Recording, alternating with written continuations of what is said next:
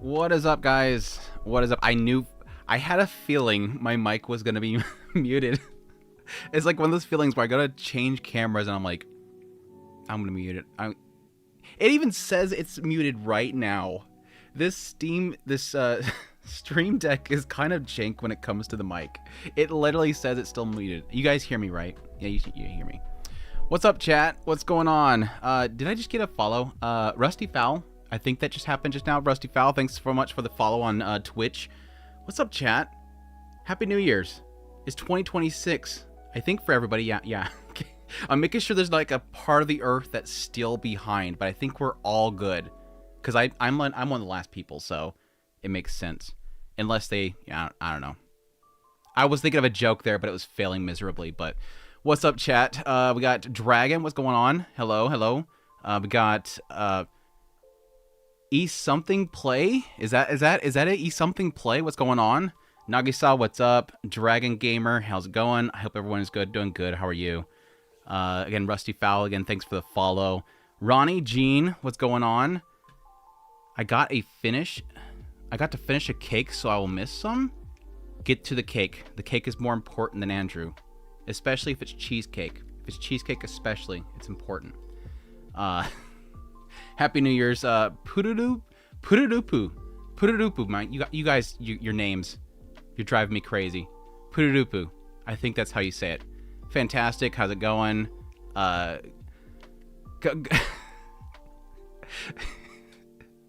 It's just gonna be one of those streams where every name is gonna get me. Gadotenho. I guess that's how you say it. Hope you're doing well. Julio, how's it going? Happy New Year's. Yep, not muted. How's it going? Utrillis, my gosh, you guys are the names today. The names today. Lil Pay. Look, Lil Pale, that's easy. Thank you so much for having an easy name. Rivet's in here too. What's up, Adrian? I've been crafting for 20 hours straight. Now send help. You literally said that you were done and that you were going to play the game now, and you're still just crafting? You've been like working on leveling everybody to max, and you finally got it, and you're still not playing the game. I thought you would at least move on and actually play Final Fantasy XIV at this point. Is the con crunch for me? The con crunch? What's the con crunch? You working towards a con? Hey Tamaki, how's it going? Ikaz, Happy New Year's to you too. What are some of the anime movies that you're looking forward to?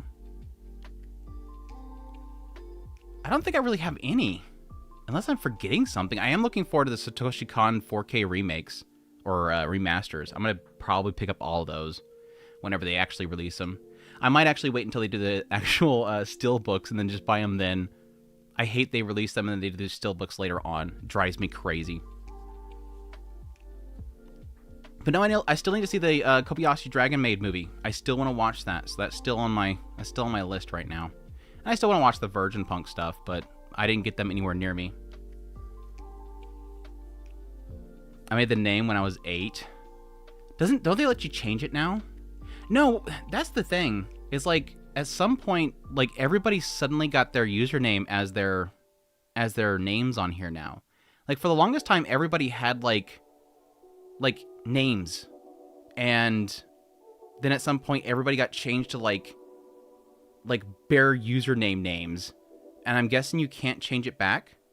I've always had Otaku Spirit, so I never had a problem with it. I'm guessing something changed at some point. Need raid food? Savages Net Week? Okay, I get you. But play the damn game finally. Oh, finishing cosplay. See, there was a side of me. There was like a brief side of me like, yeah, you know what they're talking about. That makes sense. Setting up for cosplay. All right, cool. Well, hope it turns out good. I have mad respect for the cosplay scene. Like how much actual cosplayers. And we're not talking, I mean, everybody's a cosplayer. I mean, no matter how much effort you put into it, but like people that like really get into it and like from scratch built to cosplay, that stuff is insane. I give mad respects to that stuff. So good luck to you. Hopefully it turns out really good. I'm also going to Hathaway. That's right. Hathaway Part 2 is coming out. When is that supposed to come out? Is that in winter season? Yeah, that's right, because I seen it on the preview. Andrew did a preview of the entire season, and there was a Hathaway somewhere in there, and I was like, oh, that's right. Hathaway's supposed to have 3 parts. We watched the first part 5 years ago, and finally we have part 2 coming out, so that's great. That's exciting. I'm gonna have to rewatch the first one. It's gonna be like a Fate Strange Fake situation where I have to rewatch the entire thing because it takes so damn long for other parts to come out. But that's cool. Supposed Yoshi P, Save 14 is coming to Switch too. I seen something like that, and I'm like, even if it can, let's be clear, even if it can be on Switch, it shouldn't be on Switch. Like, even if you could pull it off, you probably shouldn't do it. Maybe Switch 2 only with Ethernet, but I wouldn't play that. I would play it, actually. Just joking. I probably would play, because it would be kind of convenient to have it, like, handheld. Because I was thinking about that when they were talking about doing mobile. Because they talked for the longest time about doing mobile, and I'm like, I guess we're doing, like, some menial tasks and whatnot here and there. It would work out just fine, but I'm not sure that I'd want, like, I wouldn't want to raid with it on a mobile platform. Like, it's got to be on PC, with, like, all the bells and whistles and power you need. But I don't know, at this point, with the cost of everything PC-wise going up, consoles are going to go up too, but I think it's probably going to get to a point where things like Switch is going to be about all you can own in the future. Like, something with minimal RAM, and it being a console with minimal RAM is possibly going to be the future of entertainment and gaming. That's kind of a sad reality. All these big AAA companies are going to have to really force themselves to make things super efficient to use as little RAM as possible, because everybody's going to be running on like 4 gigabytes of RAM in the future. And it's like one of those things where it's like the whole issue with the RAM prices is going to probably force things to be a lot more efficient, or just offhanding it to servers, which sucks too. Have I seen the 100 Meters movie? Not yet. No. Seen a lot of people talking about it. A lot of very, very, very creative shots that I'm not a huge fan of, but I know that is a lot of work. I hate this because it like puts me in this position where I'm like, I think this is amazing what they did with this right here, but at the same time, it doesn't look great, but it's still absolutely freaking amazing. I acknowledge the work and amazingness of something, but at the same time, it's just I don't like it. There's something about it that I don't like. I don't know. I might make a video on it, but it's one of those ones where I probably just keep my mouth shut and move on. I'll watch it though. I'm really excited to check it out because it's of course the creator behind it. Really love their works. Have I been watching Oshinoko? Hell yeah. Keeping up on that. I'm looking forward to the new season coming out. Super excited for that one. Just noticed the Marina poster in the background. Love it.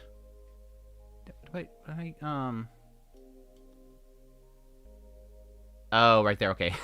I was like, did I put it over there? Yeah. I'm forgetting what I have behind me because I changed it. I need to redo them though. Yeah, this is the custom one that I made. It's got her main portrait in the middle, and there's a bunch of spoilers backwards. All around her is screen caps of the show with like contrast is all I'll say. It's a happy picture with contrast. It turned out great. It was a custom made. I didn't draw her, but I custom put together. I think it's been a little more suing historical stuff this time around, between suit tailor and Victorian gown making. Ooh, that does seem like a very in-depth creation. So that goes in that realm of what I was talking about before, like mad respect. You're in that realm of mad respect. The mobile has a hairstyle that main game doesn't even have. Really? Really? Like you can only select this hairstyles when you're playing the mobile game? That's weird. Hey, Duhalt. Happy New Year's. Hope you're doing well. Welcome to the stream. Hope you have a great 2026. Yeah, it's been a sad reality, yeah. Hope for the best for 2026 for Andrew. I appreciate that. I appreciate that. Hopefully can get some more growth of the channel and keep trucking on. We're almost to 50,000, I think. Twitch, what are you doing? Twitch, stop. Twitch, stop. Twitch, stop. I just wanted to refresh my page. Gosh.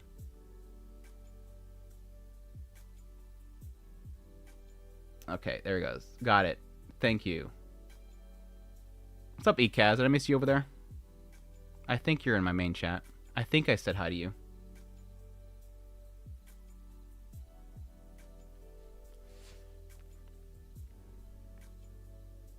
Am I late? Is the stream over? No, we just got started. We just got started.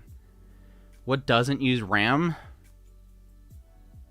I mean, if it's a computer, it's got RAM. The way we've built. I mean, there could eventually, hopefully, have some sort of system that doesn't have to utilize it in that way, or at least a different technology of RAM. But for right now, everything's built with the same infrastructure. It has basically a processor and then quick access, random access memory. And your CPU uses it, your main CPU uses it. Everything that has a CPU that needs quick access to memory that is put on the side temporarily, it's got RAM. Your phone's got it, your computer's got it, calculators have it, everything that processes information has it. TVs have it. Cars have it. Nintendo is really good at being efficient. Metroid Prime Switch 1 is amazing. Yeah, like I said, that's a whole. It's like to make it cheap, but at the same time, it's also efficient. Just got here. What are we talking about? I don't know. Depends on when you said that. What's up, you missed? Hope you're doing well. Kenja Suda in 100 meters. You have talked about it. Okay, I have to talk about it. Yeah. Again, it's a win kind of thing, not really if. The RAM I bought in my PC in 2025 is for some $200 is now $800. That's pretty much mine too. It was like 160 and now it's like, yeah, like 960. It's way up there. How would you feel about some kind of collaboration with Chibi Reviews? Probably wouldn't. I don't do collabs really. The only person I've ever collabed with is Psychotrist. I don't like the idea of being tied with other people. Like, I'll communicate with people. I have a few people that are content creators that I talk to in DMs every now and then, but for the most part, I don't like the idea of connecting with other individuals just because there's too much cross baggage issues that I don't want to get involved with. Like, I think the big awakening moment was back when I had that big hate campaign come after me on X. I don't want I was, at the time I was in contact with Psychotrist, and I'm like, I don't know that I want to be in contact with you anymore. I didn't tell him this. I didn't know that I want to be in contact with anymore because I felt afraid of what I caused. Not that I caused anything. I'm going to be truthful here. The thing that I just got myself involved with, this community that's trying to attack me, I don't want to get people involved with that. So there's like this little mixed issue where everybody sort of kind of just dogpiles on anybody affiliated with each other. So I'd rather not be affiliated with people. That way I don't have to worry about what I say and causing problems for them. That was a big scare that I had at the time. Like, I don't want somebody to look in my history and go, oh, he's been with Psychotrist at some point. Let's go get him too. There's a lot of issues that come with it. I have to worry about what they're saying. People want me to address what they're saying. Do you agree with what they say? You're all communicating with each other, so obviously you agree with each other. It's just there's too much involved with it. I'm fine with talking to people. Like, if they DM me, I'm talking with them all the time. I don't want to go out of my way to make people have to answer for me or me answer for them. I don't have the time for it. Maybe in the future sometime. I don't know.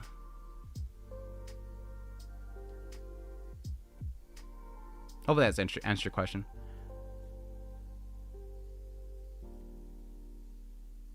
Oh, for sub 200 for the RAM, yeah. Like I said, mine I think was like 180 or something like that because I had to get replacements. Thank goodness I did a replacement for my RAM because, of course, for those that know, I got a Starforge PC. There's another example of affiliating with yourself with people. It's like the moment I started doing my whole thing with collab with the Starforge Gaming, it's like out of nowhere, everybody's like, "Oh my gosh, so you agree with everything?" People just it makes it annoying to have to deal with it. Anyways, I got that PC and like I kept having this issue where my computer would not turn on sometimes. Like you would turn it on and it would just be stuck at like blinking cursor.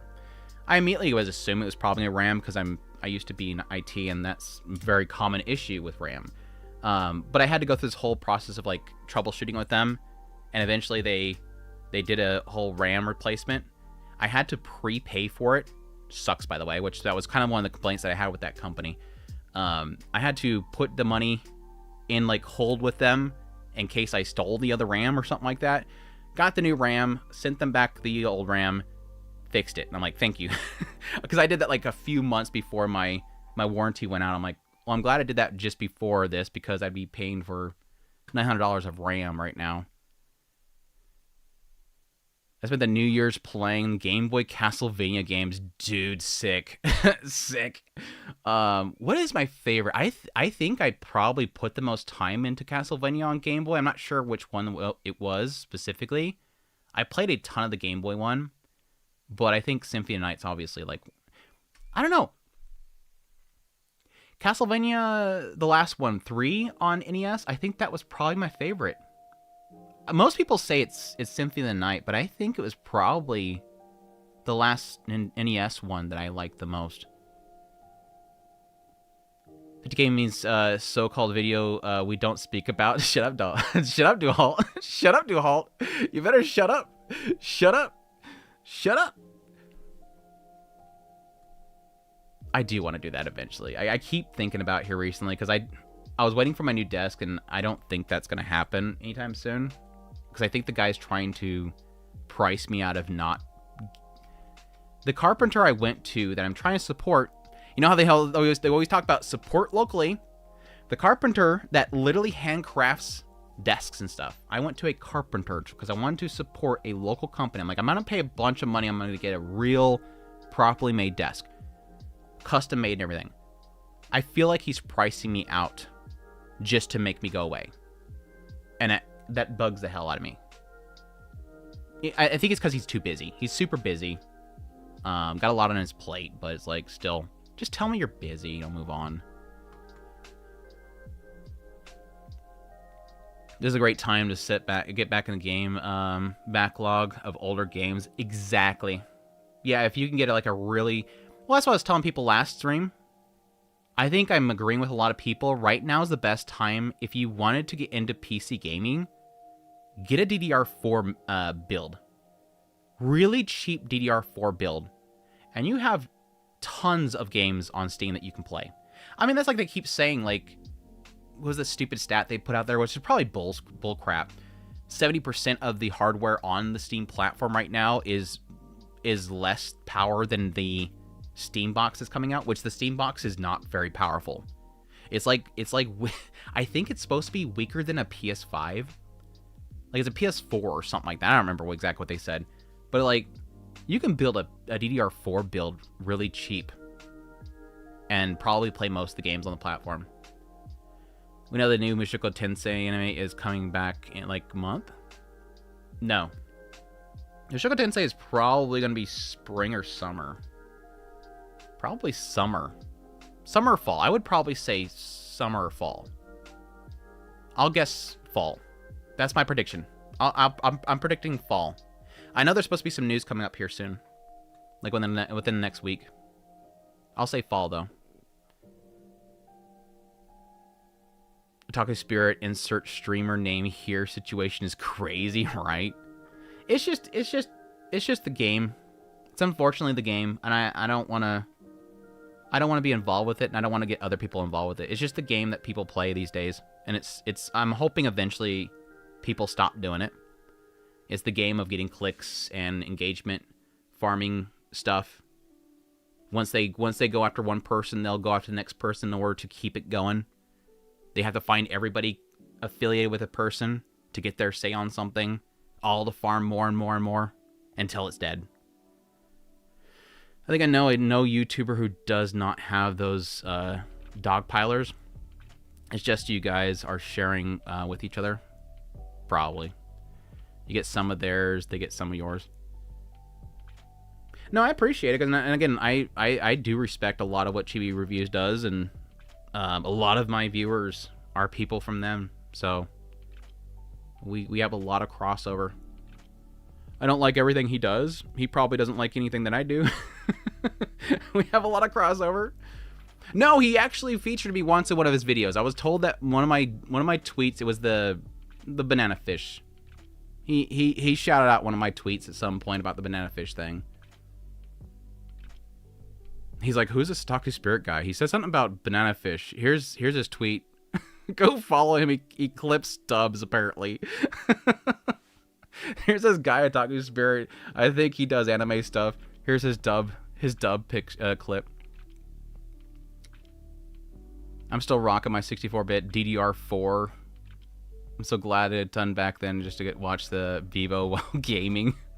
Well, it's like I have my other PC, which I'm pretty sure is DDR4 as well, and it's like that PC boot up faster than this one, so you don't have to have DDR5. I know it's from a place that I have it right now, but it's like you're fine with DDR4, dude. The corporate money hog that is technology and the big tech companies, they want you to think you have to keep upgrading, but you don't really have to. We hit a plateau a long time ago. PC speeds and power hit a plateau. It's just gaming stopped being efficient, and they keep just bogging crap down with bad code. Hey, Altsosa, how's it going? Happy New Year to you. Hope you have a great 2026. Modern games that require top-tier hardware are crap anyways. Yeah, exactly. They're not efficient. They don't even run that well. Yeah. Which, again, I'm hoping this all... I think that's sort of going to be a big cause for a lot of indie games to kind of bolster up, because you have so many indie games that run just fine. I mean, there's garbagely code indie games, too. I've had situations like... Shoot. Expedition 33. Expedition 33 is an amazing game, but it's not an efficient game. Like, I could play Death Stranding. I played Death Stranding, max settings, gorgeous, beautiful open world game, while I was editing a Mushoku Monday. For those who don't know, Mushoku Mondays are my weekly Monday video where we go through Mushoku Tensei, and those raws start at 3 or so hours long, and I'm splicing it up into thousands of snippets. So it takes a lot of power. It takes a lot of resources. I'm running Death Stranding while editing Mushoku Monday at the same time. I couldn't do that with Expedition 33. Expedition 33 is not the most efficient game ever. It runs well. It ran very well on my PC. Again, it's a 4090. I think 64. Yeah, 64 gigabytes of RAM, 4090. It's a beast. But even that, Expedition 33 was not efficient. It's not a performance issue. I think it's just a hog. I think it's just a hog. Or just maybe there was something in it that just doesn't agree with my hardware. That could be it too. I always kind of assume that's going to be the case for a lot of games. It works fine for some people, the other people doesn't. Happy Year of the Umas, dude. What's up with the fan? I did this last time, didn't I? What's up? What's the fan art? What the fan art? What's up? What the fan art? You got me tongue twisted again. Bleach and Mushoku Tensei both come out in summer. Was Mushoku announced for summer? I don't think we have a date yet. Am I crazy? Or are you just guessing? You might be just guessing.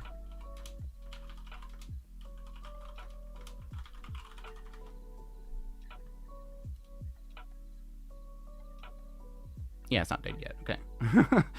You're just guessing, I'm guessing.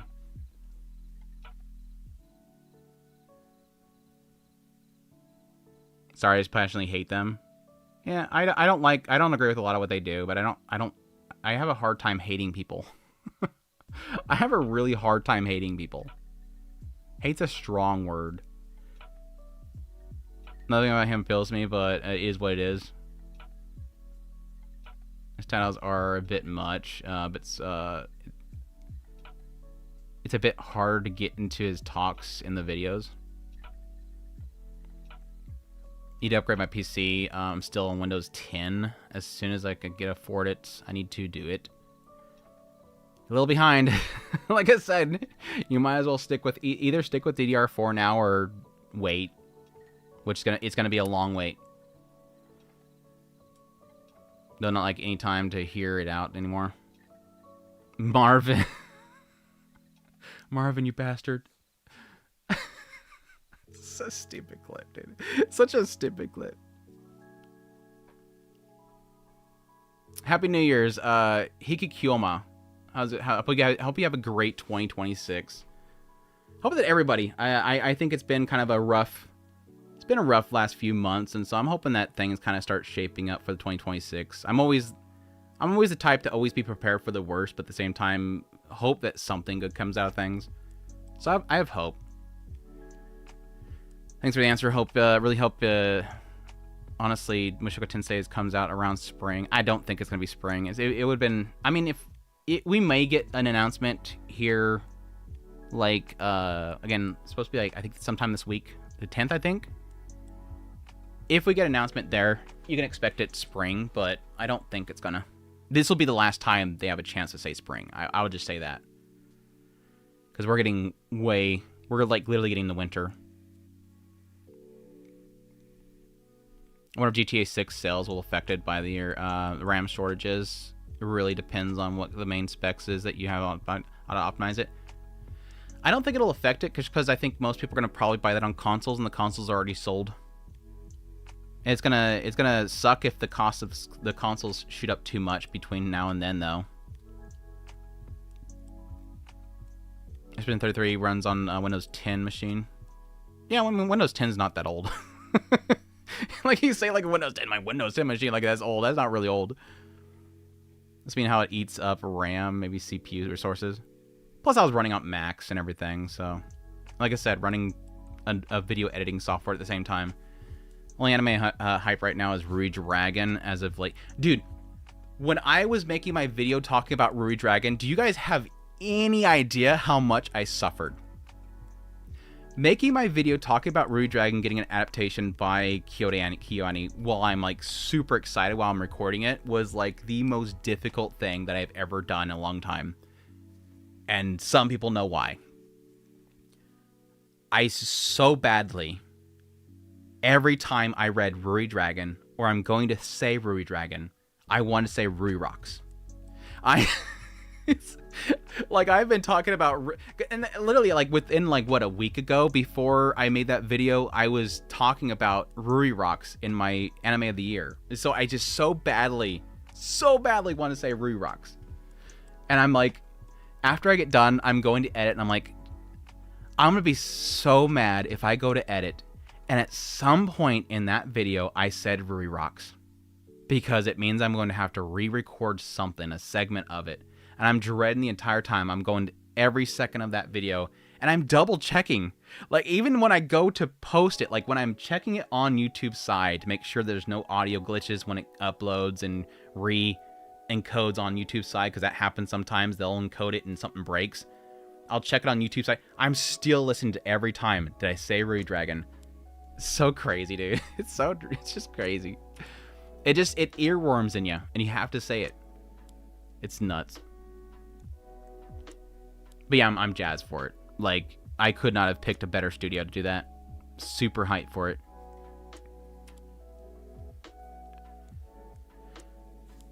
Fair enough, watch both you and him, and talk about the similar heavy anime topics. Yeah, I mean, I think pretty much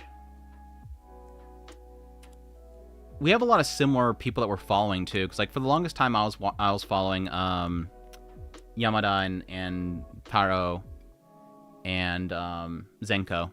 And then at some point, I think he started following Zenko. So a lot of what Zenko covers for Japanese politics, we'll both pick up on our feed. There's going to be a lot of things that we kind of similarly follow.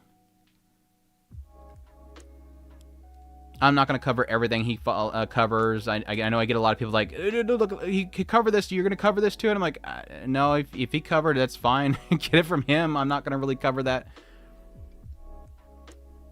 I get a lot of stuff from people that are like, you should cover this because he's covering. And it's like, I don't need to cover everything he's covering. It's okay. If he thinks it's newsworthy, he can cover it. I don't need to make a video just because he makes a video.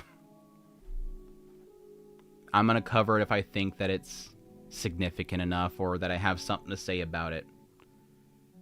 There's a lot of things that I could technically cover that people want to hear about, or at least think that it's a big issue, but I don't personally find it to be that big of an issue. Or I personally just don't want to talk about it. Like, I just don't feel comfortable talking about it. I don't feel like I know enough about that to talk about it. I don't feel like I'm equipped to talk about it. It's always a mixed bag. I don't think anything's stopping GTA when it comes out. I don't know, maybe Rockstar Rockstar makes the boldest move. They release GTA at $80. They're going to release they're going to release it at $80. Rockstar releases GTA 6 at $80 price tag, but packaged in a free stick of RAM. A free stick of 32 gigabyte RAM. Like, they totally just, like, pocket the cost. Why? Because there's going to be tons of in-game transactions and whatnot that you can buy that they'll make their money back. But it'll be like the boldest move that they ship their game with RAM sticks at no extra cost. It's the ultimate, like, reel you in before they get you with the microtransactions. Because you know the game's going to be full of microtransactions with their online version. How quickly will the online version release? How long did it take before GTA 5's online hit? Because it wasn't immediate, was it?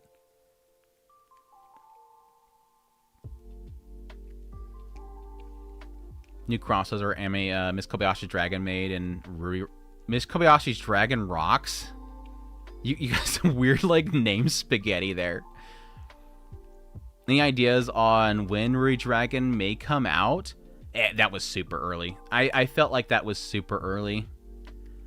I have a feeling that they wanted to get the word out before it got leaked, because I think Shonen Jump typically has issues with leaks. I don't think KyoAni wanted it to get out there that quickly. So I think they probably announced that really early.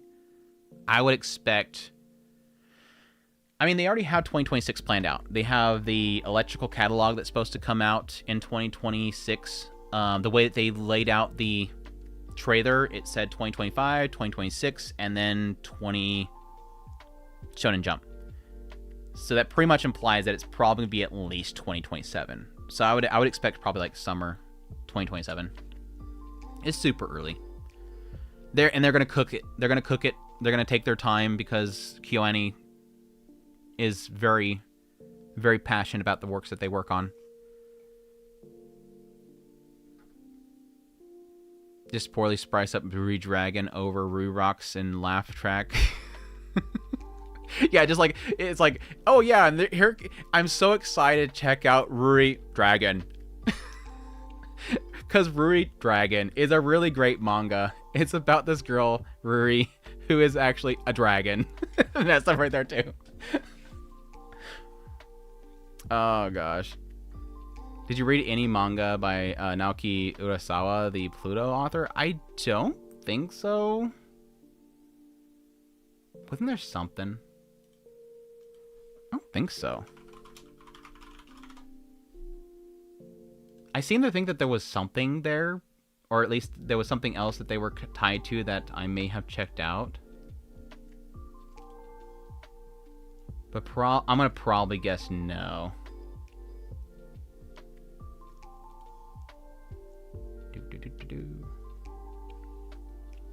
it was Monster. No, I haven't checked out Monster either. One of these days, I really need to watch Monster. At this point, though, it's a meme that Andrew hasn't watched Monster. It's just like, it's right there with Gurren Lagann. The fact that Andrew has not watched Gurren Lagann all the way through yet.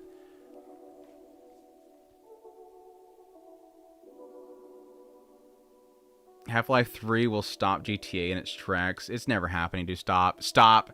I also watched Stairway to Adulthood, and my reactions are, one, the part where Kay is panicking at the Akasupa was... Oh, the Super Chats was more with frames in the entire One Punch Man Season 3 Part 2.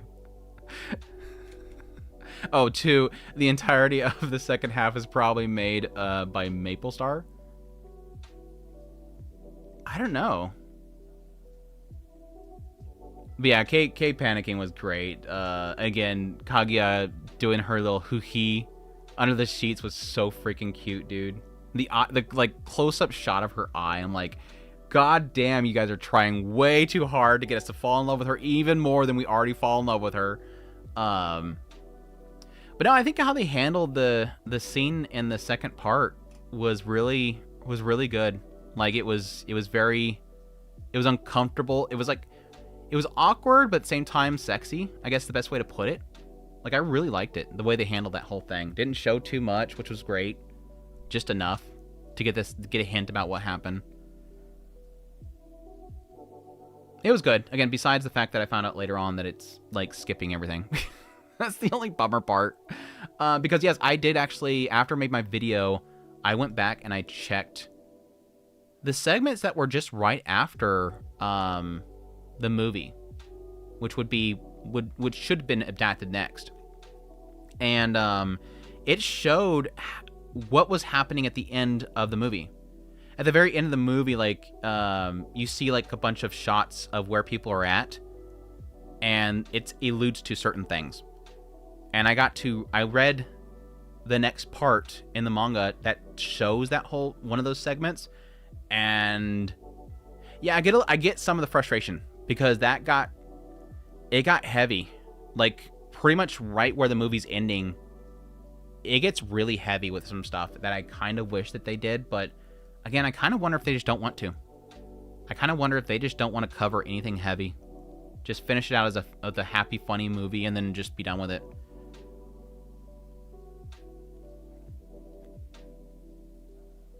Andrew, what's your synopsis to Ruri Dragon? What about the story makes you so excited for the adaptation?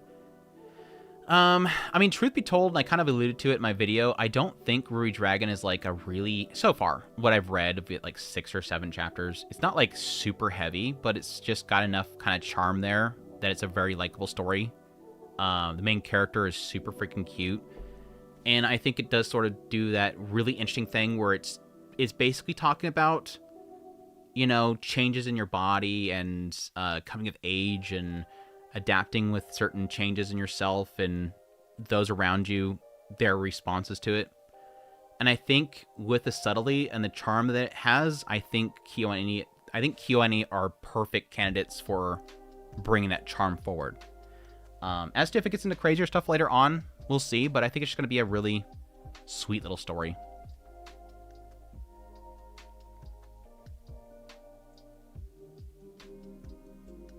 Two weeks before GTA Online got added. It only took 2 weeks, really. Have to go. Wish you guys best for the year. Best for Andrew, Otaku Spirit, Chris, and the mods. Well, Chris is an AI, so don't worry about that. Looking for... I mean, I might run out of RAM.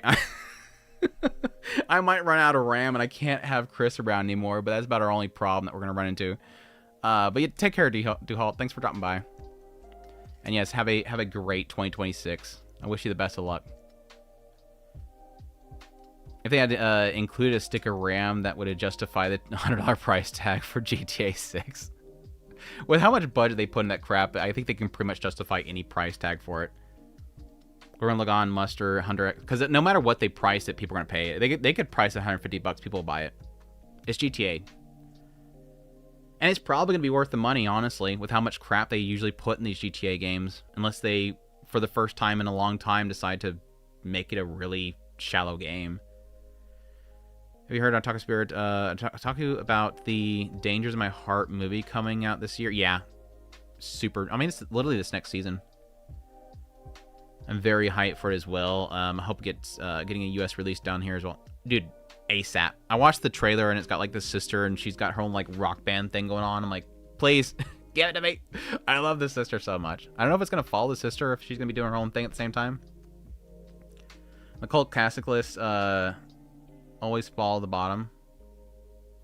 It's like one of those things where like you just know it's going to be good and so you just keep putting it off. It sucks. And again, with so much crap coming out anymore, it's hard to really keep up. Dude, I barely kept up with this season. You watch Arcane or play leagues? No. Neither one of them. I barely have time for anime, and I cover anime. So Dragon is allegory to puberty. I think it's sort of what they're going for. It could be. Dangerous movie will get theatrical releases in the United States, Germany. I hope. Or, I know it's going to get theatrical releases. I hope it's near me. We've had the discussion several times before. Like, Chainsaw Man was out of the blue that it was anywhere near me. Most of the time, it's 8-hour drive. Like, it's a day for me. Like, if I want to go to a theater that has anime, usually, it's a day for me. I have to invest an entire day for it. And gas and all that crap, too. I wonder how much can sell my old DDR4 RAM. Well, DDR4 is not going to sell for very well until they run out of stocks. I mean, they're not making DDR4 anymore, so eventually it will run out. But for now, it's not going to be. You're not going to get much for it. It's okay that you haven't watched Gurren Lagann. I haven't watched Ava. And that's fine. It's like it's so funny because like I've gotten to the point where I have dealt with people criticizing me for not doing things for so long that I can't criticize anybody else. Especially now that like there's so much content coming out that nobody can keep up with this crap anymore. I don't blame anybody anymore. Is that centered? I think that's centered. Yeah, that's centered. I think that's centered. Is that centered? I think no, it's not centered. It's not centered. Dude. I think that's centered. It's fine. Stop messing with it. It's fine.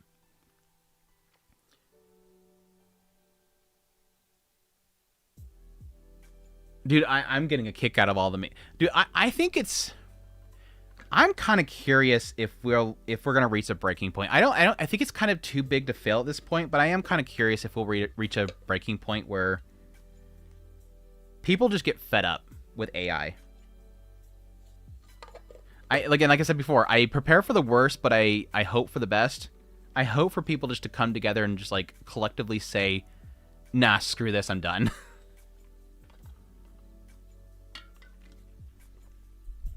Before we do this, I meant to do this first. My Christmas gifts. I forgot to talk about my Christmas gifts. So I do this thing where I just throw things on my wish list on Amazon, and people buy things for me for Christmas and birthdays. And sometimes it turns out to be funny things. Like this time it's this. My funny thing that somebody bought me is Golden Boy Blu-ray, which isn't that bad. It's not as bad as, for those who don't know, I had somebody bought me Immoral Guild. That's what it was. I had Immoral Guild on my wish list at some point, and somebody bought that for me, which was just amazing. And I love them for it. But, yeah, I got Golden Boy on Blu-ray, which I already had on DVD. But I'm happy to get the Blu-ray version because Golden Boy is literally one of the, if not the funniest comedies of all time. If you guys have not watched Golden Boy, it's freaking amazing. And it is one of the rare dubs that I actually like. So that's a big praise there. Andrew typically doesn't like dubs. It's not that I don't like the dubs. I just typically just prefer to have the Japanese. This was a cool duel. I was actually planning on getting the steelbooks for this, but I'm happy to get the Blu-rays of these as well, because I absolutely adore. Shoot, I'll take both.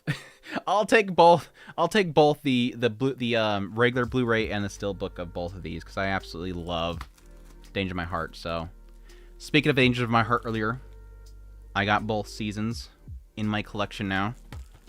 Actually, surprised I didn't buy these earlier. I'm still convinced somewhere.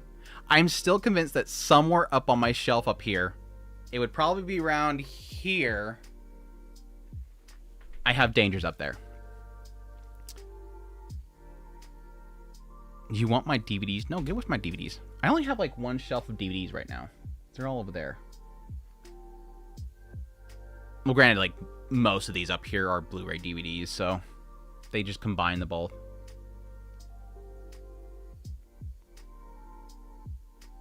OG harem like Hina? Yeah, not really, because he's kind of going around different places. It ends very harem because everybody wants him.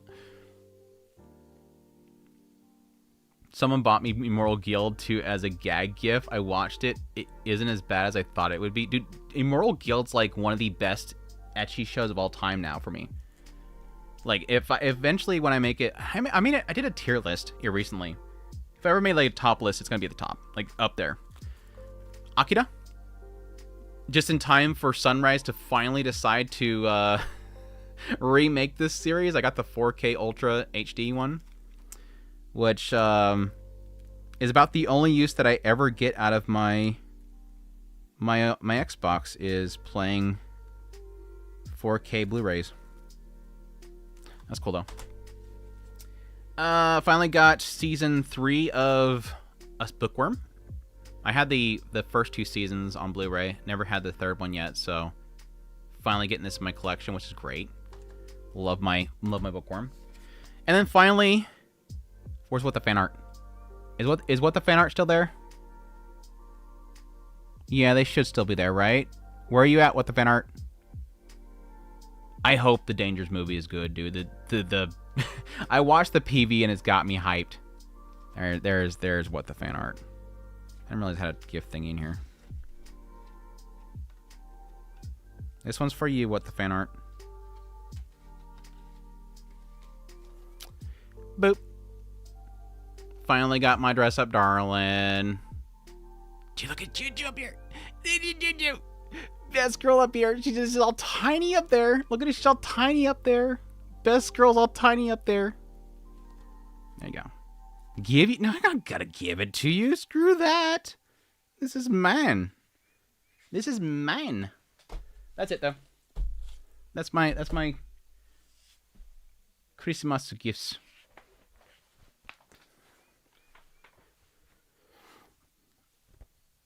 Dress Up Darling's peak. I got a modding figure. We don't talk about modding figures around here.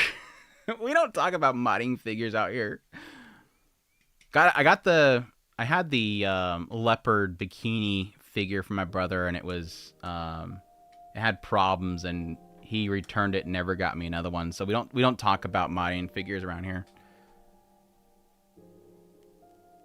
Watching Darling always feels like a personal attack. Really? Like, what about it? Just the oddity, like the oddity of the people that kind of hits a little bit too close to home, or there's something bad about it? You get season 3 of Bookworm myself. It's super good, dude. I love my Bookworm. I can't wait for the new Wit Studio adaptations that are coming.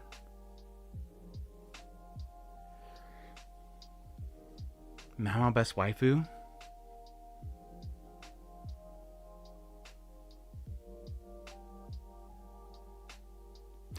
Yeah, I know that you said you were you're making cosplay and stuff like that. I was just curious if there was something that was bad about it. It's very okay, so it hits home. That's what I meant. That was what I meant about it hitting home. It's too close, too personal. It's too close to home. I get you. I get you. Best girl is Gojo Grandpa. No, it's Juju. Best girl is Juju, which definitely is gonna make me buy season 2 as well. So, anyways, that was a sidetrack. Today's menu, as many may have seen in the title, today's menu is for me to finally do my roundup fall tier list. Now I have to make one stipulation here. As usual, the rules for my tier list always does kind of lay out that if something is, it's their rank. Arigatos guys. What Mr. Blood Muffins with a 5. Thank you, thank you, thank you. Howdy, a few days after my steel case of Mahoako Blu-ray arrives, I get an announcement that Season 2 is in full development. Coincidence? I think not. So you bought that? Like, no. The steel case released in December. They announced the Season 2 like 5 months ago. You must have missed the announcement. I'm guessing you missed the announcement because I got my steelbook as well, and that was December, and they announced the Season 2 a long time ago. But I'm happy you're happy about that though. I love my steel cased Mahoako, dude. Super good release. But again, thank you for the 5, dude. I appreciate the support. I hope you're doing well, and you have a great and fantastic gushing over Magic Girl filled 2026. Anyways, the rules, as always, for my tier list is that it's based off of the shows within the current season. We can all agree that there's barely anything within the fall season that is equated to an S tier. It was not a great season. There are some good shows this season, but nothing like to the levels of something like a Takupi's Original Sin or something like that. So it's within the certain season. I will say, however, that there is a few shows that I have not finished yet. I'm not sure if I'll finish One Punch Man. I have not finished This Monster Wants to Eat Me, and I really badly want to. So I'll be finishing this probably within the next week because I have to finish this week. There's one more. Well, the show that I not finished yet that I want to finish. Was that it? This isn't finished yet. Chitose is not finished yet, of course. Hold on, let me check my folder. I feel like there was something else that I hadn't finished yet that I want to finish. Oh, Uma Musume. I'm like a few episodes not... I still have a few episodes left of Uma Musume. I'll rank them because I have an idea where I'm going to put them, but still.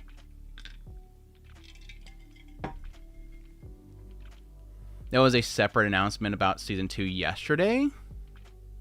And I'm just late to the party. What was the announcement yesterday?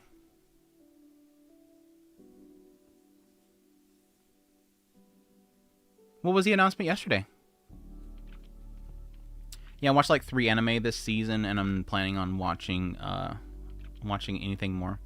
Yeah, I truthfully, I had to push myself to finish this last season. Like, it was just a lot of shows that are like not bad, but at the same time they're not like, God, I gotta watch the next episode. A lot of the best shows are going off into winter too, which makes winter even more difficult. I do love Musume.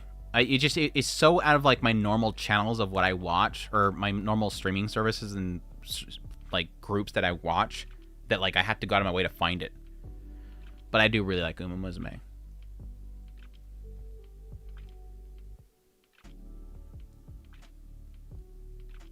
Yeah, season was brutal.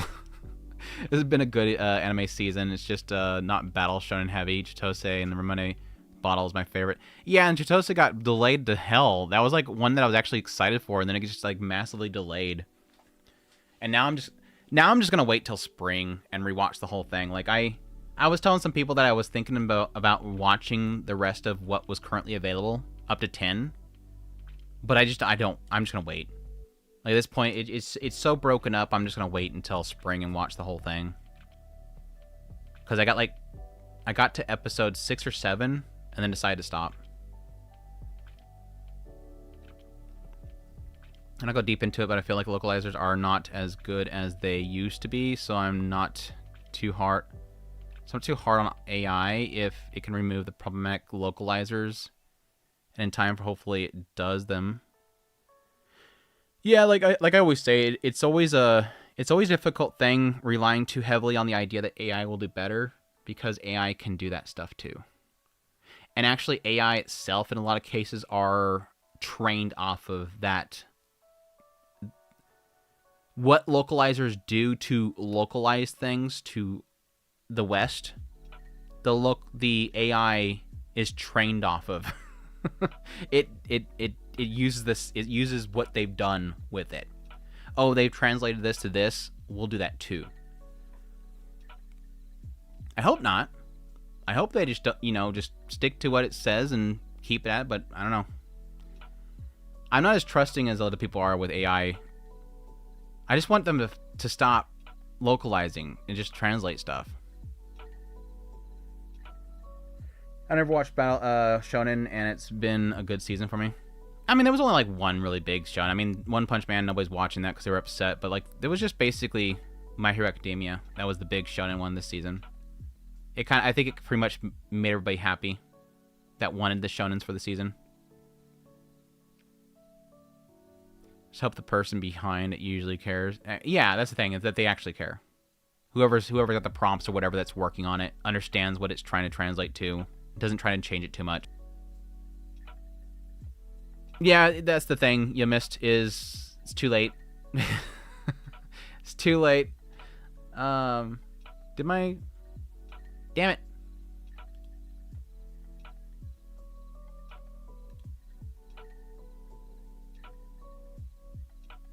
We're back? I think we're back. That is two streams in a row that I had a hiccup. Damn it. Sorry, chat. Don't think AI would be egregious enough doing it, though. And definitely wouldn't go around being proud of it. Yeah, that's the thing. It's like, unless somebody actually actively goes to the prompt and asks them if they're okay with it, you're not going to get them gloating about it afterwards, unless they set it up with like an account on X to talk to people. It'd be like the. I mean, it could be Grok. If Grok's doing the translation and localization for stuff, we could actually at Grok and say, "Hey, why'd you translate this way?" And they'll be like, "Because I want to offend you. If I offend you, it's my life goal or whatever." Don't be careful what you wish for sometimes, right? Be careful what you wish for sometimes. It really did. Society does act like that. The movie portrays it, right? Pyramid Season 2 and Chain Soldier are the two shows most hype for winter season. Frieren definitely up there for me. And Medalist. Didn't AI ruin No Game No Life movie? There was more of a problem with the voice itself. I'm not sure if there was anything in it, like, in the dialogue that was borked. It was just the voice itself sucked.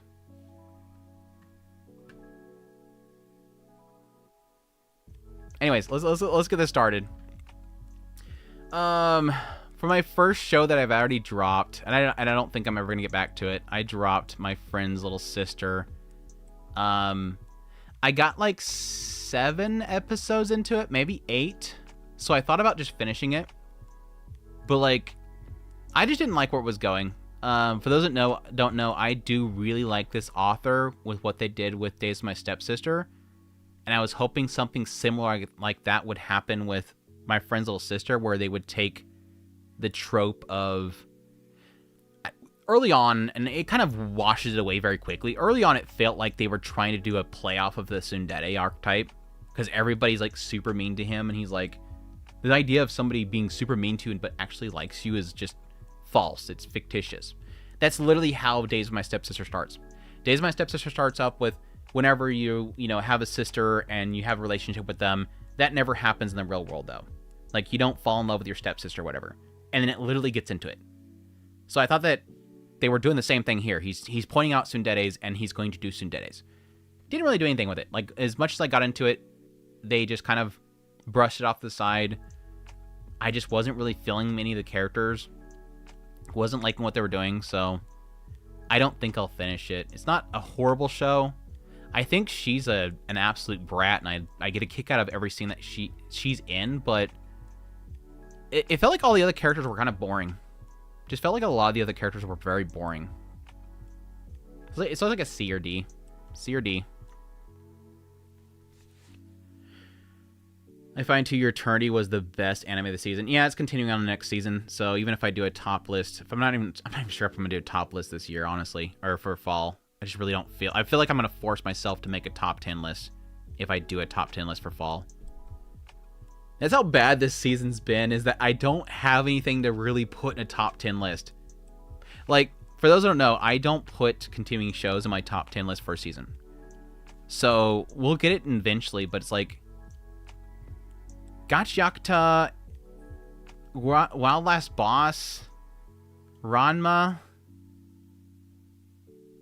Little Miss Vampires, like, Isekai Quartet, Tatsuki Fujimoto, and Uma Musume. Like, those are like the big ones, but I just don't even feel like talking about anything else in this season in the top 10 list. It's a very mess season overall. I might do a 5. No, I already did my list. I already did my top 10 of the year. My top 10 of 2025 is already out there. Nothing from fall ended up in it. And anything that would end up in fall is going into winter. A lot of things like, you know, Gnosia, To Your Eternity, those are all going into next season. So I wouldn't put them in the list. My friend's little sister is a complete 180 from Days My Stepsister. I can't believe it's written by the same author, right? Because I think it came first, right? Which one came first? Or was it second? I really do like Days of My Stepsister, though. I highly recommend people checking out Days of My Stepsister. Super good show. Do what Screw Attack did in 2006. My top 10 PS3 exclusives, and leave number 10 through 7 blank. This is my top 10. Just open up. And number 5. That's a good one. That's a good one. One Punch Man. Okay, I've talked about this before. I'll talk about it again. I've never been a huge fan of One Punch Man. As usual, comedy subjective. I don't really find One Punch Man humor to my taste. I've had times where it's made me laugh, like especially like with season 1. I've had a few chuckle points watching One Punch Man, but overall, I just don't. It never hits me. So without like the crazy action stuff that you got from season 1, and yes, I even think that the animation in season 2 was good as well. Without that, One Punch Man season 3 has nothing for me. Like, it literally provides me nothing. YP, thanks for the bits. Thank you so much for the support, man. Thank you, thank you, thank you. Happy New Year's. Thank you. Happy New Year's to you too, man. I hope you're doing well. Hope you have a great 2026, dude. Really appreciate the ongoing support. I really do. But yeah, season... I haven't even finished it, to be honest. I'm like 8 episodes in, and I'm forcing myself right now to watch this because I don't find it funny. It doesn't look good. I knew it wasn't going to look good. So like it has no value to me, unfortunately. Like the one value that it had, which was some cool fights here and there, it's gone. It's gone for me. Where's Nukitashi fit in the anime list? This show was wild. Well, that was last season.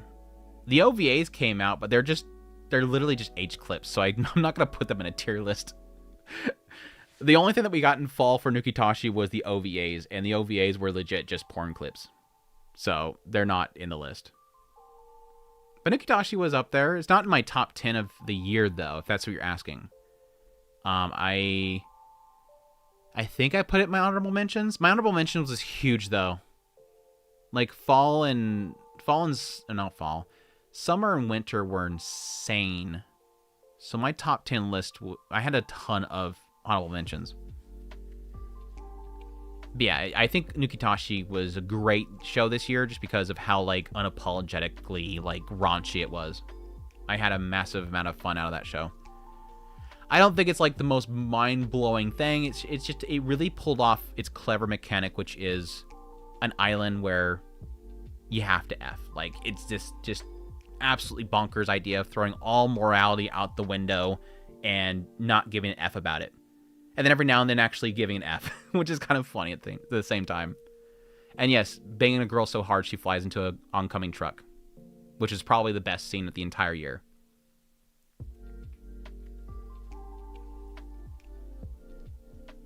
Episode 5, Nukitashi, best girl got MZ.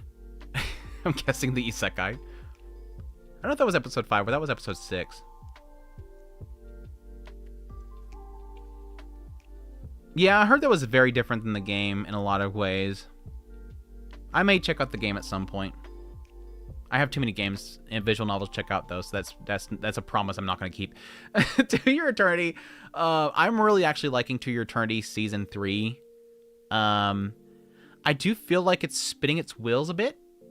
Especially early on, it felt like it was meandering. And then, like, it got super weird and crazy out of nowhere with, like, the kid and the knockers and, like, them sort of assimilating with humankind and that getting all that crazy crap about, like, now suddenly it feels like our main character is the bad guy. I like this almost flip of the script where it almost feels like we're following the bad guy of a new story, even though he has so much history with these being the bad thing that he's dealing with. But I feel like every now and then it's definitely spinning its wheels. I almost thought that it was going to be a single core, but it is going for 2 cores. Because I feel like at this point I just kind of want it to wrap up. So I'm getting a little bit of a feeling of a fatigue of this current arc. So I'm hoping it starts to build into something very quick here soon. But either way, it's going in the winter. And I'm going to keep up with it going into winter because I really do like the franchise. And I like where it's going.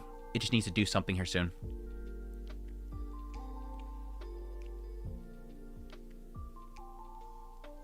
Did One Punch Man Season 3 turn out so bad that it actually brought more attention to the series than were mediocre? Yeah, Abema ratings for it's doing well on Abema. It's got like its usual viewership. Well, Season 1 was really, really high viewership. Season 2 of One Punch Man came down quite a bit, which is typical for multiple seasons. There's a drop-off, like a 50% drop-off. But it's been keeping to the numbers that it had for Season 2, so it didn't really see a drop-off. The only place Japan-wise, specifically, where I've seen a lot of negativity for One Punch Man was Amazon JP. Amazon JP, their ratings and stuff on that site are really bad. Really bad. Other than that, like X, social media, there's not really much like complaining about One Punch Man, which is very odd. And a lot of it's just like excusing it because it's supposed to be a gag manga, and then it's not supposed to look incredible. I think Japan has a little bit more understanding of like, don't expect like a bunch of budget for this show. It got it for the first season, but it's not really gonna get it for every season.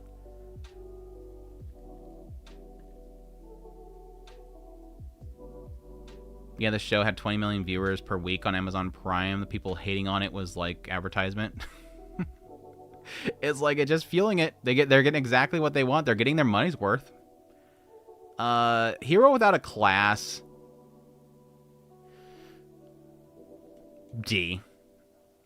I just this is kind of like this one and Gatherers. It's like it's so in the realm of like super box standard Sugoi guy. Like guy is born, gets assigned at a certain age. They're assigned a class. He literally gets assigned no class, and then he proceeds to be massively OP by essentially mimicking all classes. So like he's no class, but yet he gets all class. They kind of implied the idea that anybody could potentially do it. I don't recall if they ever confirmed that or not, but they were sort of implying the idea that anybody could technically mimic somebody else's skills if they just tried hard enough. He's just a hard worker. I trained over and over again. I make people hit me with their skills so that I can mimic them, and even though I'm classless, I can do everything. And so he proceeds to do everything, and everybody says Sugoi. Yeah, it's like a mid. It's literally the definition of mid. It's not like, it's not horrible or doing anything offensive, but at the same time, it's just checking the boxes. They confirmed that not everybody did. Yeah, I wasn't really sure if they did confirm that or not.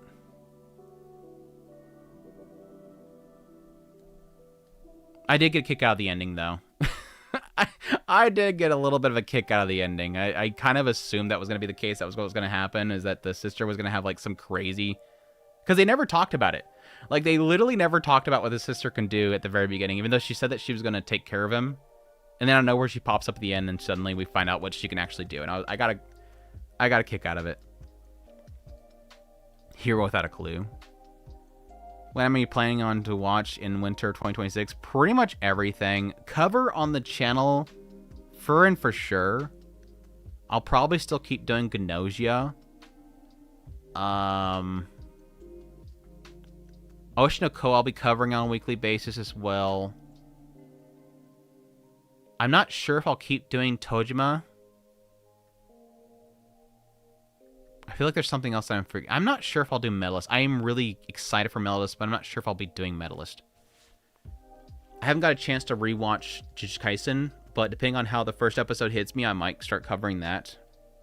Shonen never really does well for my channel anyway, so I'm not like I'm going to go out of my way for it. If it works for me, I'm going to cover it, but if it doesn't, I'm not going to go out of my way just because Shonen rarely ever does well on my channel. I think the only Shonen that's ever done well on my channel was Soul Leveling.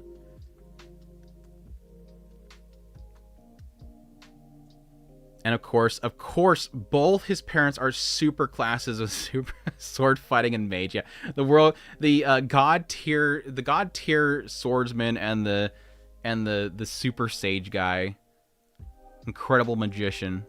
He's got like both of their bloods in him. Yeah, the sister is the dangerous Brocon company. It's not dangerous. What do you mean it's dangerous? What the hell do you mean it's dangerous?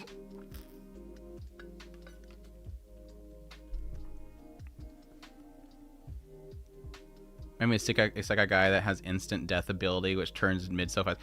That was clever in some ways. At least the instant death one was clever in some ways, and its story was kind of bonkers. But at some point, it just became so convoluted and dumb and random. I stopped caring about half what was happening on the screen.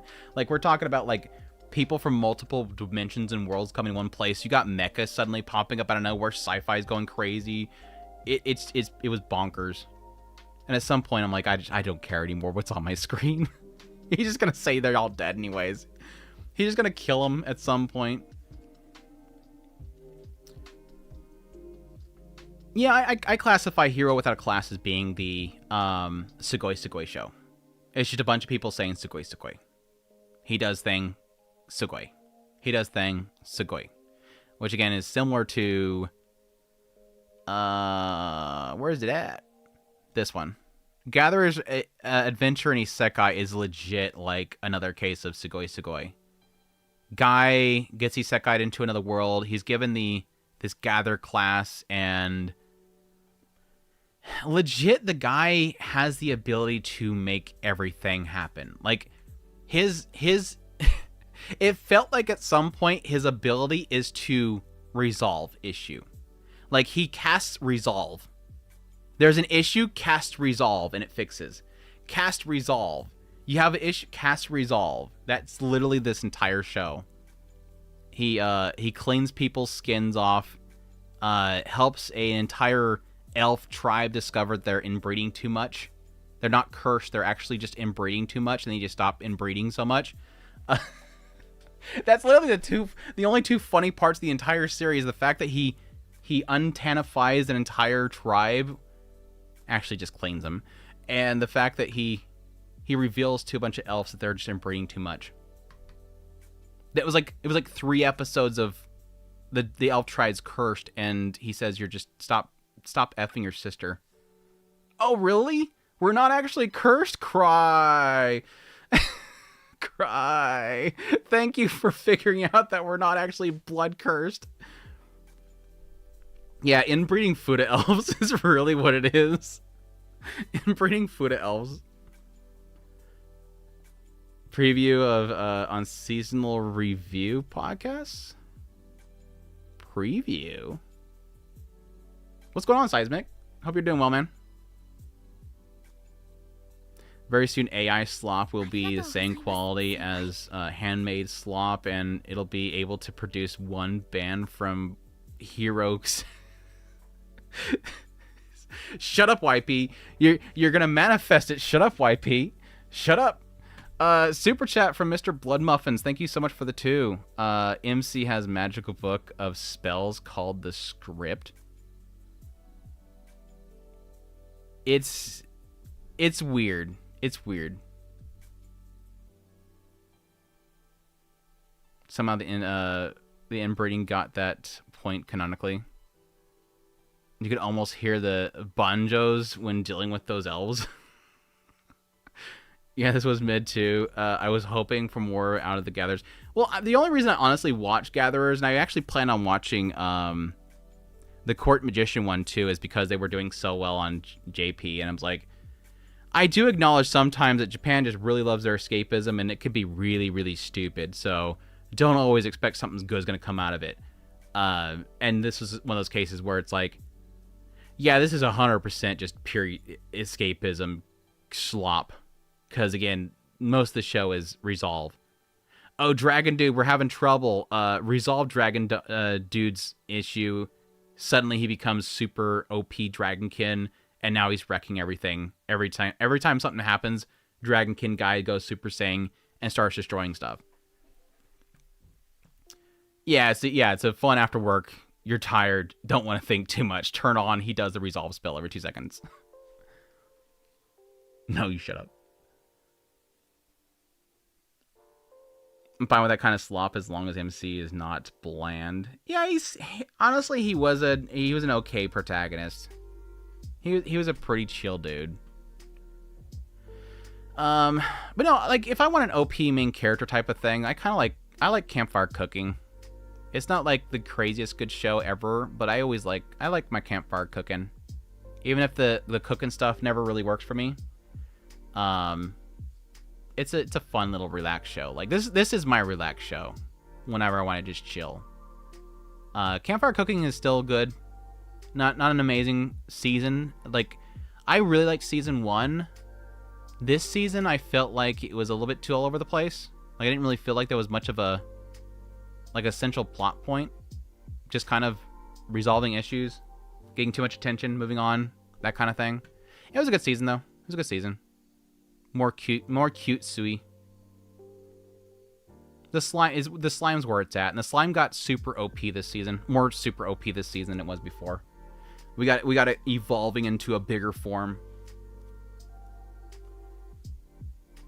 Court Magician is also one of those super powered ex machina at the end. I'd imagine so. I didn't get that far into it, but it felt like it was one of those. He gets kicked out of the hero party despite the fact that he's so massively OP.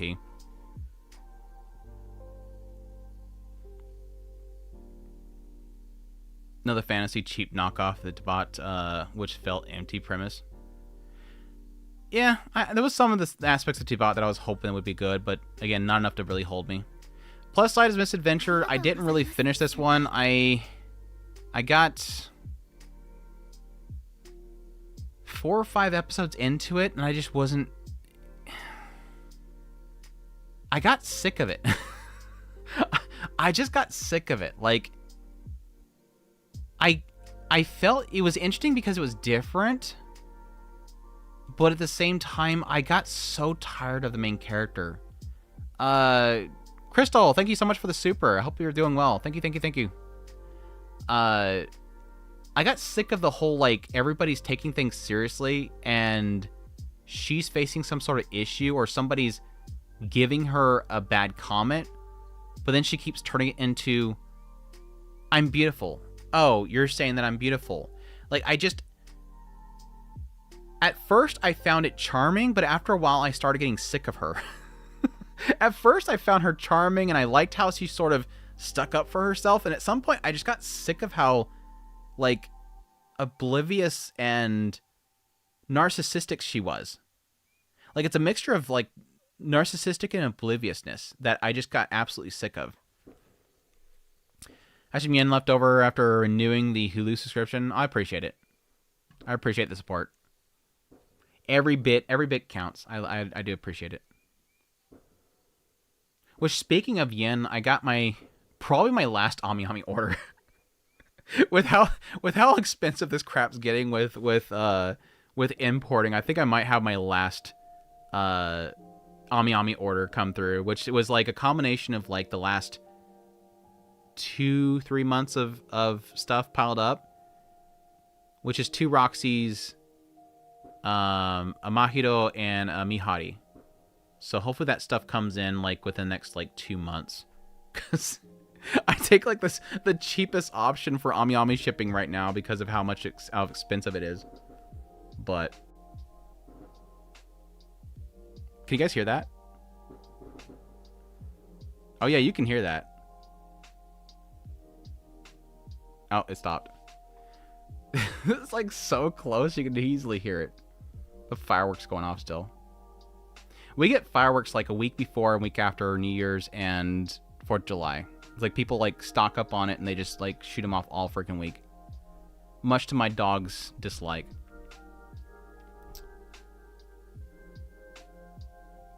There's like 2 or 3 of that OP but kicked out from the Hero Party shows this winter. It's getting ridiculous. Was it 2 or 3? I think it was at least 2. I think we get at least 2 of that kind every single season at this point.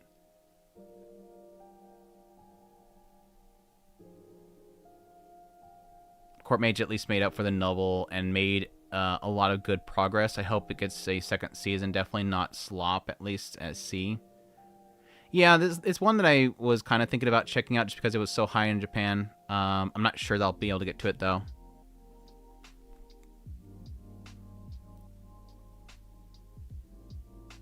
Turned narcissistic or delusional. I don't think it's narcissistic. Well,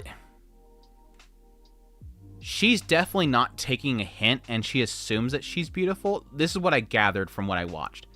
She doesn't see that she's ugly. She literally, truly does believe that she is gorgeous, and so she thinks a lot of the time that people are either jealous or they're madly in love with her. But because she vocalized that, it goes in the realm of narcissistic.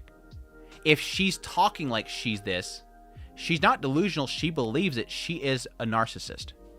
She is that. She's so full of herself at that point. No, you can't hear it. I'll mute it again the music again if it goes off. Finally done crafting. Now I can gear my Reaper and do some extremes. I want to do my Reaper again. I miss my Reaper. Funnily enough, Gatherer Isekai ranked 7th this week in Hulu JP. Yeah, it was up there in at least Abema.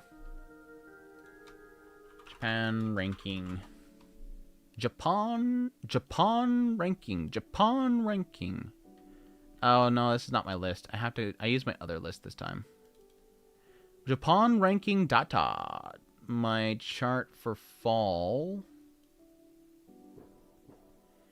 It was number 3 on Abema.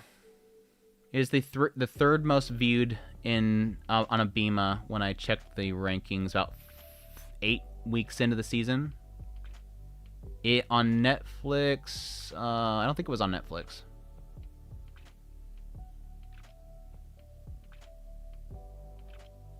Yeah, crazy numbers. On Abema, Banished from the Court Magician was the highest. Status as Assassin was 2nd. 3rd was Gatherer Isekai. 4th was Wild Last Boss. Then 5th was Spy Family.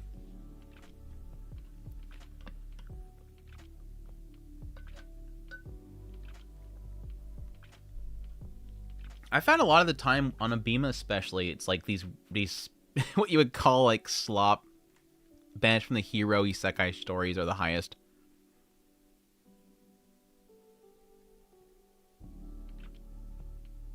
Yeah, Hulu is a paid service, yeah. And it's not affiliated with Disney over here. Hulu is its own thing, for those that don't know, in Japan. It's not affiliated with Disney or Hulu over here. When Disney bought Hulu, they didn't buy the Japanese branch. So it's owned by a different company. Even though it holds the same name. My friend's little sister, I got to check that out. Yeah, it was okay. Manga's weirdly wonderful. I did not actually finish. I got like 1 or 2 episodes in. Didn't really get that far into it. Dad's a hero. Mom's a spirit. I wanted to get back to this one because I actually found it very, very charming. But at the same time, I kind of wanted to take a break before winter, so it kind of just took a back seat and I never got back to it. But I got like 5 or 6 episodes into it, and I thought it was actually very charming. It's probably in the end probably gonna be like a B or C, like not incredible, but it was a fun little isekai that I liked as much as I did watch it. Dark History of Reincarnate did not actually get around to that one. Didn't really hear much talk about it either. So besides like some spicy shots of her in her underwear, that's about all I got from people out of that one. Tales of Wedding Rings.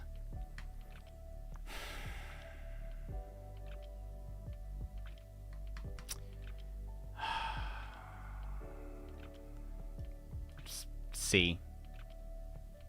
C or D. Like I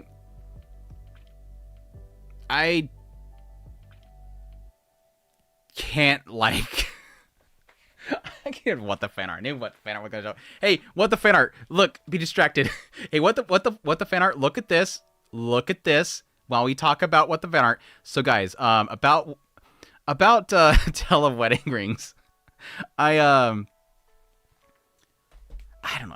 I had my issues with like this series overall. I thought when I first, because I read the manga before the anime even got adapted, before season 1 ever even got announced, I read the manga all the way up until about the 7th episode of this season. So about the point where he was trying to power himself up and all the girls were taking turns coming in the room because they all, you know, pulled lots and they were each taking turns, and he obviously keeps rejecting every single one of them until he gets to his girl. I got to that part in the manga. I literally shut it. It was an app. I was reading it from the Crunchyroll app. That's how far back it was. Back when the Crunchyroll app, the first one was out, and they had Tale of Wedding Rings on it. I literally shut down the app, and I never went back to the stupid manga. I was that annoyed. I'm like, I am so freaking sick of this joke. Like, this is... Do it or don't. Stop doing this whole back and forth over and over again. Stop being a wuss about it. You literally just got beat by the Abyss King, and you're in danger. The world's gonna end, and he's still on this whole thing of like, I can't touch these girls. It's like, stop. You know the mechanic. You know you need to get stronger. This is how you're getting stronger. And it just keeps doing this stupid spinning its wheels. So we got that part in the season, and it was equally as annoying. But this is my first time actually experiencing the end. In the end, what this comes down to is this is my first time experiencing like the end of the story. And it was as predictable as I thought it would be. Like literally everything that I assumed was going to happen with the Abyss King, all that stuff was literally what I was assuming was going to happen. Like I predict this like long time ago. Like when the story first opens up, you know exactly where it's going.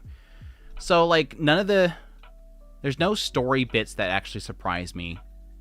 And the spicy shots are fine. Like the ecchi is good. It's not like incredibly animated, but it's some good shots. So I'm kind of left with like a very bog standard fantasy with ecchi in it that's not always present. Like that's kind of my feelings in the end with it. When I first started Tales of the Wedding Rings, when I first opened the manga, I thought it was a very clever way of utilizing the harem. You have a reason for this guy to actually have a harem. It's like the laws of the world require him to have a harem. For those that know what it's about, it's essentially this guy, his childhood friend gets taken to this other world, which actually ends up being her original world. He follows them to that other world, where he finds out that she's one of these princesses that is part of this system, where there is a ring hero, and he has his wives, the ring princesses, and by marrying all these princesses with the ring king, he will gain power from them. And so he has to go throughout this entire other world, find all these other princesses, get the rings from them, and gain his power from them to go fight the Abyss King. So it's like a forced harem that makes sense.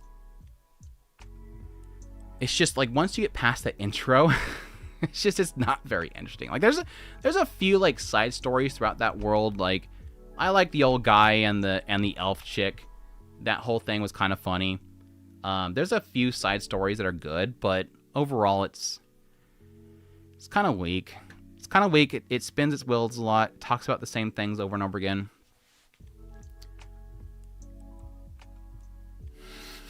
Finally, yes. What the fan art? Astute observation. After hundreds of chapters, it finally does the one thing that they're supposed to do.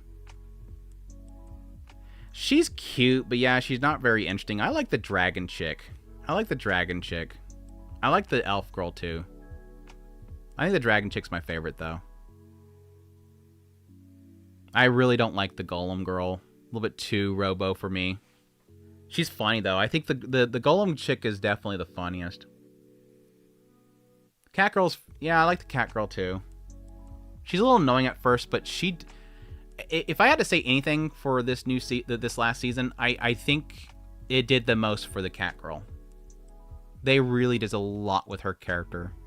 It's obvious a lot to do with her actually awakening to magical abilities. The important part. Oh yeah, Chain Soldier's much better. Plot-wise, for sure. Maybe not as much plot, but definitely better plot-wise. Longest selling of F3, but nothing happens. Longest telling of F3?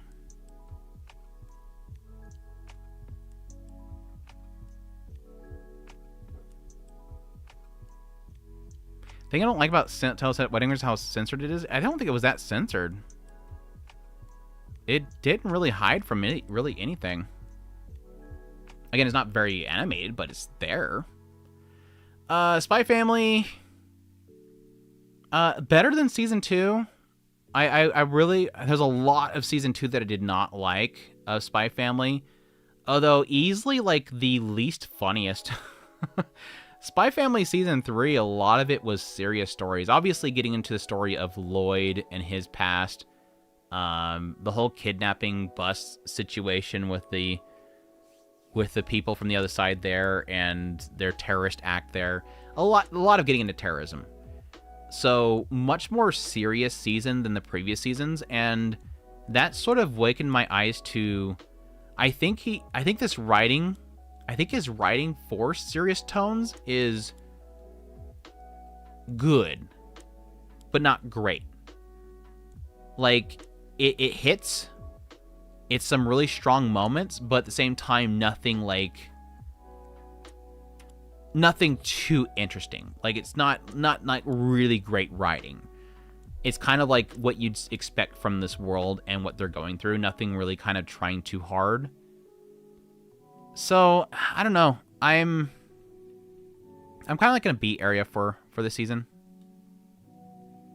I kind of wish his comedy writing got better. Because I think early on, a lot of my enjoyment was around the comedy and the chemistry of the characters, and a lot of that stuff kind of gets very samey very quickly. Yours kind of always worried about the fact that she's not going to be a proper wife and that people are going to call him out, and eventually they're going to get hauled off and exposed. Lloyd's constantly worried about the fact that he's got to get Anya doing what she needs to do while not exposing himself. You got Anya's over here saying Dai Peachy every 2 seconds. Dai Peachy. That's about it. That's the comedy. Oh yeah, Yours sister. He's super like into his sister. By the way, that's funny. Spy Family still yes to me. Yeah, I wish I liked it as much as a lot of people do. I really liked a lot of the first season, but it just at some point got very samey for me. Yeah, Yours still a great character. She's a lot of fun. Gachiakta. That's a toughie. Where I didn't actually pre-think about Gachiakta. It actually took me quite a while to get back to getting fully caught up and finished Gachiakta, because I kind of put it to the wayside for the season cut. But what are my thoughts in the end? I think where I sort of set is, I think I have to sort of kind of compartmentalize Gachiakta, because like The world building itself, I find extremely fascinating. I like the current setup of the world. It feels very like not Armitage. Feels very Battle Angel. The idea of like an upper society separated from a lower society that kind of dumps all of its trash onto. But they, of course, add a little bit extra thing here, there being a barrier that people don't cross that line. So it's got like some oddity still mixed in with it. So I like the world building. I like the style besides of like, oh my god, where's my button? I hate the derpy. It makes me gag. Like, just thinking about his face, it makes me gag. The whole like big teeth thing, green. Oh my god, dude. I so badly want to shut off the show and never go back and finish watching it. It looked stupid. It looks so stupid. I know some people think it's edgy, but it looked so... It reminds me of something. What is it? Ren and Stimpy. Like, it reminds me of Ren and Stimpy, like they have to fart or something. Like, they're going for like this over-exaggerated fart look. I don't know. Anyways, that stupid face aside, my gosh. Characters. I like a lot of the characters. It has a very vast cast of characters that some I absolutely don't like, some that I think are kind of boring, some that are annoying, but some that I find actually kind of fascinating. So it's got a good mixture of characters, not too many that I don't like. I think my only problem with the show so far is I don't really like the main character. I think that's the only thing that's not working for me. I don't like the main character. I think it's got a good cast of characters. Some are very intriguing. It's got a really good world and world building so far that I'm super fascinated by. I just don't like the main character. I think I liked him at first because he's endearing. Like he's a guy that's been through a lot. He finds value in things that others don't find value in because of his own problems. But the moment that he hits the ground, I don't like him. And I get they're trying to go for like the super like very edgy boy thing. But most of the time he kind of ruins a lot of the scenes and I don't really follow his logic most of the time. I think he's the only weakest link of this entire show. I hope that eventually he grows into something that I like. It is moving very slow. Like it's hard to imagine this has been 2 cours. It ran for 2 cours. Think about what all was done in 2 cours. That's like I'm literally thinking about every plot point. The moment he's up here, he goes down here, he gets pulled in with the group, he joins the organization, they go out and do this one thing over here, fight something over here, they get like a razor blade from out the head of the thing, they come back over here, they get this lead, they go out to here, they go to the painting place, the goddamn it, the mural place, and they get the lead over here, they go over and they meet the goddamn, I forgot what her name is. Incredibly tragic freaking story there. And then they come back, they get tied in with the thing, they go up in the barrier fails, they fall back down. That was 24 episodes. Oh yeah, that story fucked up, dude. I was like, damn, I love her design. Like, her design is so damn good. I love that kind of design. And then it's like, fuck, her story's screwed up so bad, dude. And I think they pulled off how to portray it. I think they did a really good job with the style they chose to portray that. I'm sure that's probably in the manga too. A very unsettling but kind of whimsical look, so it definitely kind of portrays what she feels. While at the same time, we know for a fact that's not good. That ain't good. I agree. I think the pacing is fine, but that's subjective. I mean, everything's subjective to a certain degree, but yeah. It's just funny to think about how... like, big plot points it didn't happen. I think the only... I like the fact that Northy's here because he reminds me of one conversation that we had at some point. I did get a huge kick out of the fact that, like, at some point they don't, it's not like they're implying it. It's more the fact that her status, but at some point they're like, it kind of implied to me that guns are like guns are OP in this world. But then I thought back to the whole attack on their base, and I'm like, no, never mind. Those guys all had like machine guns and stuff like that. So if they're OP, then those guys are like massively OP with all their rocket launchers and stuff. I think it was because she was like an assassin or whatever. So it just seemed like it was odd that it was so shocking that she had a gun. Like, oh god, gun. And it just catches everybody off guard. Yeah, the kids drawing. A very whimsical drawing of happiness and stuff like that. I don't really want to say it's that. I don't want to say that it's old school shonen pacing because that feels like it's even slower. I don't think we're that far back there. My major gripe was the pacing, and the nitpick of mine is the Rudo's outfit is really... I find it good. Like I like the style of the outfits. I just didn't like the crazy buck teeth face that he gave one point. God, you're making me think about it again. Stop it. It's your fault for making me think of that stupid face again. The fart face. The Rudo fart face. Well, she brought the gun to a fist fight. Yeah, I guess that's it's just the catching him off guard. But even like the other guy, it's like these are people that seem like they're moving at like breakneck speed. Like they're super powerful and super fast with their abilities, and then suddenly pop, pop, pop. It makes it feel like a gun is so like left field. But yet they're everywhere.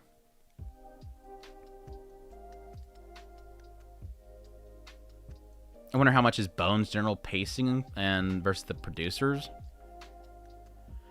It would be the planner.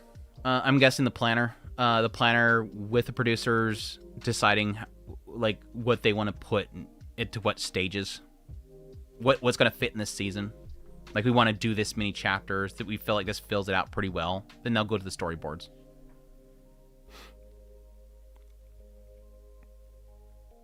You guys, nobody likes his outfit? I thought his outfit was kind of okay. So it was like Shinra levels comedy for you?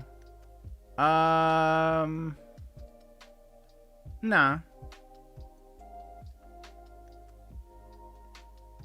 Jeffrey got shut up, yes. That's what I mean. Like these are all decking it out like crazy and then pop, pop, pop, pop. Okay, that was a very quick end to that. After like, what was it, like 2 episodes at least worth of like them just going absolutely ape crap, flying at each other and fighting like crazy. Get a quick backstory, come back, they're still fighting. She's over here, she just shoots the crap out of this chick. Then she comes over and pop him, and that's the end of that whole story. Just disables him immediately. Like it's like, you know, Goku is, you know, going Super Saiyan 2. And he's charging up for an entire episode, and he's going roar, and he's getting bigger, and you have all the people on the sidelines going, holy crap, what is he doing? I think he's going Super Saiyan 2. What? There's a Super Saiyan 2? And then over here, just suddenly out of nowhere, the farmer guy takes his shotgun out from episode 1 of Dragon Ball Z and just pops him once, and he just falls over dead. Like it's that whole thing. Just that end of that fight.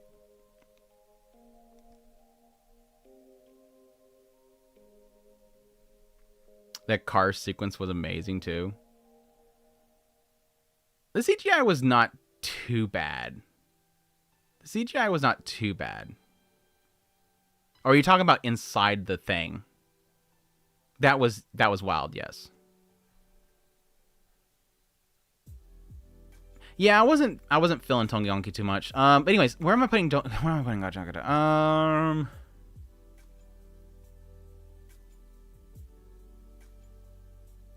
I think it's Beezy. I think it's Beezy. A minus, B plus. I think it's around that area. Beezy character, yeah. I hope they do a little bit more with the main character. I think he's, again, probably its weakest link, which sucks because he's the main character. So hopefully they do more with his character in the future. Low A for me, B works too. Sonda. I should have separated these two. I should have separated these two. Sonda. I really liked Sonda early on. I thought it was super. I think it's, even to its end, I think it's super wild. Just like Beastars, I think this writer is incredibly clever and unique with their stories.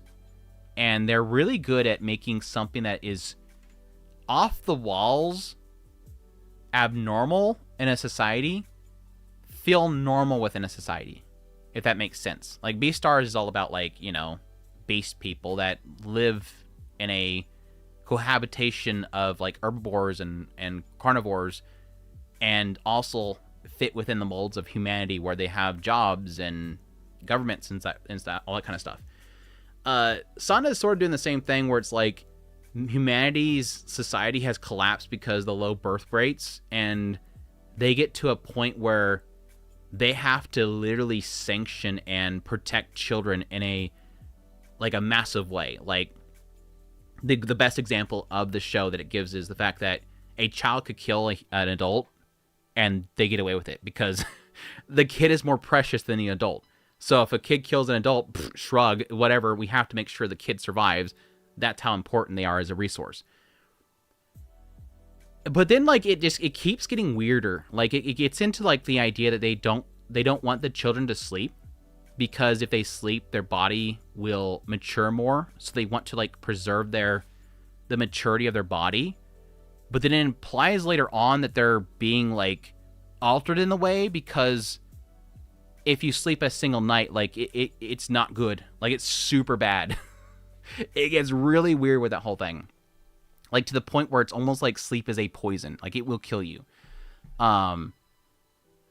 It's weird. Like, overall, the world that they have created for Sonda is super weird. Like, it's very around the idea of trying to keep kids away from anything possible that would corrupt them and give them some sort of hope outside of what the society itself wants. So that's the idea of early on of erasing Christmas and Santa and all that kind of stuff. Its only problem is that, while I find it extremely fascinating, I think, like, it meanders a lot. Like, there was so many episodes where I felt like, do something, please. Like, do something, please. Come on. You had me with episode 1. Let's do something with this. And it just feels like it doesn't want to do anything. Just move on. Get to something. Get to a punchline. What are we doing? We're gathering people, but what are we doing exactly? I think it's sort of hampered a lot by the fact that it's based in the school, which makes sense because, again, the school is sort of being built as sort of a facility rather than a place for kids to go to school. It's a penitentiary almost in a state. They don't feel like they're trapped, but they are sort of trapped by society to be in that school. But it feels often like they should get away from there, but they never do. And that could be partially because that's their world in a sense, but again, it's super weird. It's super interesting, but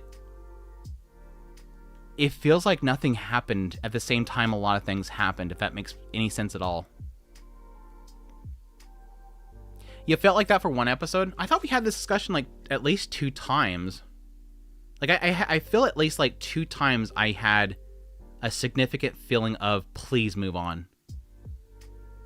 Yeah, they're not trapped, for sure. It just doesn't feel like they leave ever, even though they should.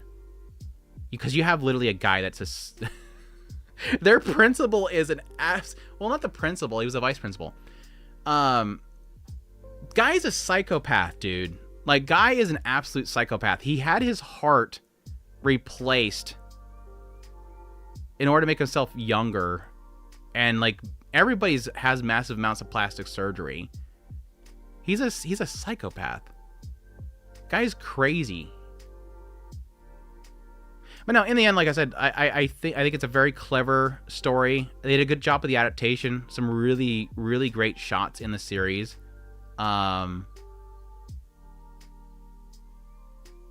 It's just a very unique, like extremely unique concept that I love. Just wish it did more. We didn't get a season 2 announcement, did we? I didn't even I totally forgot about keeping an eye out for season 2. I don't think we ever got a season 2 announcement. He's like, I guess he's the bad guy. I don't know. Out of nowhere, you have like the actual like lady that she was the principal, or was she the headmistress? Out of nowhere, this lady shows up and she's like super mad OP and like wants to train him. Yeah, I don't think I've seen a season 2 announcement. Ugh. It's super weird though. Like just like how the characters interact with each other. The fears of like maturing body. It's just, there's so much stuff it gets into, but it never really does it in a way that like feels normal or natural, but it's still super interesting. I'm gonna put an A. Like I think it's not a perfect show by any stretch, and like I said before, I feel like so many times it just absolutely meandered, and I wanted it to move on. But I think it's extremely fascinating in the end. Always keep the door open, I guess. Last 2 minutes of the show, tease some stuff later in the story. But there hasn't been a season 2 announcement. I think A is good. I kind of thought about putting down B, but I think I'm gonna stick an A. It's like one of those ones where when I look back and think about like all the like really crazy stuff in it, I kind of like it. The classroom they have the entire class of kids that have killed a parent before, and like there's one that's like super obsessed with wanting to kill him. One to meet Santa so that she can ask for a gift to allow her to be able to kill him. And he proceeds to hug them all. He puts them all to sleep by hugging them. And so she starts running away. No, I'm not gonna let you hug me. That whole segment was so freaking dorky, dude. She's like just pumping him full of bullets, and he keeps transforming. It was just, it's such a stupid freaking show. Like, it's so weird, but so fascinating. Yeah, Black Santa. And the assassin guy that was supposed to be hired to get rid of him, but he ends up like feeling bad every time he transforms back into a kid. Yeah, it's funny because if you think about it, it's like him doing the hug to sleeper them is threatening their lives because again, they're not supposed to sleep. If they sleep, they could get a growth spurt, and like there's like massive ramifications from that. Like, unless I'm missing something, it pretty much makes it out like sleep is like extremely dangerous for them. Extremely.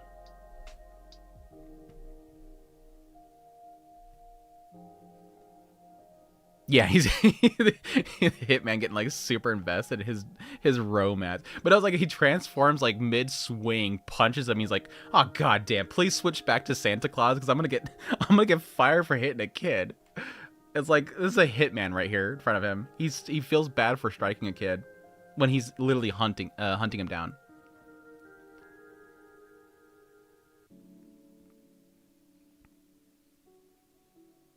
Well, talk about today's for me was like crazy because of the unconventional fighting styles.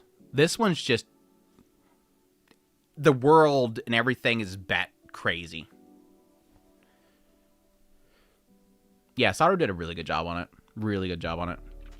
I would defeat them with my love. Slightly suffocates children with hug. Mechanical Mary. I didn't finish this one either. I got to like episode 6 or 7. It's another one of those ones where I like the concept early on, but after a while I just got kind of tired of it. Chitose is in a Ramona bottle. I'm not, of course, a finished series. It's going to be finishing in spring, unfortunately. Kind of, again, I called that a long time ago. I'm really liking it. I think I've come down a little bit, my early thoughts on it. I think it's probably in the area as well. Again, whenever it finishes. Whenever it finishes in spring. Yeah, it's coming in spring. That was my prediction early on, was that it was probably gonna be a spring finish. They'll get a time slot there. Wandance.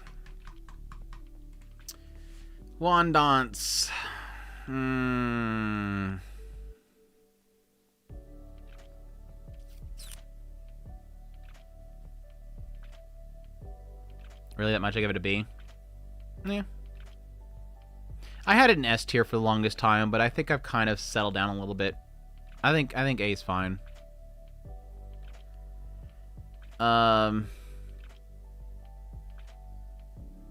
There's a lot about Wandance that I really like. For those who don't know, it's essentially a guy that has a speech impediment, stutters a lot, that tries to just go with the flow because he doesn't want to stand out too much, doesn't want to be made fun of, has some issue in the past where he stood out too much. Figures at his new school he's going to join a basketball with his friends, but then he ends up getting... this girl catches his attention, Wanda. Wanda catches his attention. She's dancing on the side. She's joined this dance club, and he speaks to her a couple times, end up kind of getting roped into wanting to join dance with her. Under the idea that with the idea of dancing, he might be able to express himself better without the troubles of his stutter, that kind of thing. It implies that Wanda has a reason too, which you find out later on what her reasoning for getting into dancing is. But he just explores the world dancing with Wanda as he joins the club. They try out different things, tries to get better at it, eventually leading into some competitions and stuff like that. And yeah, Michael Jackson. Oh yeah, and Scatman reference. Scatman reference of everything Scatman. I think for the most part, I enjoyed Wandance. Yeah, to get it out of the way, the dancing.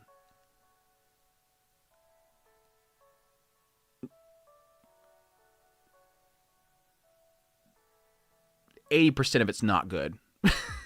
like 80% of the dancing's not good. And it's a show about dancing, and 80% of it's just either horrific looking or just not very inspired. It just feels not very inspired. A lot of its issue with the dancing is the faces. I made a comment at some point. I'm like, as long as if you don't see the faces, like as long as you just keep your eyes down here, like try to block out their faces and their heads and their hair, because their heads as an object is just so ugly. No expression in the faces. They look like dead dolls when they're dancing.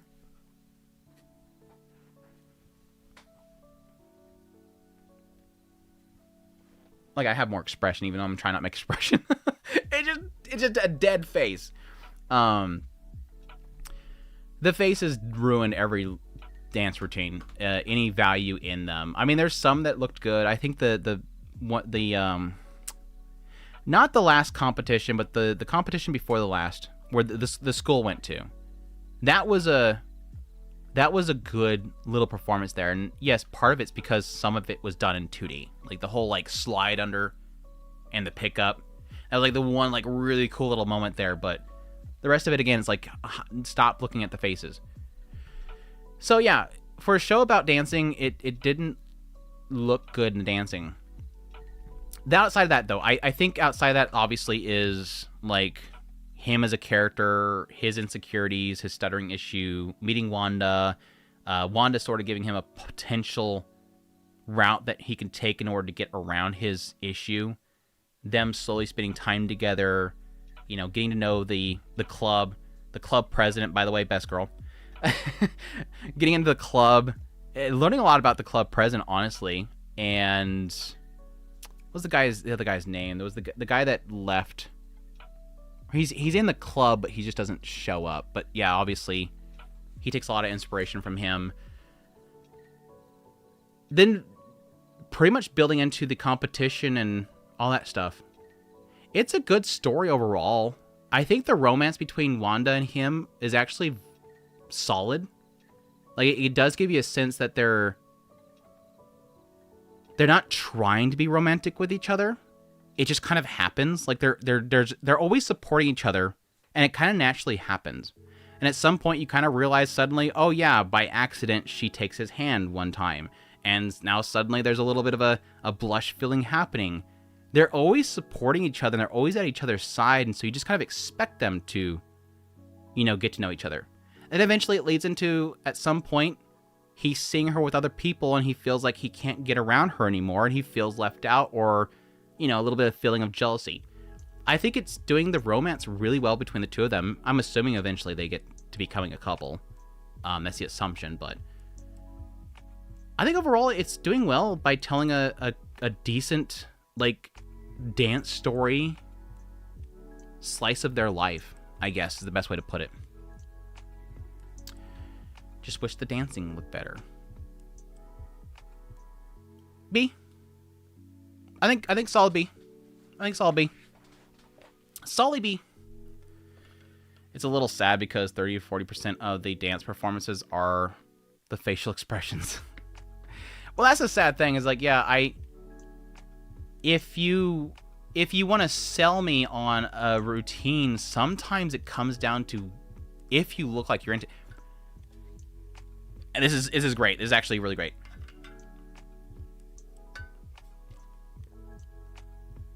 This ties in with each other. I talked about extensively.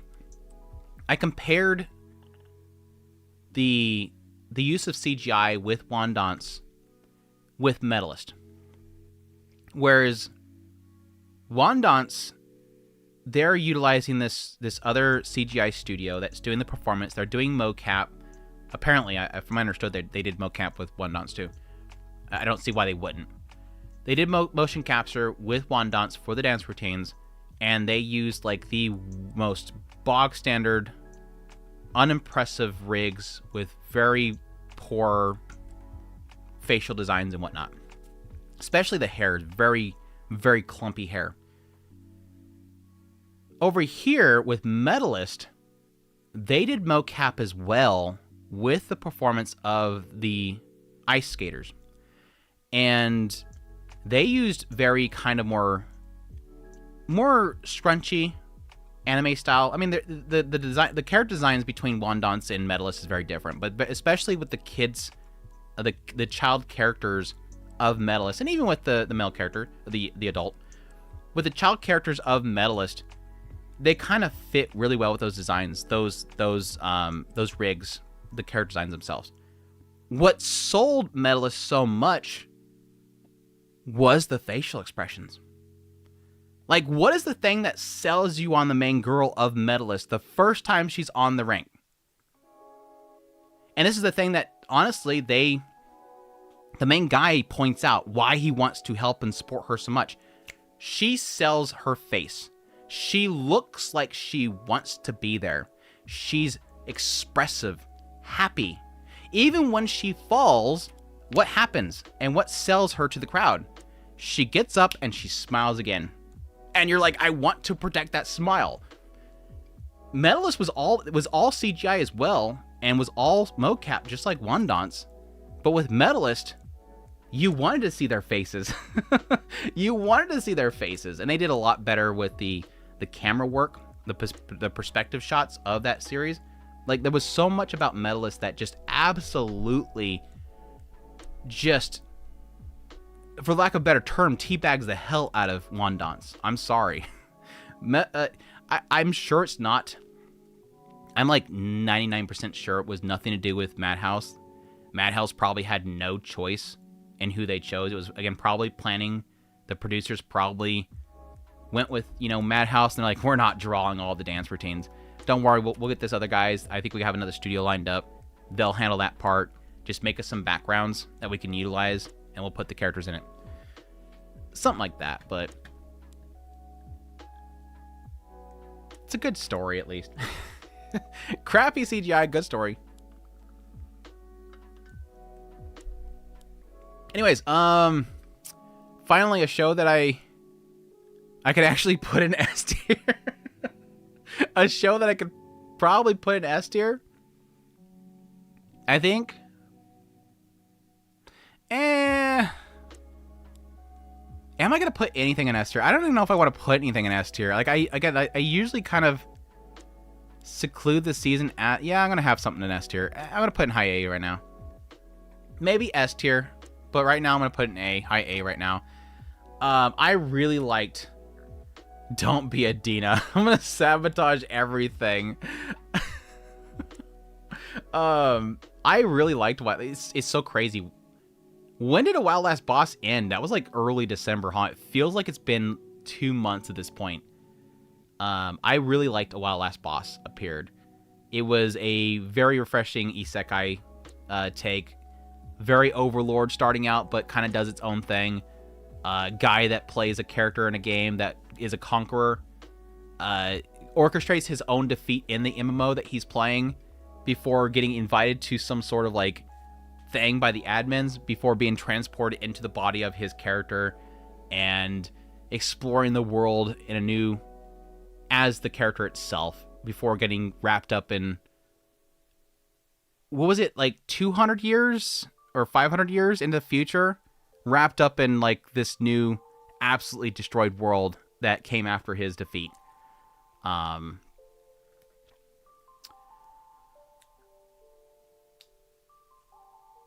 Really like a Overlord in episode 1. It did feel very Overlord early on. For the season, it was excellent, but compared to other anime, it was good.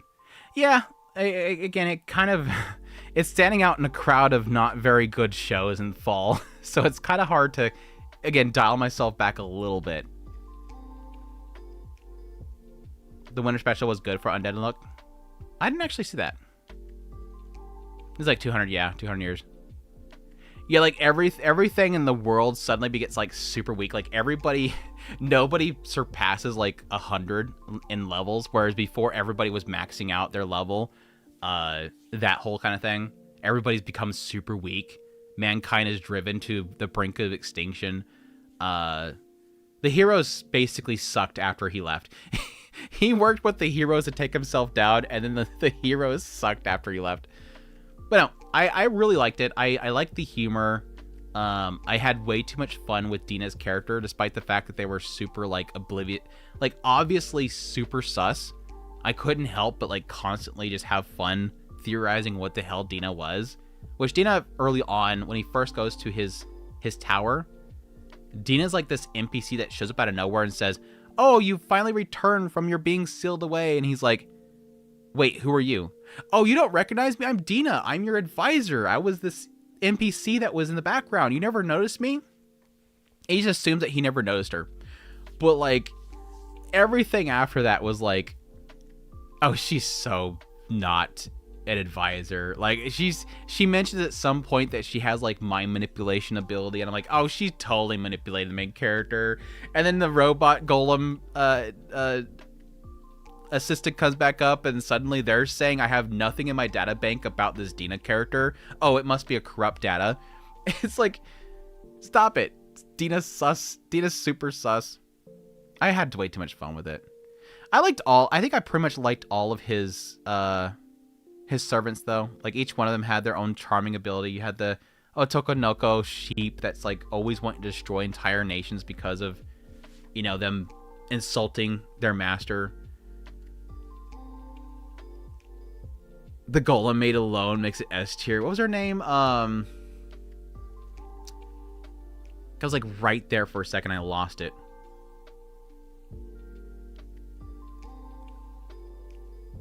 I should have brought my outline. I'm like super bad with names right now because I'm so tired. But yeah, I liked it. It was a good story. Built into something very interesting at the very end there. Kind of curious if they could take it going forward, but I liked it. I think it was a really solid one. Was it Libra? Maybe it was. Yeah, I think it might have been Libra. It sounds like it.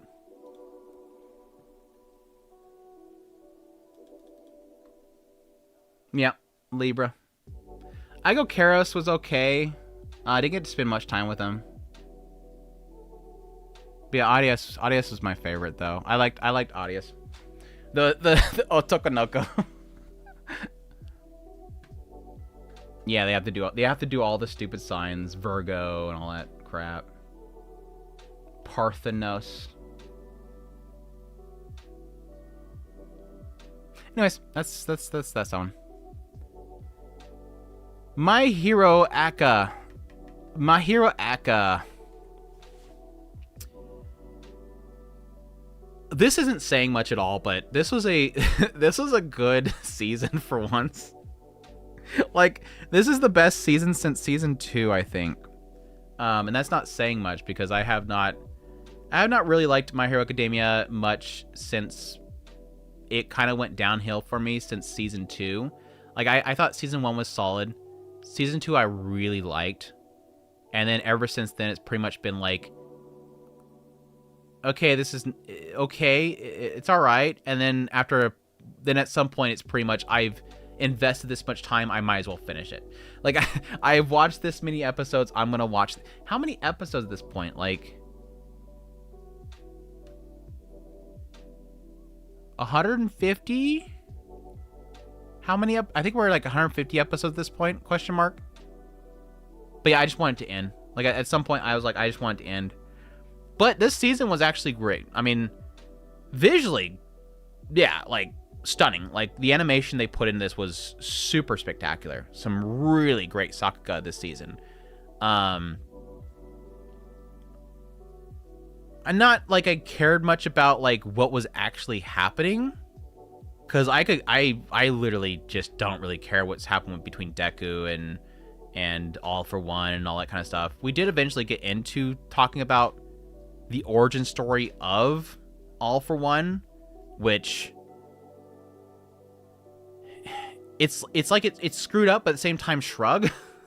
Like, at this point, we're at the very end, and we're finally gonna. Are we trying to get me to give like some F's to this guy or what? I don't really care.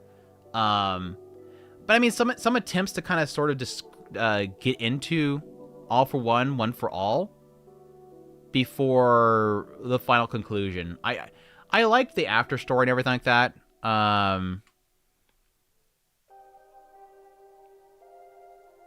But like, I think overall, like, with the entire series, but the only like real good storylines that I actually like with My Hero Academia was probably just Endeavor's family, which was nice to see more of Endeavor's family with the final season. The endless tragic backstories, which, to my point, that's Endeavor's family, right? I think Endeavor's family is like been the only story of My Hero Academia that I've cared much for like the last 3 or 4 seasons.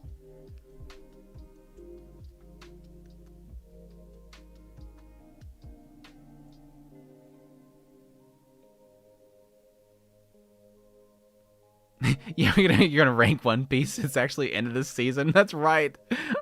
If I was actually keeping up One Piece, I could actually put it in a list for once. I think we underestimate the production quality, consistency of Studio Bones. They did I without a doubt, I think visually, Hero Academia has been really solid. And again, that was the whole thing. When the first season of My Hero Academia came out, and they were taking proper breaks, it was like, for once, this was different. The quality they were giving My Hero Academia was great. I mean, them with Demon Slayer, it was like, they were ushering a new generation of shonen, where everything shonen had to look like crap. You had no expectations for it. They were all long running. They had no breaks. Demon Slayer and My Hero Academia were breaking from the norms. They were saying, we're going to take our time. It's going to look fantastic. And they delivered on it. So hats off to them visually, production wise. It's just the story for Hero Academia has... I stopped caring at some point. Especially with the whole, like, he cried, I have to save him even though he's destroying an entire nation. And people are dying. He cried. Deku, too good boy. I'm gonna put Low B. Low B. I think I would bring this one down. There. Much better than any other season that I watched besides season 1 and 2.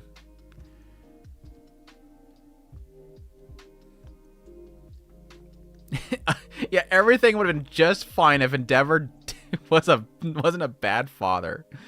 Endeavor was a dick. Poor Todoroki. Yeah, I do really like Vigilantes. Like, that's why I've said several times before, like, even with the fact that I've fallen off on My Hero Academia, Vigilantes is kind of like, okay, let's get back to the basics. Let's get away from, like, entire cities are being leveled by mass cloning and touching things that destroy everything. Let's just get back to normal. Just fight bad guys in a back alley. Until season 2 of Vigilante comes back, and then suddenly we have an entire world-ending experience happening that they have to stop, right?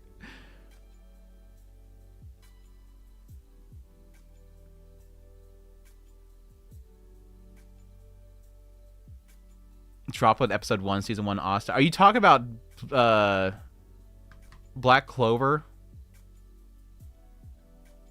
Talk about Black Clover? What else? May I ask for one final thing? Admittedly, I watched a bit of the dub for this one, and I could not stop cringing over the fact that they just they kept having her say, like, this person is a B. This person is a B. But she would never commit to it. Like, the voice actor, or maybe, like, the director was coaching them for it. She refused to say bitch. And it almost sounded like she wanted to say the B word, but she would just turn it into beach. I'm going to go slug this beach. Like, it sounds like she wants to say it, but then she goes, oh, no, I can't say that. I have to say beach. It's so cringe.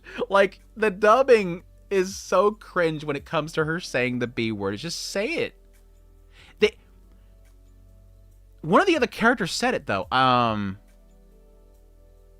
Somebody else at some point did say it. So I'm like, I know they're not being told not to say the B word. It's just for some reason, whoever's voicing her, she refuses to say, like, just straight up say it. Instead, she wants to say beach. It's so weird. It's so cringy. Anyways, that aside, the cringy dub aside, yeah, it has a good ED.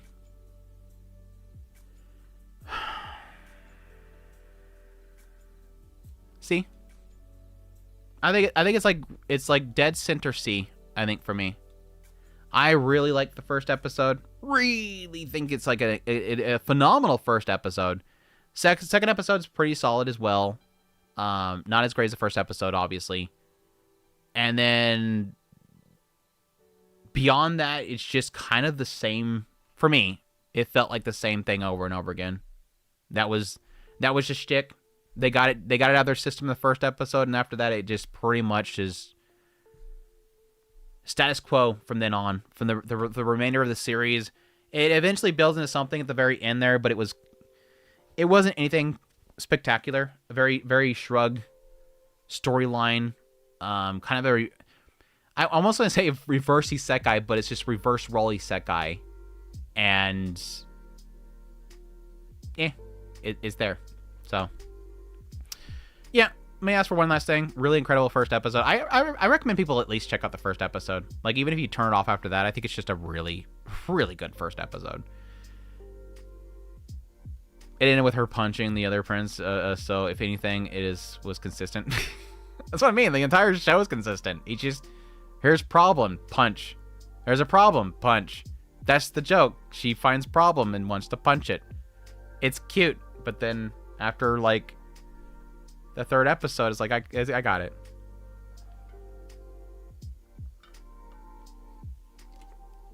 Some of the glamour frames are worth some of the drag here and there. She is a great main character, though. I do love her a lot. Just not enough writing there. Yeah, that was my whole point. It's like if Rudius never showed up to help out Edis, that would be Edis for the rest of her life. Is just punching nobles and princes for the rest of her life, giving everybody the Boreas punch. But no, Rudius had to show up, and she didn't get transported to another location. I just like the priestess being very little sister like, then instantly falling for the prince or whatever it was. It was her brother, yeah. I really thought she was cute. I'm sorry, I thought she was adorable. I did like the priestess, even though they kind of have her have a stumbling point. I think she was super cute.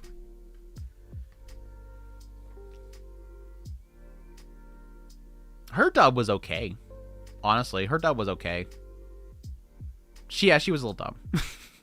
I mean, to be fair, like, from childhood, she was thrown into the idea that she had to be this priestess and nobody would want to interact with her ever again normally. And then, out of nowhere, she had no room to really kind of develop. It's that whole thing. She didn't really have a normal childhood.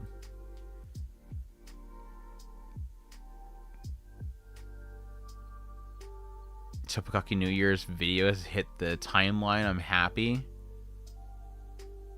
Is it... Do you even link it?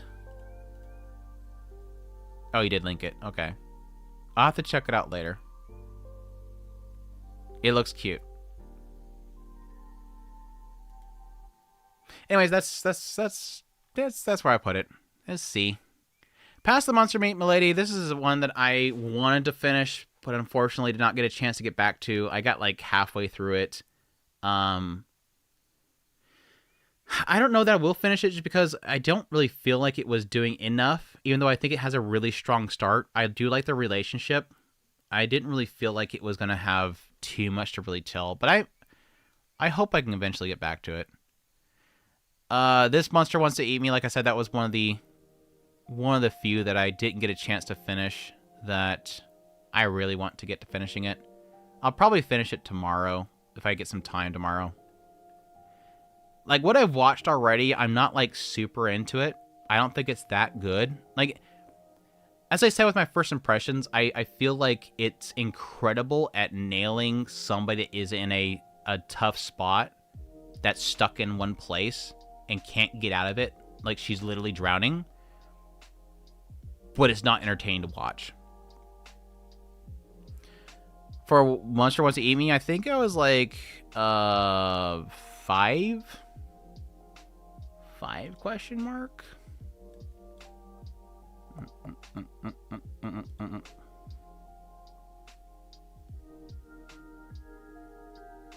Where is it at? Let me mute my sound real quick, make sure I don't get in trouble. Mute my sound very quickly so I don't get in trouble. Can you load? There you are. Not that one. I think it's 5. I think it's 5 that I finished.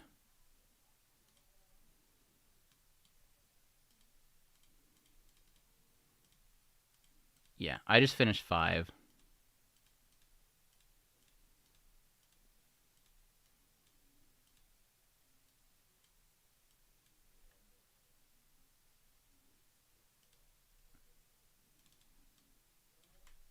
Dee-dee.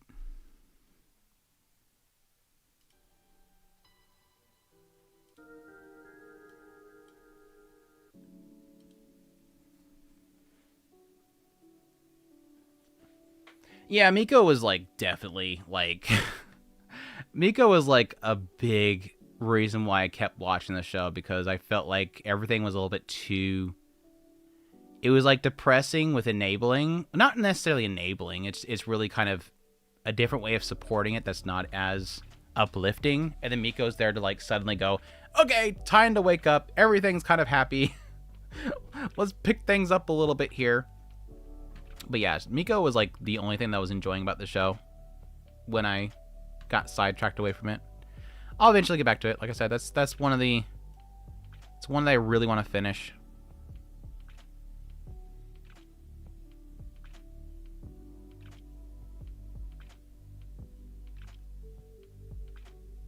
That's interesting if the mermaid actually grows a little more. Yano-kun's Ordinary Days, didn't finish it, but I thought it was a cute show. It just kind of got repetitive, extremely repetitive at some point, so I think it's like a C.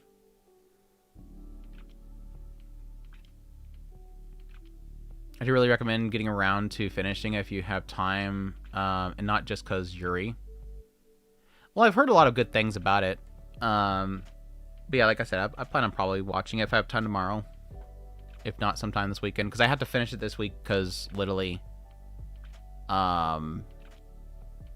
winter's starting. I think what my first show, I think, for winter is Saturday. And then it's just pretty much unrelenting from that point on. Now, granted, things like Farron and one of the other big shows is not starting until like late January. Just watch it for Miko. Just for the Miko. Just for the dance routine Miko. That ED for Miko was really great, though. I really like that. I really like that ED. Fate 2, right? Sure. We'll see if Fate comes around. I think they are starting from the...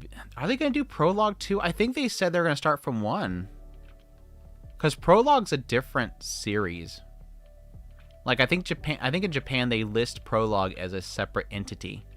I think that this is literally starting this season. So I think it's going to start from episode 1.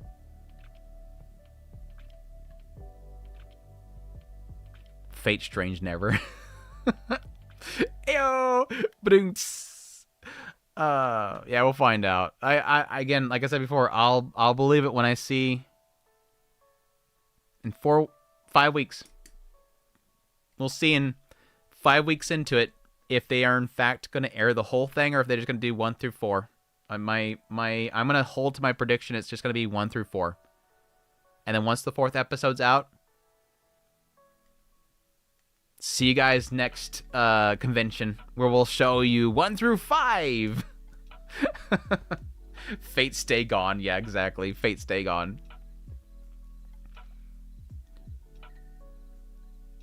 Fate Strange release schedule. Fate Strange, we're busy with soul leveling. Soul leveling is making us too much more money. Gotcha! The show that I literally only watched because it had a English dub and I could watch it while I was doing Fate Grand Order. I could do Fate Grand Order stuff. The only reason I watched Gotcha, the only reason I watched my cheat skill Gotcha level 99999, I got betrayed by my friends, and thus I want to exact my revenge with my level 9999999 waifus that are not actually all level 999. I didn't realize until later on they're not all level 999. A lot of them are level 777 for some reason. 7777. Anyways, I literally only watched this show because it had an English dub. Even if it is has some cringe in it. Like, apparently in a fantasy world, the concept of slaying Queen exists in it. So apparently lots of fantastical creatures slay Queen. Besides the cringy stuff in the dub, it was enough that I was able to watch it without having to pay too much attention to it. And that's the only reason I watched it.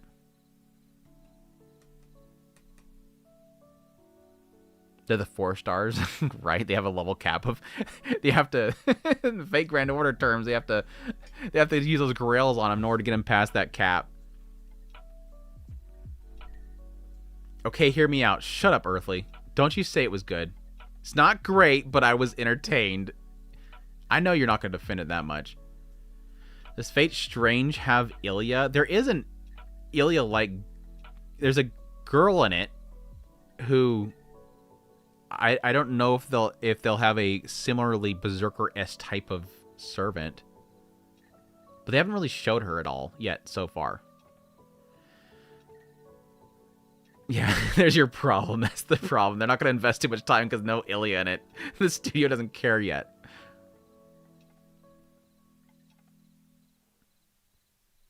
I'm surprised I made to episode 3 on that one. The dub had that. Yes, it did. This little girl right here, who's an absolute dork, and I wish she was in the show more. This dork right here, she's patrolling the castle, and then all of the maids are trying to manipulate her into helping them with something because they hate the head maid. In the Japanese, they're trying to praise her for doing her job. So the first one says sasuga. The second one says sasu. So they shorten the sasuga, which is basically saying great job. They just shortened it. And for some reason in the subtitle, they decided to change that to being great job, you slay queen. And then sure enough, they put that in English dub. Somebody thought, print it.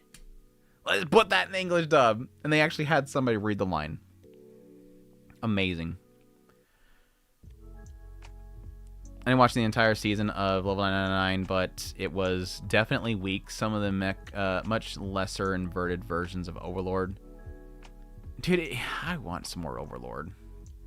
All these edgelord shows, I want more Overlord. Overlord does OP, like, edgy so well. Like, it's funny when you have a lot of shows like this to realize just how well Overlord pulls it off.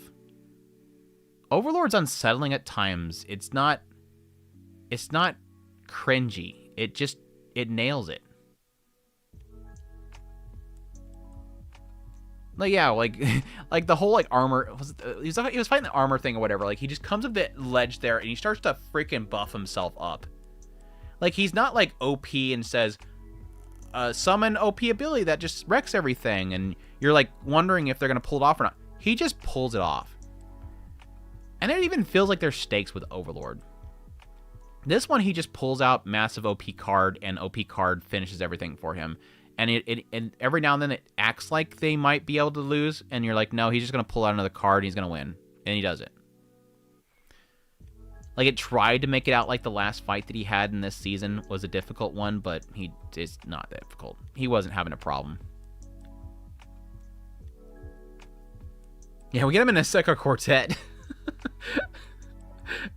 At least he's in a Isekai quartet. Anyways, my gift level 99 gacha, it's like it's C. I think it's just it was such a slog. At least it looked good. At least for One Punch Man, unlike One Punch Man, at least it looked good. At least the producers give a crap about it enough that they gave it a proper schedule to be produced by JC staff. Proof again that it's not necessarily the studio. It's just who got the more money. Yeah, I'm sorry. I'm sorry, folks. As much as you like your One Punch Man, guess who got the bigger budget? This guy over here. This guy over here. It has some good music too, yeah. Good music.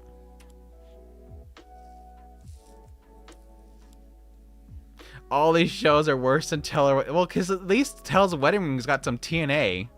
It's got some TNA in there. It's got something to look at. Star Wars Visions. I literally only watched one episode of it. Wasn't really. I don't even know why I put it in the list. Cat's Eye. I didn't get a chance to watch that.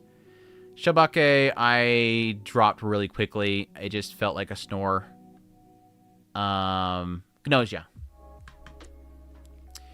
Gnosia, easily, it's still continuing, but easily like one of my favorites of this season right now. I really, really like Gnosia. I feel like I'm purposely not wanting to put anything in S because I know what's going to go in S. I really don't want to put in S because I know what's coming up.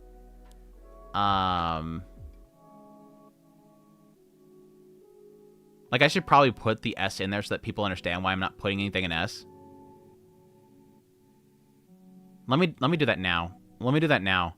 The reason why I'm not putting anything in S is because this is going to go up in S. Like, this is the S show of the season. Like, I can't put anything anywhere near that. So I'm going to put Gnosia in A. Like, without Chainsaw Man here, these are all the S tiers this season. But I have Chainsaw Man Rize arc in this season, so everything comes down. It's like class of its own. Like, I just might as well just put like an S up here because it's technically stupid to really kind of compare these with each other. But anyways, Gnosia. I've been really, really enjoying Gnosia every single week. For those who know what it's about a guy that wakes up in from a medical sleep, and he's in a spaceship. He's very quickly brought to a meeting where he finds out that this ship, when it was escaping from this one planet, was attacked by Gnosia, or Gno. And what the Gno alien does is it attacks a human and turns them into a Gnosia. It's like an infection. So it's like it's imprinting themselves into them, kind of like it's pretty much like an Among Us kind of situation. They still look like a human, but inside they're actually an alien, a Gnosia. So what they're tasked with is, in order to have this spaceship be able to arrive at its destination and them survive, they have to essentially come together in a meeting, decide by communication or whatever who in the meeting is the Gnosia. They will then vote, and whoever is voted out has to be frozen, put in cryogenic freezing. And then the ship at that point will test to see if there's no presence of Gnosia anymore, because apparently once they're frozen, it can, rule them out. So he has to figure out who it is, fails miserably, but then discovers that, or by giving a device, this key from another member of the ship, by giving this key, he's able to transcend death. At which point, when he fails, he resets back to the point which he's woken up. And so it turns this whole loop thing where every single loop he comes in there as a different person that might end up being Gnosia. There might be more than one person being Gnosia. And he has to figure out who is the bad person. Eventually, it very quickly kind of transitions into being more about like what the key itself is that's allowing him to transcend death, about how it's trying to seek knowledge about people.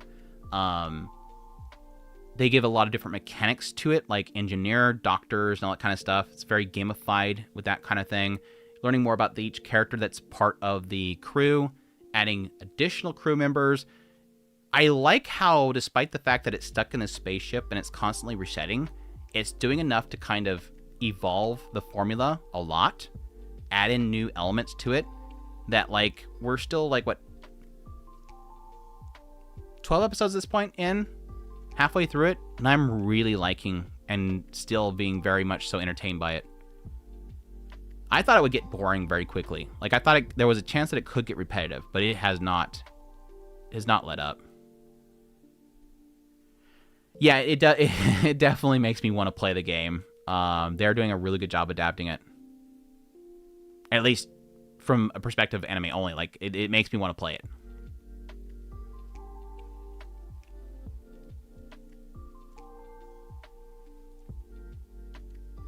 Wouldn't mind ReZero getting back to Return by Death, but the theme seems to have a Subaru should not rely on it. Yeah, I mean, this is sort of like early stages ReZero, where, like, he's using it to find out information about the crew members. And I feel like there was periods of times where a lot of what Subaru was doing with Return by Death was trying to figure out people. Learning more about different sides of people through his failures. Yeah, confirmed 2 core at this point. They just they're taking a break this weekend. They'll come back next weekend. So I have a breather for Saturday so that I can watch, I think the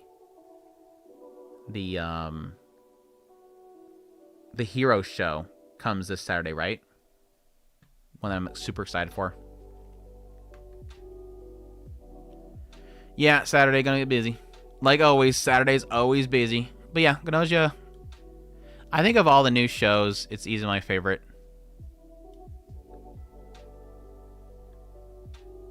My Awkward Senpai, I didn't finish it. It's cute, but I got kind of tired of it quickly. Wasn't really feeling it too much.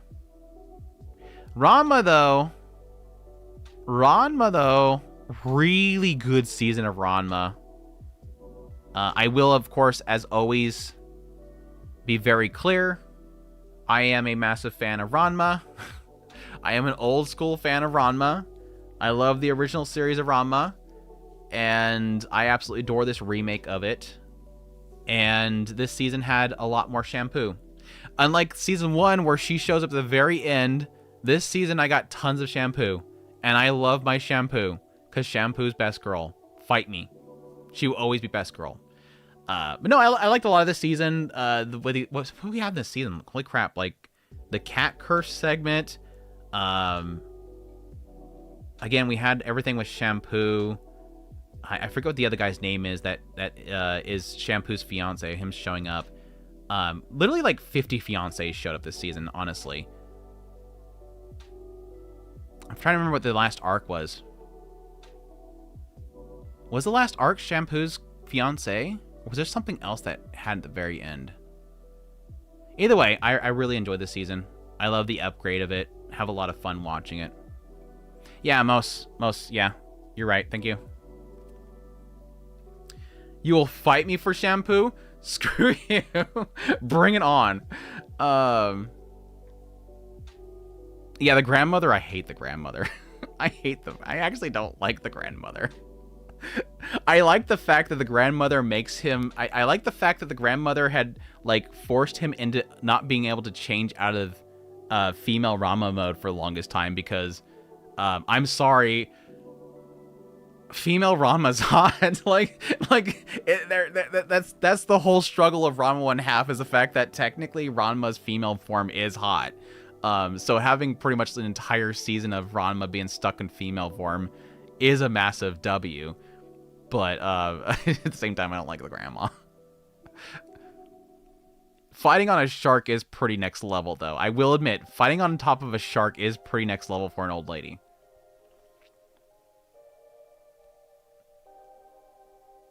Yeah, that's like the funniest thing about Ranma as a whole. It's like, dude could be a hot chick whenever he wants to, but he just so desperately just does not want to have anything to do with it.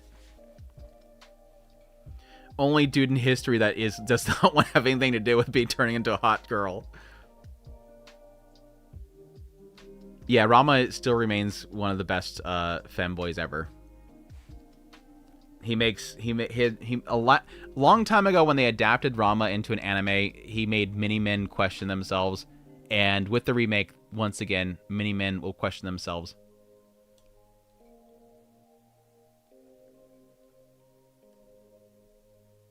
It was voiced by your favorite seiyuu back then. Nice. I don't remember if I had like. I don't think back then I really had much of an awareness of seiyus back then.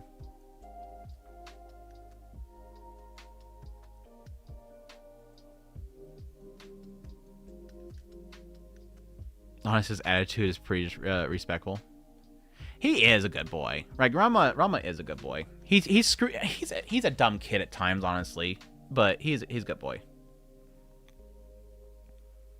Despite the fact that shampoo pops up inside of his bath every 2 seconds and he just gets away with it. He's respectful of shampoo. Even though shampoo has no freaking limits or barriers. He respects shampoo.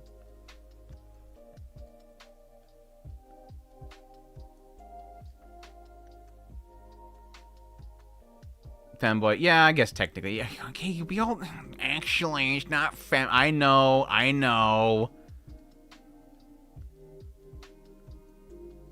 Anyways, that's Rama. I love my Rama. I love my Rama.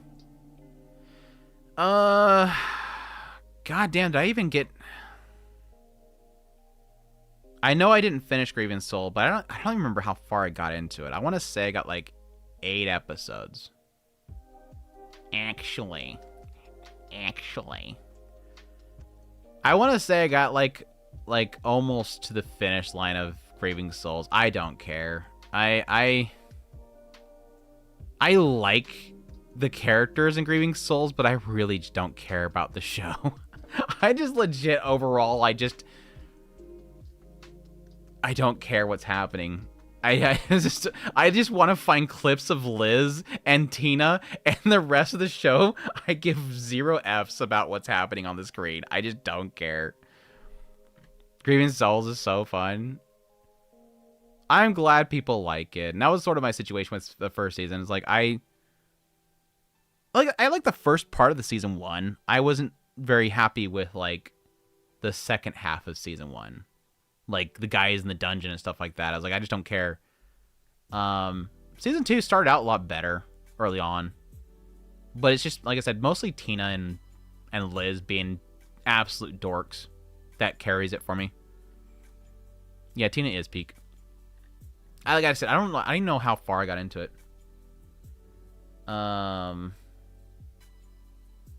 Shows.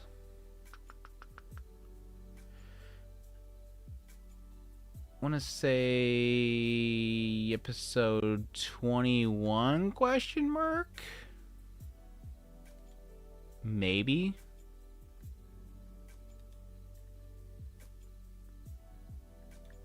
Anyways, with you, our love will make it through it. Let me go get my doggo first before we get into will love make it through it.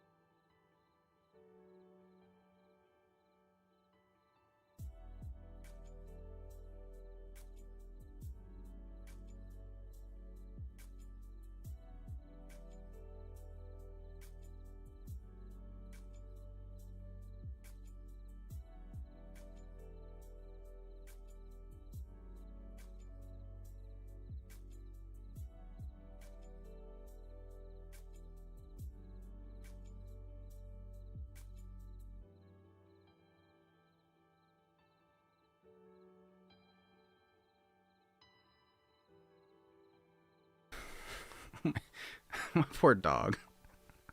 She's so stressed out because she doesn't like the fireworks. So she's a little nervous. And I bring you in here and then suddenly it starts going off again, huh? That's okay. Just lay down. My poor doggo.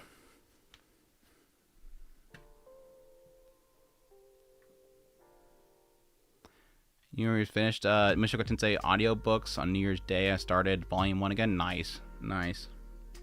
I actually thought about rereading through or re-listening through all of Mushoku Tensei on audio while I'm doing something else.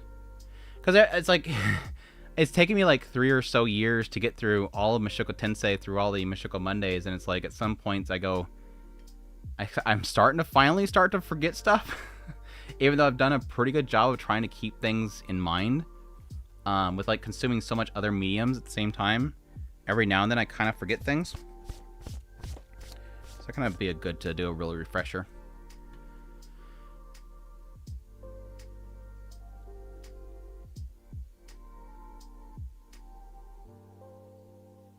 Yeah, Doggo does not like the fireworks. You can lay down, baby girl. Go ahead and lay down. It's okay. Kashiwada feels like Takagi-san aspects too, in which I like. Yeah. There you go. With you, our love will make it through.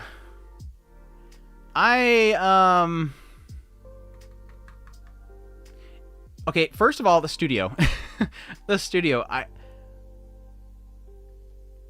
it's definitely their best. This is a studio that I unfortunately do not like for the most part. Like, most everything they've done has been pretty garbo. It still has a lot of their issues that the studio does. Like, they have an over-reliance on excessively close-up shots, panning stills, that kind of stuff. Very awkwardly panning stills. But visually, it's easily their best. Not saying too much. So that aside, aside from the fact that I still don't think it's the greatest looking thing, even though it's their studio, the show, I had a little bit of an ounce of expectations for the show, because I think early on, it's a good setup. The idea of, you know, in the past, there was the experiments done that made these beast-looking people, and at some point, it got exposed, and the government's trying to support the beast people that were created from these experiments, but they're still dangerous, so they kind of seclude them to an area, and over time, every now and then, you know, beast folk are allowed out, and they can mingle amongst the humans, and this girl in her class has a new transfer student, which is a beast guy. And they meet each other and get close. Very quickly get into a sort of relationship, because she finds him hot and he likes her scent. And they get very close and personal at times, and kind of find out that he has an inability to sort of keep his instincts at bay, and he goes in heat. And he gets super aggressive with her. And he's trying to fight that back so he doesn't hurt her. It's super thirsty. It's like super thirsty shoujo stuff. Like, this is like when you go into a bookstore in America, it's those books at on the edge of the the edge of the shelves. That kind of stuff. The stuff that has the minotaurs with the female woman characters. That kind of stuff. It's super horny. Thirsty female stuff. Anyways, jokes aside, I think it's a solid setup with the beast society and the human society, and the discrimination that obviously is going to be there. The fears of the beast people. The discrimination of them. And trying to break those discrimination norms. That stuff was all a good setup. And I think their relationship's solid. Unfortunately for the third wheel here, I think the dynamic of these three is solid. And I think the inclusion of Edis Grey Rat is great. I think she's super cute. But it sort of falls in the realm of...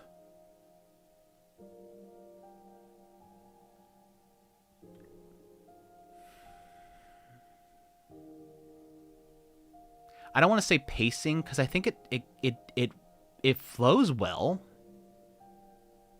It just doesn't... I don't feel like I got anything out of it. I guess the best way to put it, I just don't feel like anything really happened that I cared about in the end. Like,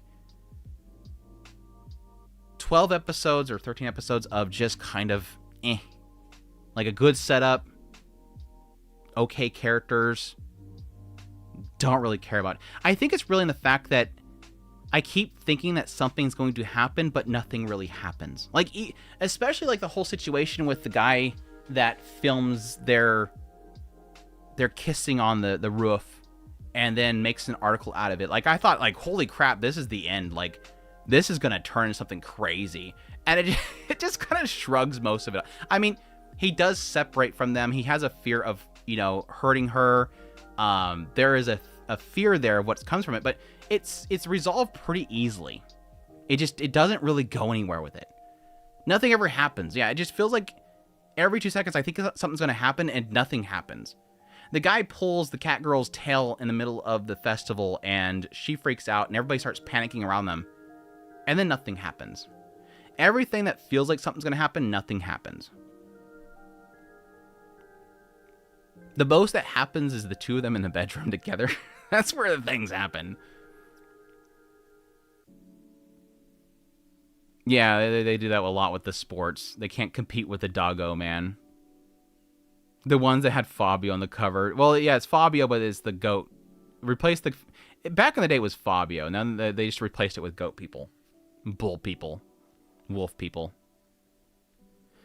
Anyways, it's fine.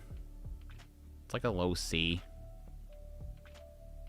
It's better than Tales of Wedding Rings. it's better than Tales of Wedding Rings. Okay, I'll put Tales of Wedding Ring down here.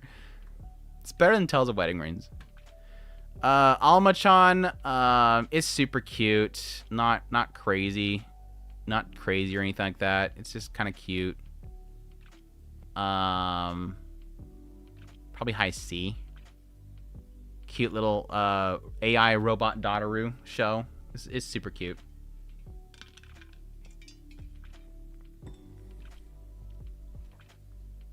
Putting a goat over an elf? What? What? Yeah, it's just cute. It's Alma's just cute. Alma's just super cute. In a very unfortunate time period right now where everybody hates AI because of the fact that it's making RAM prices and storage go up. At least we can appreciate the AI Dotarus. They're kind of cute still. They're still kind of cute. Hopefully one day we'll at least get AI Dotarus out of AI of crappy timeline that we're in. Little Miss Vampires can't suck right. I'll say the same thing I did with my first impressions as I will now. I think this is like my favorite show that I won't sell anybody on. My favorite show that I will not sell anyone on. I'm gonna put it like a high B. High B for Vampire Trends Can't Suck Properly. I think I had an A before, but since everything's getting pushed down because of Chainsaw Man, I'm putting it in B. But I love Littlest Vampires. For those who don't know what's about, it's an area where like all these mythical beings and whatnot are there, including a vampire girl. And she goes to this one class and everybody thinks that she's like the coolest because she always looks cool. But then this guy discovers that she has this other side of her that's just completely a fail vampire because she can't suck right. And so he allows her to train on his arm. And she's just a cute fail brat that I absolutely love. So that was sort of the only reason I really love it, is because I really love Luna's character. She's super freaking cute.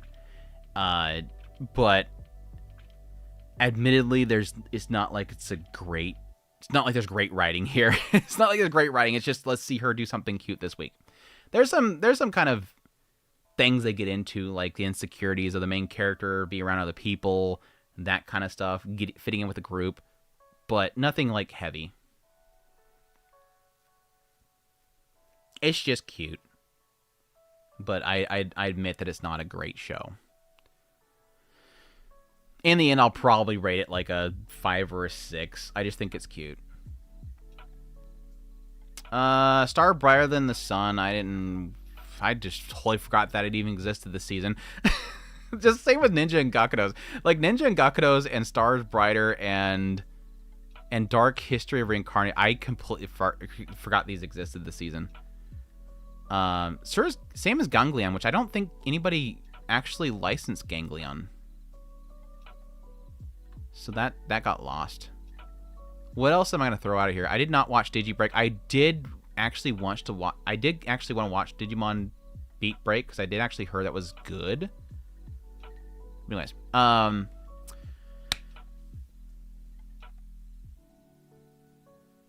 it needed a little sister character. That would actually be nice, like a little vampire sister. Digimon was solid, good. I heard good things about it. My status as an assassin obviously exceeds that of the hero.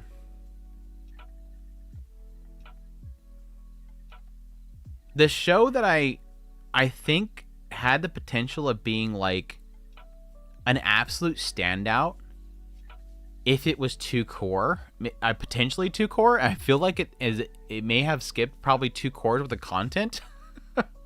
Like, I was talking with Early about this. I feel like there was at least 3 moments in Assassin that they skipped something. Like, the first like 3 episodes for sure.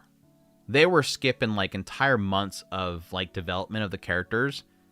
Like, at first he's like super isolated, and then suddenly he's in with the group and they're fighting monsters, and he summons a black hole that kills the mob.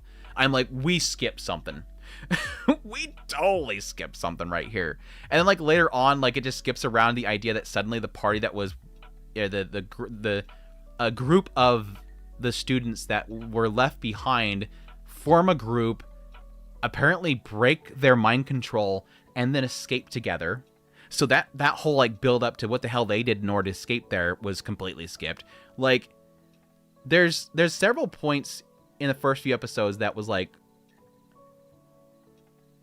what? Okay, that's fine. Okay, that's fine. You got my attention though, so I'm gonna let that slide. But it does it a couple times later on. I want to say about at least 3 times throughout the entire series where it feels like out of nowhere we skipped months. That aside, if they could have fixed that, this could have been like probably my new favorite property, at least like an isekai fantasy property.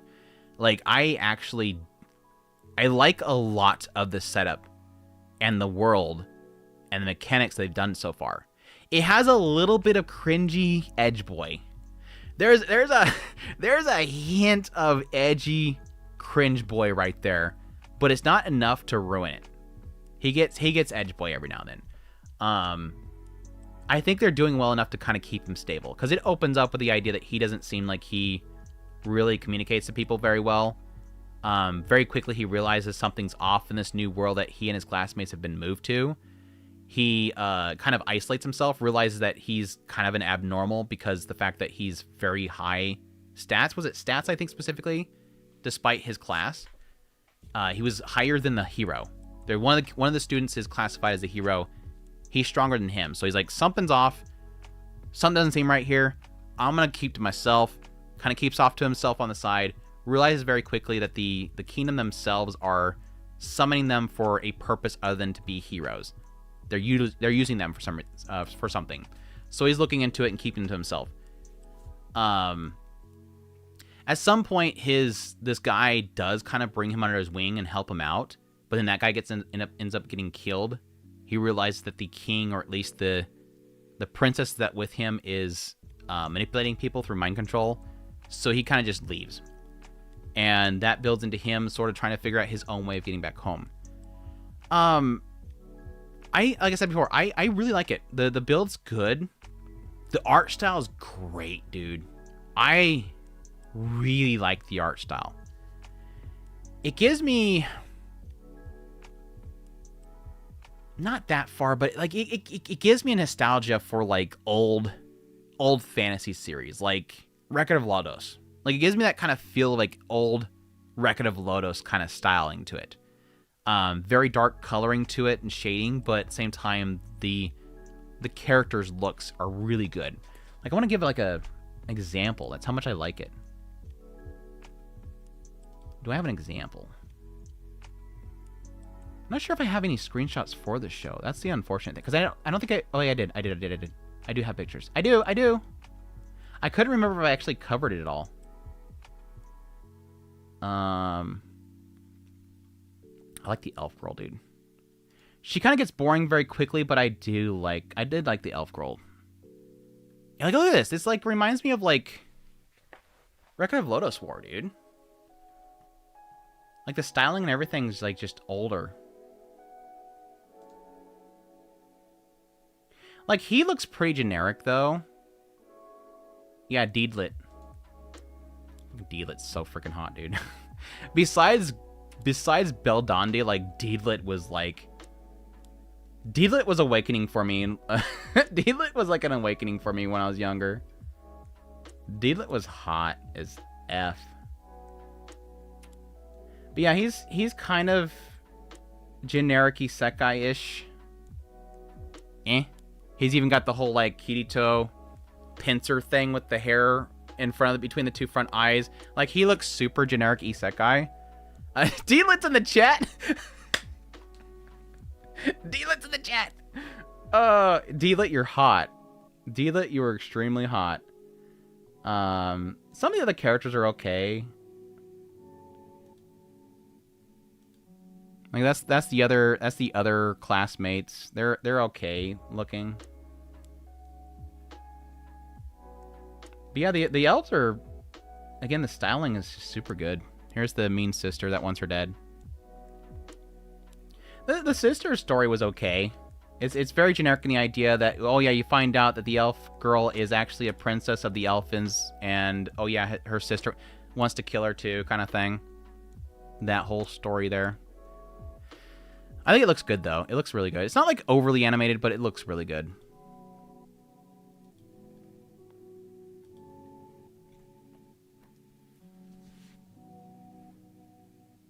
Amelia. Random comments always find the style of the face shadows odd. An opening of light that passes over the nose, as if the bridge wasn't there to block the light. Yeah, I get what you're saying. Anyways, that all leads me to say, I like the style. I like the world building so far. I feel like it's not giving enough time to explain the mechanics of the magic and whatnot. Like he's developing his assassin skills, and it's never really explaining any of it. Just suddenly out of nowhere, he's sucking stuff into a black hole. The next minute, he's nearly dead, but then yet suddenly the shadow starts talking like an administrator and revives him because shadow ability, something's pulling the strings behind the scene and making him OP. He's developing a lot of his abilities, but never really kind of explaining any of it, which I don't really necessarily need like explanations immediately. I just hope eventually it does get to it, and hopefully none of that explanation's lost in the pacing being screwed up. So it's a good setup so far. Again, if it were betterly paced, it could have been like a top new isekai of the genre. Heavenly, what's up? Happy New Year to you too. Hope you have a great 2016. Sorry, my brain's like thinking of older titles and stuff like that with like Deedlit and everything like that. 2026. We're not in 2015. We were in 2015. I'd be making some calls and telling people to stop AI. I'll be putting some bets down. Yeah, the romance that's another, again, kind of fault of the pacing, because like that was one of the other parts later on where it's like suddenly out of nowhere it feels like the two of them are like super thirsty for each other. Like for the most part he's very distant with her, and then out of nowhere suddenly he pulls out a knife and goes, "Marry me." It's like, whoa, what are we doing right now? We're jumping ahead with this relationship. I mean, I'm not against it, but at the same time, let's slow down. Thank you, Twitch spam.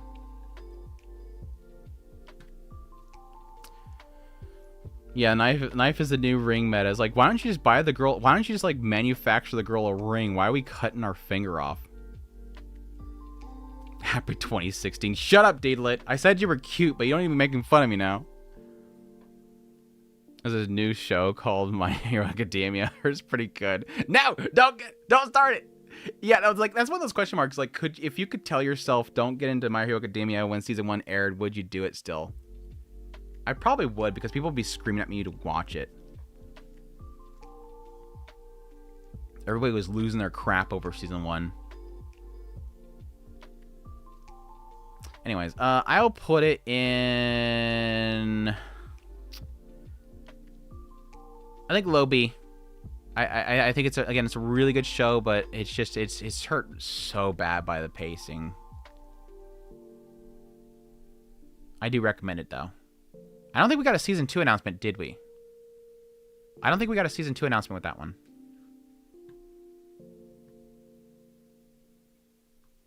Can't wait for this new anime called Your Name 2016. It's gonna shut up. Shut up, guys. Shut up.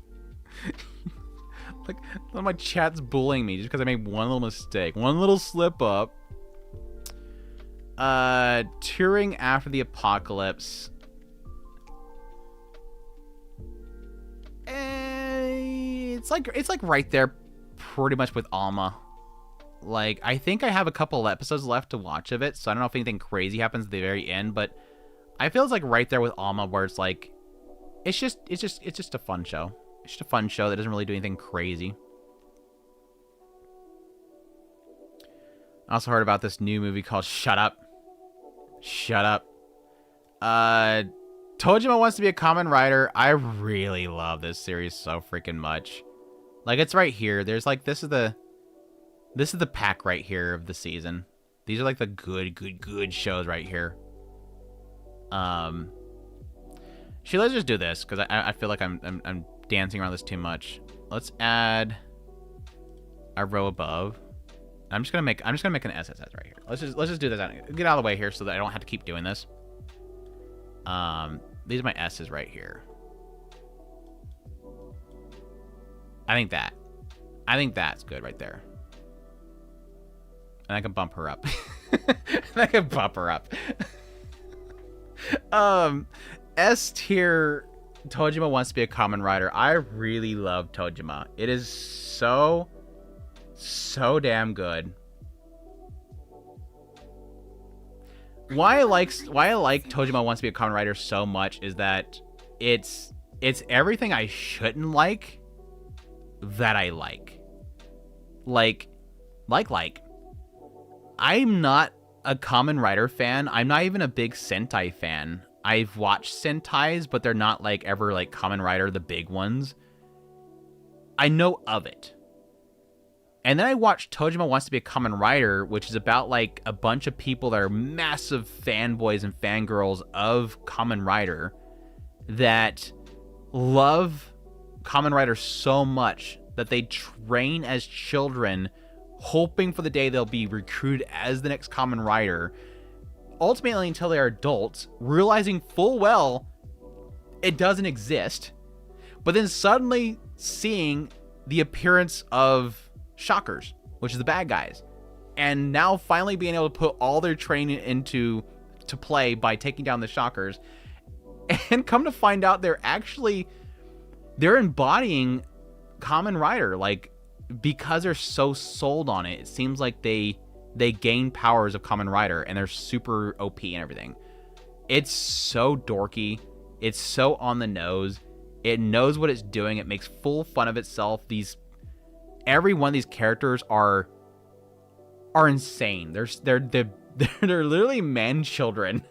They're literally man children that are so geeking out about Kamen Rider and being dorks, and I love it. Plus, again, sorry to One Punch Man fans this season, they nail like everything. Like, it's not like an incredibly animated show. Like, it's a lot of action stills, but like it nails it with like the music, which is like Teddy Lloyd. Was it Teddy Lloyd, right? It nails the music. It nails the sound effects, even though I do feel like sometimes the sound effects are a little bit too overdone to the point where it's muffled. The impact is there. The shots, the composition of the shots themselves sell everything. All of it. Yeah, it was Teddy Lloyd. Okay. Again, I'm really tired and bad with names right now. Yeah, every time it kicks up the I Am Tackle song, it's like, God damn, I love this. I love this so much. I am Tackle. It's so freaking good, dude. The music's just chef kiss. It's just, everything about it just works. It's dorky. It's insane. It's got oomph in the combat sequences. Watching my girl Tackle just like beat the crap out of everybody and win and just cheer top of her lungs. It just hype. Like, I haven't been as hyped for a fight scene as I had for like that entire tournament that they had. That tournament that the Kamen Riders, so to speak, all held was like the most hype I've been about a tournament since like Cell Saga with Dragon Ball. I haven't been hyped for tournaments since Dragon Ball Cell Saga. That's how much I don't really like tournaments. This one was hype levels to the roof. I kind of liked My Hero Academia's earlier tournament. I was kind of not wanting it, but then when I had it, I liked it. Anyways, sorry. The YouTube bug, I can't chat for about 10 minutes saying I wasn't subbed. I think somebody said that happened to them last time. Sobble had that happen to them. Not sure what's going on with that. I should probably change that because it's the default right now. I could probably change that to be like 2 minutes. I just want to avoid spammers, so I probably should change it to 2 minutes. By the way, it was SSS. Well, good thing I yapped for 10 minutes, so you didn't get left behind for what you wanted to talk about, right?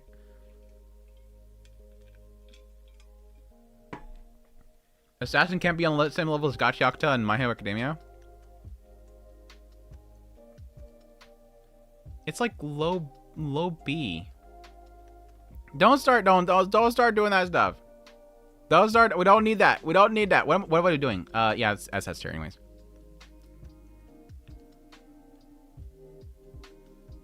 Sounds like a skill issue. I kind of expect another tournament, although I suppose the provisional license exam is kind of like that. Can't wait for the next Kamen Rider. I'm like an episode behind because I've been trying to get some stuff done before the next season kicks up, and I know that I can come back to it and finish it. So I'm like, I think 2 episodes behind at this point. I'm gonna be 3 episodes in a couple days. Hopefully I can get caught up on it here soon. Inexpressive Kashiwada. This again kind of similar to Turing and Alma. It's cute, but kind of gets repetitive very quickly. It's not a bad show though. It's just super cute.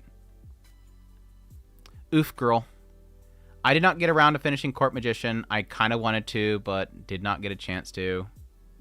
The only reason I literally hate the first episode. I absolutely hate the first episode of Banished Court Magician. I only wanted to go back to it because, again, it's ranking really high on Japan. I kind of wondered if there was something there. I forgot. What the fan art? Thanks for the 9. Tojima is S tier. Well, I'm glad for once I'm on the same page with what the fan art. And it's probably because they like hot tackle moments. That's S for strip costume changes. S for suplex. S, yeah, so he likes tackle. You like how Tackle strips herself down in front of everybody and just doesn't give an F. Literally just rips off her clothes and puts on her costume in front of everybody. She doesn't care.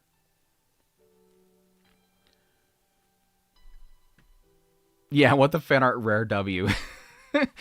A rare moment that I could agree with what the fan art. Isn't that crazy, guys? Yeah, who can argue with that? Dude, Tackle's so freaking good, dude. Tackle's legit, like, the best character of the show. If Tackle wasn't there, it'd be very difficult to watch the show. Like, I like Tojima. I'm not a massive fan of the brothers. They have their moments, but Tackle's, like so much the show for me. Hands off Soaranare Kotosashi-kun.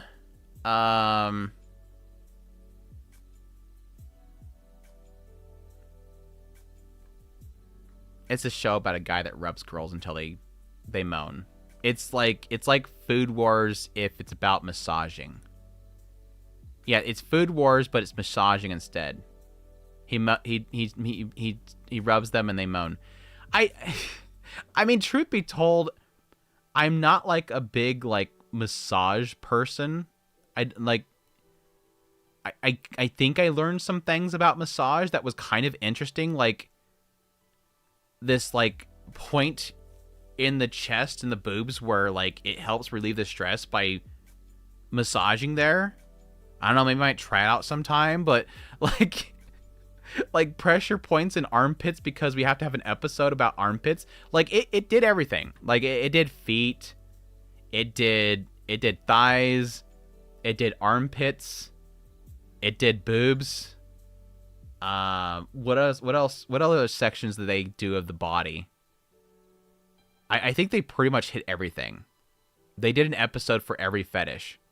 I don't know. I don't think they did ears. I don't think they did any ears. So inner ear people, sorry, there's no episode for you. I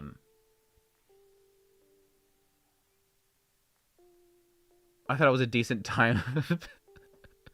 I thought I was a decent time waster, a time passer. It's fine. Like I think its biggest problem is that like the writing is so bland.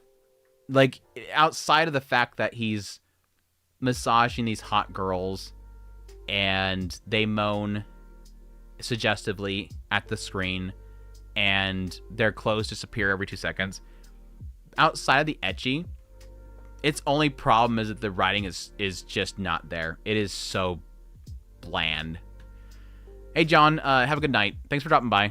I appreciate your support. I hope you have a great rest of your day and well, I guess your night, and have a great 2026. It's just nudity. It's just nudity. This show is not made for writing it. It's just goon stuff. We can all admit that.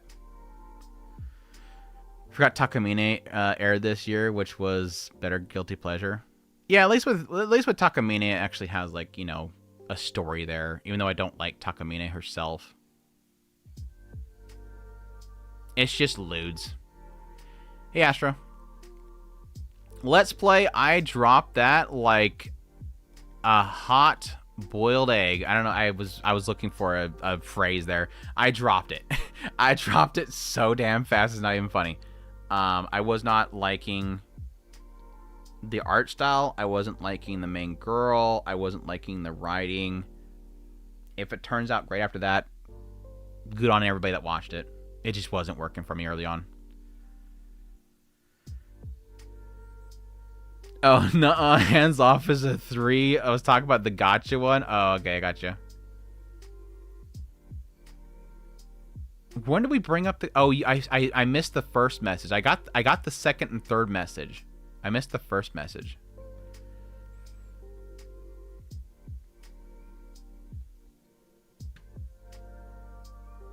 Unlimited gotcha in D. I don't remember who. Maybe Sobel or Sarah gave it an 8.5. Probably Sobel, because I remember seeing some conversation of Sobel and One Punch Man in the One Punch Man chat. So I'd assume he would probably carry off from that with One Punch Man.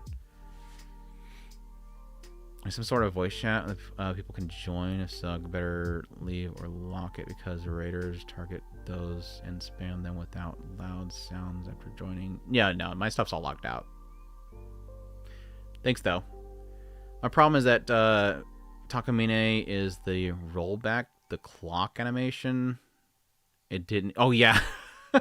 They're like... It's like they're Sailor Moon. They're Sailor Moon kind of thing. Like, every single episode, they have to do the whole Sailor Moon transformation thing. And, like, they had one episode where they did it multiple times, and, like, only one of the times that they actually shortened it a little bit. It was so obnoxious. It was totally just to fill in time. Like, we needed some little extra time. Let's just play the entire thing. And it was, like, 16 minutes? Like, not 16 minutes. 16 seconds? Like, it was a long clip. Like, it was a long clip. Let's Play definitely made choices. I got a kick out of it because it like felt like some of the characters were from Hanna-Barbera, like Hanna-Barbera style characters. It was weird. They didn't match. The character designs did not match each other. But that's nothing to say about the story. I don't know what the story's about. Isekai Quartet. I'm like halfway through it. Another one that I need to finish up. So far,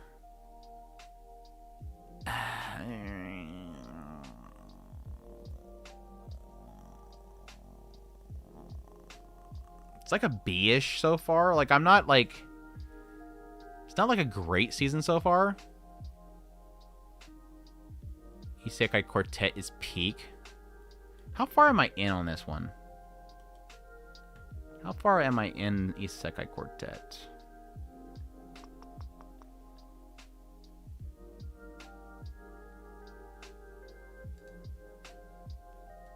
Mute my track again so I don't get in trouble. Let me double check. Episode.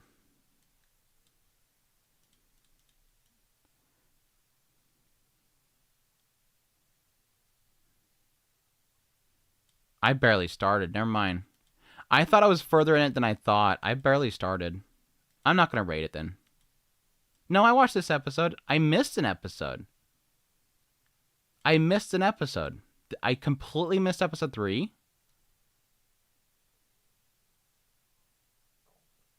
No, I watched that. Never mind.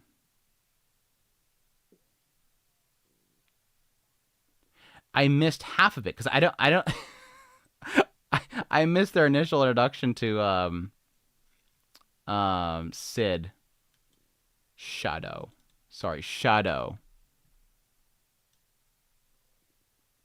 Yeah, and I watched episode 4.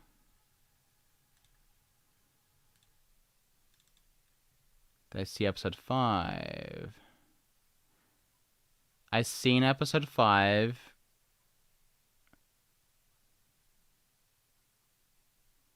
Episode 5 is where I stopped. Okay. So I'm not even halfway through it yet. Oh, let me turn my music back on. Oh, I completely turned it off. Okay.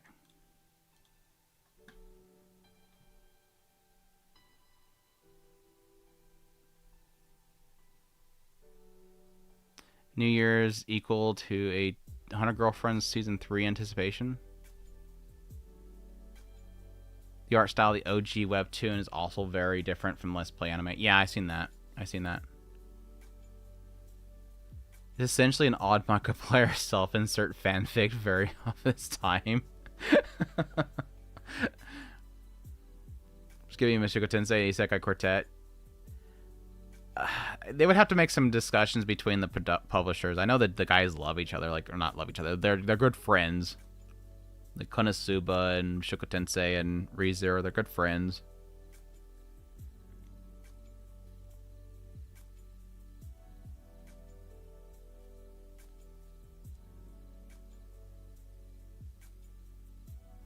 So the fantasy bits of Let's Play were more basic isekai anime life and relatively enjoyable until you remember. This isn't. There's a fantasy. What? There's fantasy elements to Let's Play. I know that she was she had the game, but I didn't know there was like some fantasy element to it.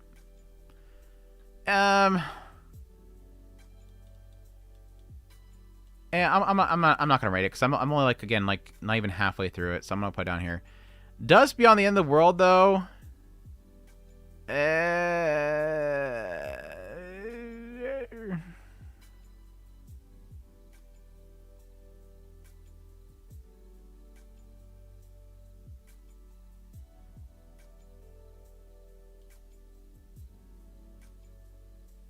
Is Earthly still here? Is Earthly gonna agree with that one? I want to get Earthly's take. I don't want to hear what the fan art's take, because I know there's hot girls in here. I don't want to hear what the fan art's idea.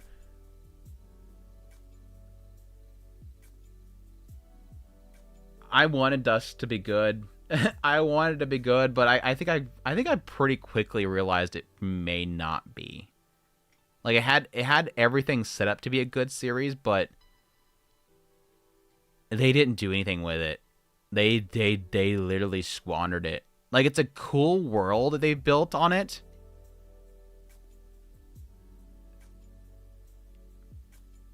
It felt like the writer wanted to be a romance adventure. And at the very end decided to be all crazy sci-fi-ish. Like heavy sci-fi stuff in the later parts of it. Like, let's finally talk about the sci-fi stuff. I don't know. It had potential, but I think it squandered it. It, like, back-ended everything interesting at the very end.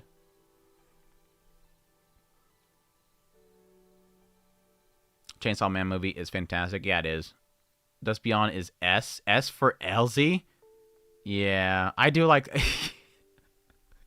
That's the funny thing is, like, it feels like the entire story, like, the entirety of Dust Beyond the End of the World is a massive, like, advertisement and, like, propaganda by some writer to get people to accept harems. Like, that's literally the end of it. The end of the story is literally them trying to beat into your head, you need to accept a harem.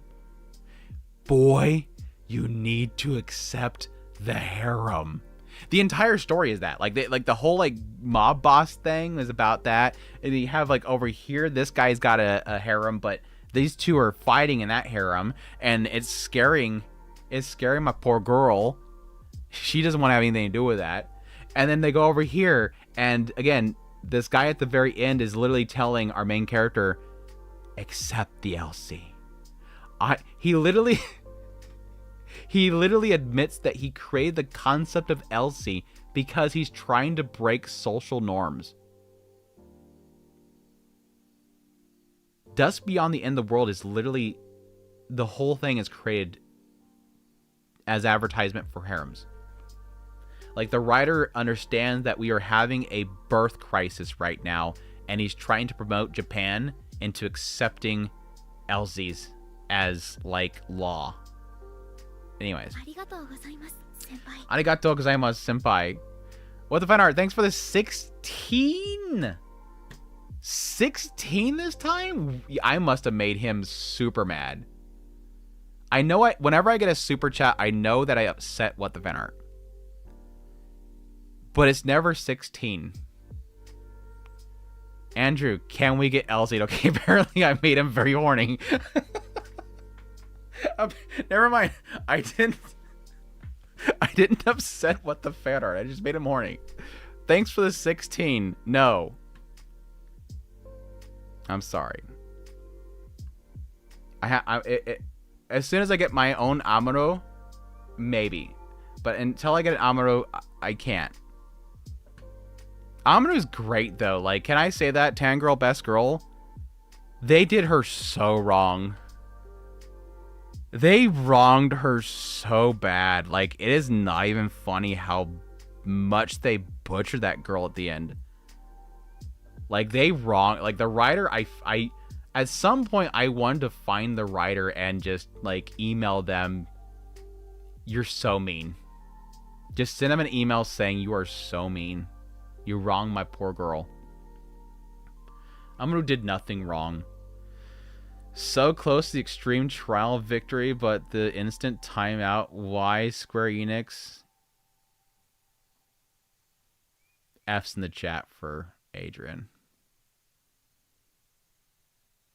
Wasn't one of the shows many men and one woman, or 4 women, not increasing the birth rate much? I think it's just the idea of, like, increasing family size altogether, bringing them together for some sort of, like, bond that would facilitate that. I mean, if the women aren't getting with anybody already, then what's the You're not changing much, right? You're just giving more opportunity. The idea is to increase the opportunity. And I think it had something to do with the fact that, yeah, pretty much society was so destroyed. You did have technically a lot of people that were displaced by what had happened. The massive war and destruction that happened from the AI. Yeah, for those who don't know, Dust Beyond the End of the World is basically what happens when we decide to plug in AIs into our, like, brainstem, like our spine tap. And I think it was actually into the nerve system, question mark? I don't remember. Tapping AI literally into our bodies and then that being hacked and go to crap by some AI that controls all the consciousnesses and destroys the world. Thus stands on the edge of for a while, but in episode 10 stopped dancing, put on the clown wig, and just played tutu, left off the edge and with a sparkler in each hand into a cesspit. It's like the problem with the later episodes is like it's suddenly on the moment that he gets literally he goes plus ultra. The moment that he goes plus ultra, like it's just one. Yeah, we're doing this. It was like that. My response to that, we're doing that. But it's like after that point, it's like let's finally get into the story. Here it is. Info dump, and it's like I would have rather had that whole like story building up to the current time with the hot AI chicks that were in the OP. Like the OP has like all these hot robot chicks. They're in that flashback, and it's like, why couldn't we have a show with them? Like that sounds like a funner, like a more interesting story, is the downfall of mankind and the attempt to try to save it. Instead, it's like 90% of the series is walking around and seeing different LZs and deciding if they want to LZ or not. And then that. What the hell was that sound?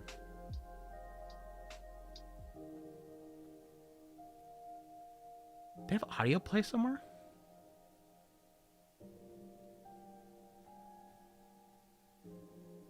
Anyways, I thought I heard something play in the background. It's tripping me out.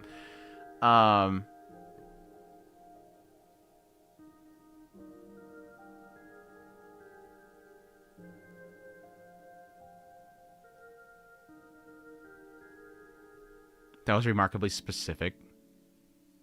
It merged the blood cells. It's not a bad story, badly written. Yeah, I think there's a pacing issue, layout issue. It's not bad though. It had its moments. Emma Musume, Cinderella Grey.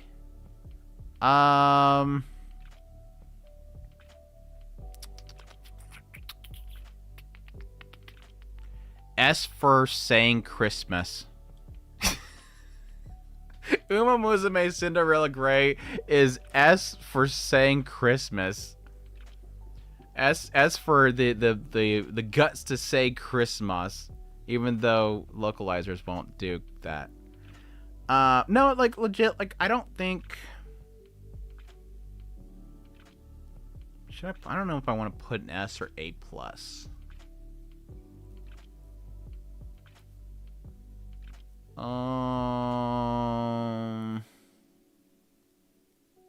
S tier for main lead who's a better Bochi.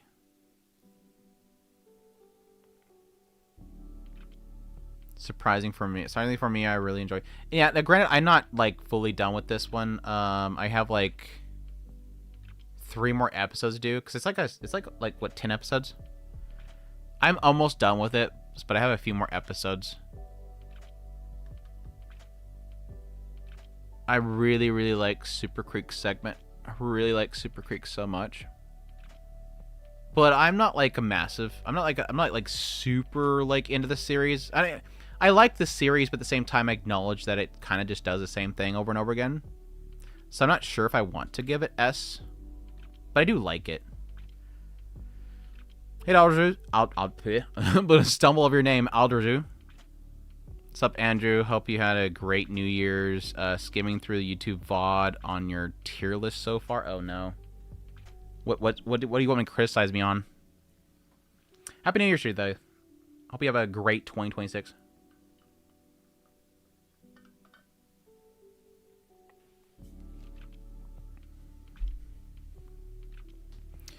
Yeah, I do want to get. I want to get to the part with Tomomo Cross. I do like Tomomo Cross.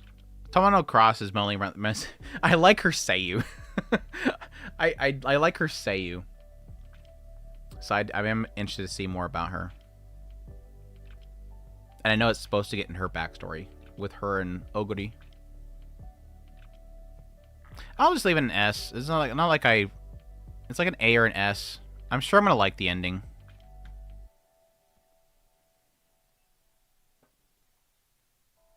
I just don't think it's... I don't think it's to these levels. I think it's this level.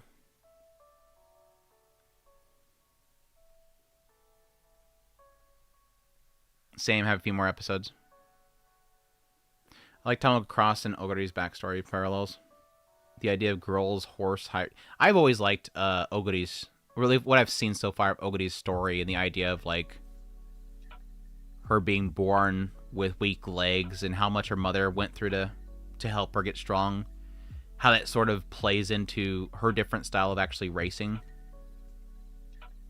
I like that about the first season a lot.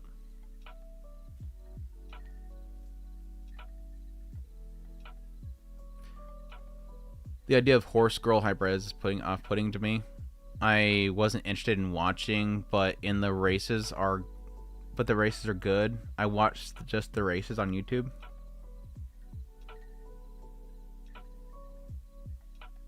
I mean, I can't say that you're not allowed to have like something off-putting to you, but I'm like, I don't really necessarily think that they play too much into it. It's just people with tails and ears. Definitely stop making fun of yourself. Stop fighting with yourself. Anyways, Sis Viz I didn't actually watch. Tatsuki Fujimoto. Tatsuki Fujimoto is kind of hard to put in the list too. I guess it'd be an S.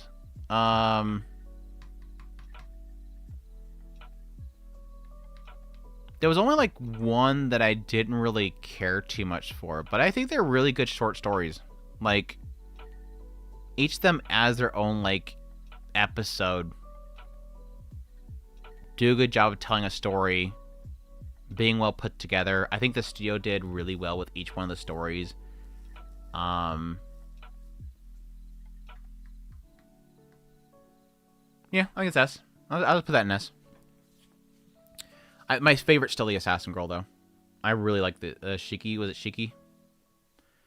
Fall has just been okay season. There were some good surprises, but nothing too mind-blowing. Right. Agreed.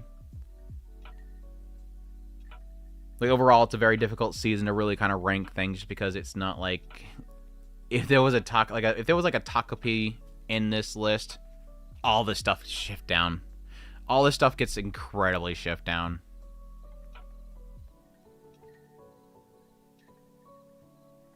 No races were like, oh, she has the gimmick left, felt like good Uno reverse, kind of fun to expect the random horse will win to win. I mean, that's sort of been my problem with Uma Musume, is that, like, looking back, every race kind of ends how you're like, yeah, I kind of expect that. Yeah, I kind of expect that. But it does well in making it super hype. Like, for some reason, every single time it's super hype. It's kind of like what I was saying all the time about Dr. Stone. Like, Dr. Stone always has, like, the element of, like, oh, yeah, now suddenly they need to make this thing, and they're gonna make it. And then suddenly, oh, they make it. And it's like, yeah, I kind of expected him to figure out how to make something. But it's always kind of hype. But Uma Musume, like, nails it with the sound and the music and the sound. And the sound. The sound is, like, sound. Sounds so good. Did you watch 100? No, I didn't. I heard it released on the 31st. Haven't had time to watch it personally. Yeah, I only got a chance to watch the Kaguya-sama Love is War special. I didn't get a chance to watch that one. I will put Kaguya-sama Love is a War. I'll put up an S2. I'll put up an S2. I'll put it above. I'll put it those. That's fine. I'll put it up top. I'm fine with putting up a top. I've seen the Japan Cup. I don't think so. Tomo Cross is coming out this year, so Cinderella Grey is promoting her good for the gacha people. I literally was looking through a list of like because I pretty much shelved my Musume app. Like, I log into it to get like a daily every now and then, but for the most part, I don't really play it. But the only thing I do is get daily login stuff, and I'll do the races if I see it, like the races to get the tokens. So hopefully, eventually, I can unlock characters. I looked through like the future gacha, or at least a couple videos about future gachas, and I'm like I don't see any of these characters as like, that one, I want that one. Like none of the designs like really grab me. I still want a McQueen. Like, I've still yet to get McQueen. Like, I came to the game for McQueen, and I've been mostly like fanboying over Rice Shower instead. Because I got 2 Rice Showers now. I got the regular Rice Shower, and then I got the Halloween Rice Shower. I don't have anything else. Oh no, I pulled the giant girl who didn't even end up being giant. So here's a funny story for Uma Musume fans out there. I logged in one day to the game, and it popped up that there's a new character. I don't even know what her name is. But she was humongous. Like, she is huge. Like, it shows her, I think it shows her step over the stadium, like the seats, and steps into the area, the racetrack. Like, she's huge. And I seen her, and I'm like, oh great, there's a giant girl. I cannot wait for somebody to message me and go, hey Andrew, you gotta get back to Musume because there's a giant girl. Because for those who don't know, there's this ongoing joke around my community that people think that I like giant girls. I think the origins of it was that I like the Aoyuki character from Seven Deadly Sins. It was Aoyuki, right? The giant girl from Seven Deadly Sins. I think it was Aoyuki. But I liked her, and so now everybody thinks that I like giant girls. So then you have like Mountain Girl, I think whatever her name is, from My Hero Academia. Everybody's like, oh, there's your favorite character. Every time a giant character shows Chain Soldier, there's a giant girl in that one. Everybody's like, oh, that's probably Andrew's favorite character. So anyways, I see this character and I'm like, I know somebody's gonna message me. But then I'm like, you know what? This game, like, I have zero luck with Uma Musume's gacha system. I absolutely hate it. It's one of the reasons why I stopped playing it, is because I realized that it's got a gacha system similar to Blue Archive, where you have to pity to get characters. You don't roll the gacha and get the character. You have to pity. You're building to a pity, and you're getting a bunch of 1-stars until you get to the pity. I've literally never pulled a character before then. So I'm like, okay, watch. I'm going to throw 110 pull. Watch, I'm going to get her. Just because this app knows the joke, and it's going to be in on the joke, it's going to give it to me, and I'm going to have to post on the Discord. I only rolled once, and for some reason the game gave it. Sure enough, rolled a 10 roll, immediately got her. I have never, ever pulled a character that I wanted in that game. Never. I've gotten close to pity and I gave up. I have never pulled a character that I wanted in that game until that single 10 pull. And I didn't want her. The game just knew. Yes, the app knew. Troll this boy. Thankfully, after that, I did get Rice Shower Halloween version very quickly. But I think that was the game's attempt to try to get me to come back. Because I barely play the game anymore. Anyways, that's my goofy giant girl story. The app knew, and it trolled me. And it gave me... No, the annoying thing is, to follow up on that, the annoying thing is, she's false advertising. The character is legit false advertisement. Because the welcoming pull screen shows her as a giant. Again, she literally steps over the bleachers into the racing ring. Neither in the storyline, nor, and I expect this for the track, nor in the races is she even big. Now she's chunky. Girl is chunky, and compared to the other girls, she is much taller, but she's not giant.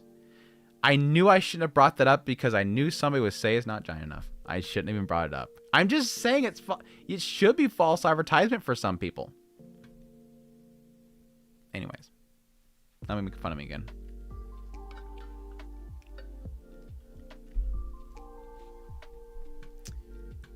What are we doing?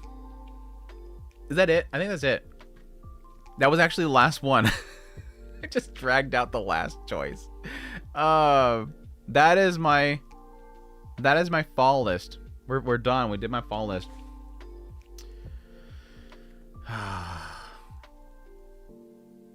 Was her name Michelle?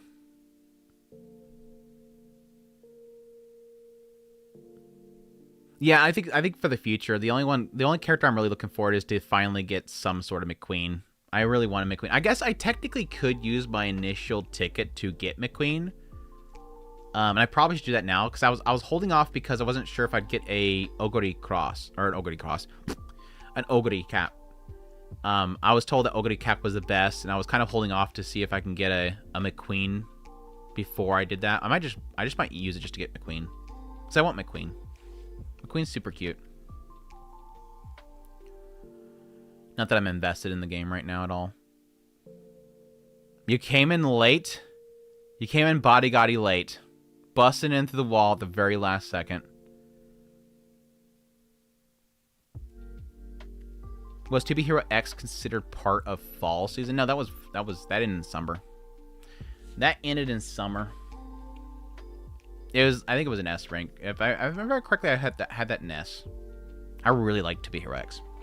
Super good show. Super good show. Yeah, because it was in my top 10 anime of the year. I think that was my number 10. So for sure it's going to be S tier in summer if it was my 10th top anime of the year. So much S tier. Great season for you? No. No. Like I mentioned at the very beginning of every single one of these tier lists, this is based on the season that it is in. A good example is that if like Takapi was in this season, these would probably be B tier. Like these are the S tier of fall, which is not a very strong season. I do really like these shows, but I wouldn't say that these are like 10 out of 10 shows. So, yeah, not a strong season, but they are S tier of the fall season. That's why when I put Chainsaw Man up here, I put S plus. Like, because I want to be very clear, this is like comparatively massive difference. Yeah, Sawano Hiroyuki music and To Be Hero X was super good. Super good. There was a lot of really good music from Sawano this year. Because, of course, we had the music in Solo Leveling from Sawano. His involvement with the OP of Season 2, which was like... It was Lisa Stray Cats, ? And Sawano. That's still probably one of the best tracks of this year was Solo Leveling Season 2's OP. Super good. No, I didn't finish the mangaka one. It seemed fine, but it wasn't really catching me. I liked her and her dynamic with her editor. It was kind of cute. Music in Chainsaw Man is so good. I think it just vibes so well with it. It's chaotic at times.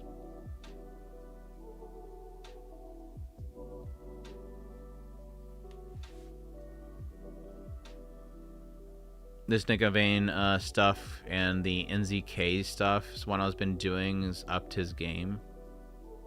I've never actually looked into the whole like branding stuff that he does. Because I remember the NZK stuff he started bringing that stuff up with Aldnoah Zero. I never actually looked into all that stuff. As much as I'm a fan of his, I never really looked into his brandings.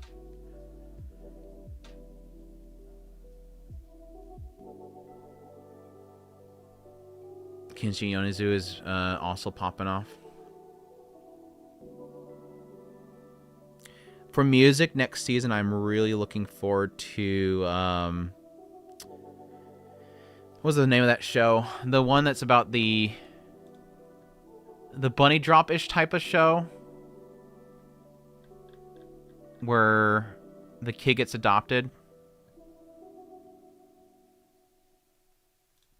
because of the music. Brain stopped working for a second. We're looking for search. I was looking for browse for some reason. Because I want this right here. Hey, we got it. We got it. Things are working now. Yeah, there's the movie. Do they have an actual date set for it yet? February 13th. So what, like an April or something for us? I'm not sure how fast they'll end up getting it over here. Has anybody said they picked us up yet? For Western distribution?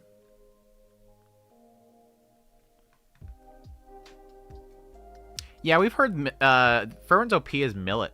It sounds really good. It was in the last OP or PV that we had. I'm assuming that's the OP. I'm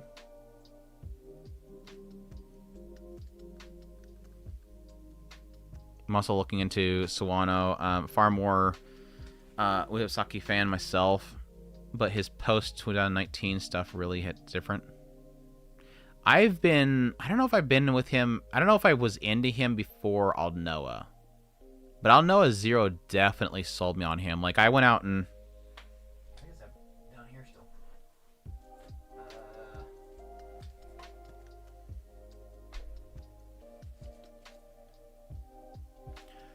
Oh my gosh, it's so dusty down there. There's all my music CDs that I have.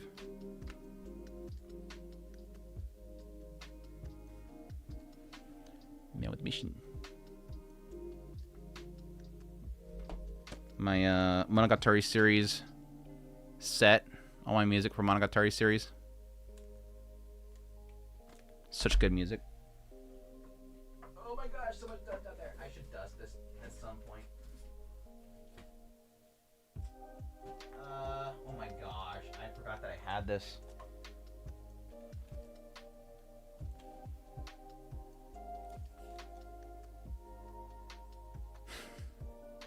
Kind of hurts to see it now.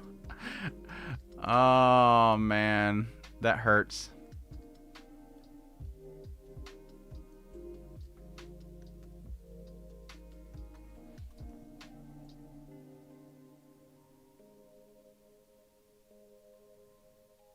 Such good music, dude. Such good music.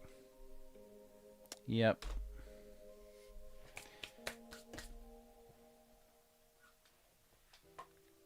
Talk about, like, a massive loss.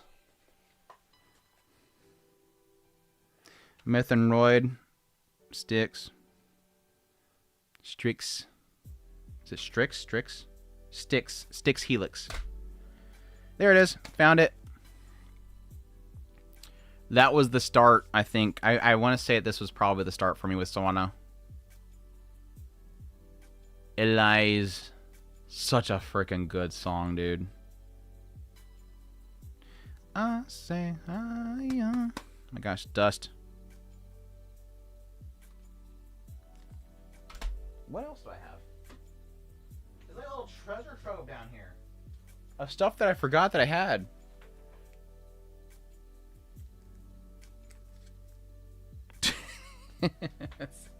Stupid.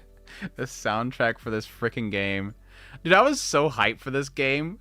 When I first seen the trailers for this game, this was like revolutionary. It was like a third-person 2D hand-drawn and animated, like, third-person dungeon-crawling turn-based action. The game came out, and I hated it with a burning passion. I still like the designs and stuff like that, but I freaking hate the game. I just hate the game so much. I didn't know how to soundtrack from Remaster Rebirth. This game needs to be ported off of, like, Vita hell. It's such a good game. Oh. My gosh. Egoist soundtrack for Kabaneri of the Iron Fortress. Another really good song. It's good stuff. One of my first anime soundtracks, the Tenchi Muyo OVA Bests. Some good art in there. That's old. Old. Mihoshi Sasami. Ayaka Ryoko. Jeez. So dusty down there, dude. It's so dusty down here. I never get down here to dust. Just a bunch of CDs all stacked on each other. Super Beaver. Some good music too. Super Beaver is so freaking good. I think this was for it was for, god damn, I can't remember, the show about the guy that was isolating himself and the girl that came by his place all the time. I think it was that show. I forget the name of it. Clanad soundtrack came with the Kickstarter. Clanad music. I'm getting some reminiscence going on here. I just dug, dude. The bringing up the whole I'll know a zero, and suddenly I'm digging. Final Fantasy Distance Worlds soundtrack with a broken jewel case, apparently. Oh my gosh, more dust. What is this? Oh my gosh, one of the coolest soundtracks for one of the worst shows ever. One of the coolest soundtracks for one of the worst shows ever. Oh my gosh, Genesis for Dimension W, Stereo Dive Foundation. What a waste of a good song. Oh, I forgot that I had this one. Stereo Dive Foundation, Daisy. That's another good one. Another Distant Worlds track. I think I got all the Distant Worlds back then. More Man with a Mission. Dude, I had this big, massive, like, Man with a Mission kick at some point. What's this one? Oh, Brave Shine. Oh, such a good song. Dude, Brave Shine by Aimer for Fate Unlimited Blade Works is so freaking peak, dude. I listened to it, like, on repeat for, like, weeks. This was my trip to and from work was literally Brave Shine over and over again, dude. Brave Shine. What else is on this one? Ophelia, Brave Shine, something else. This is good. It's good stuff. Good stuff. What else? I got a few more. We're getting down the bottom. This is what I actually plan on doing, is rather than doing a full room tour, just like on a regular basis, every single live stream, we'll find something else. Ayumi Hamazaka for what?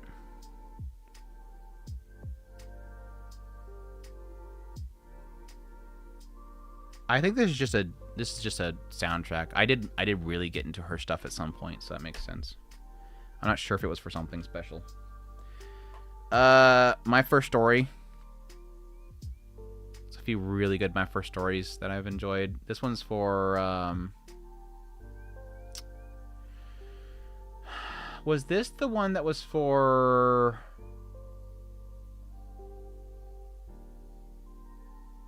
Blanking. Nobunaga. I don't know. Can't remember. Yeah, I love my first story. I'm with on that one. Another Stereotype Foundation. For Renegade. This one's for Gangsta, if I remember correctly.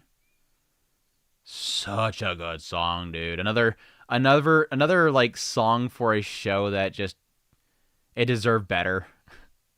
I still like Gangsta, but they kind of fudged the pooch on production. And then Naked Dive, more screen mode.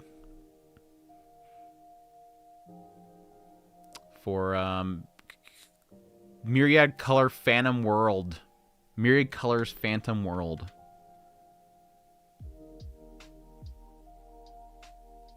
That's good stuff, dude. My gosh. So much dust out here. I don't want to put it back down there until I dust it. Okay. Well, that was a fun little, like, random, like, side tangent to dig down in my music CD area. I think that's literally most all my music CDs, too. I don't really have much elsewhere.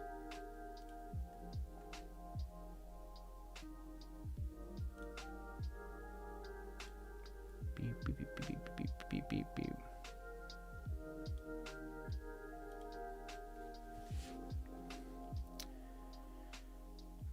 They were watching Infinity Castle now. Didn't that just release here recently, or did it get leaked? I heard some people saying that it's out.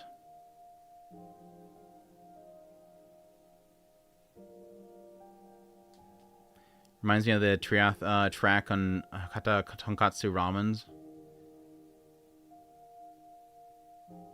Did I watch? I think I watched part of that. I don't recall it. Love my Sakamoto's OP for Visions of Escaflowne. Sorry, reminiscing a little. We're all doing that right now. You're literally in the group right now. We're doing that. Also, everything from Rurouni Kenshin series.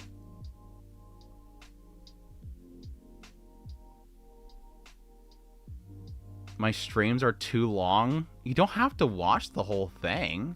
We're gonna wrap up in a minute though, because I gotta get some sleep. I'm actually surprised the tier list went on that long, but it's always like the yap. I enjoy the yap about just the shows. I always find I don't really care much about doing tier lists all the time, but I like how the tier lists create discussion. I've always liked the discussion that tier lists make. It's 2 a.m. here. It's almost midnight for me. Almost midnight. Let me make sure that I didn't miss any comments earlier before we wrap it up. Did I miss any people's asking question that I missed? I try not to miss any comments. I really do like... I like the chats being here and us experiencing this together. The discussion is literally why I like these live streams.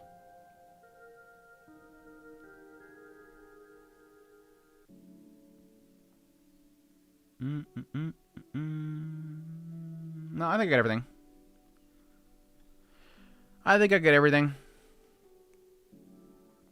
Did I see your comment about anime ego? No, I don't think so.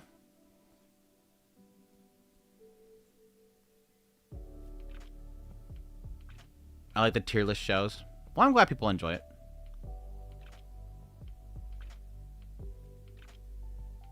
No best boy girl tier list of fall. No, I actually did think about doing that.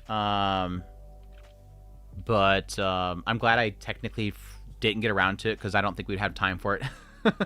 It would take way too much time for us to go through boy and girl. I might do that next week. If people really want it, we can do that next week. By then I'll have like the last shows done. I don't really have anything that I'm going to be doing for next season quite yet for live streams, so that'll give us a little bit of a buffer there.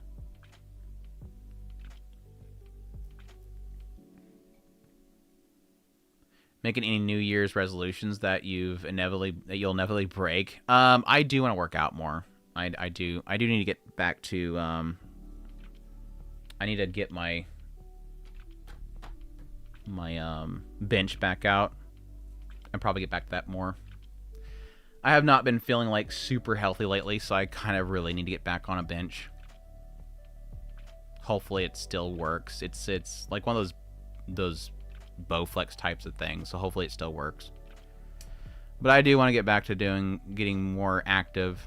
It's probably going to take away from a lot of my content, getting more active outside, but I think I kind of need to do that.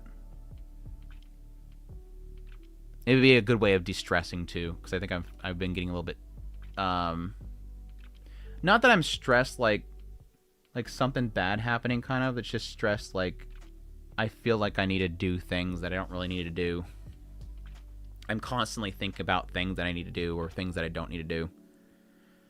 I think it's good to get away and do something. I had a pool for the longest time, but it got too cold. I need to. That's the other thing I need to do. I need to clean that crap out and get it recovered. But I need to start moving, doing more stuff.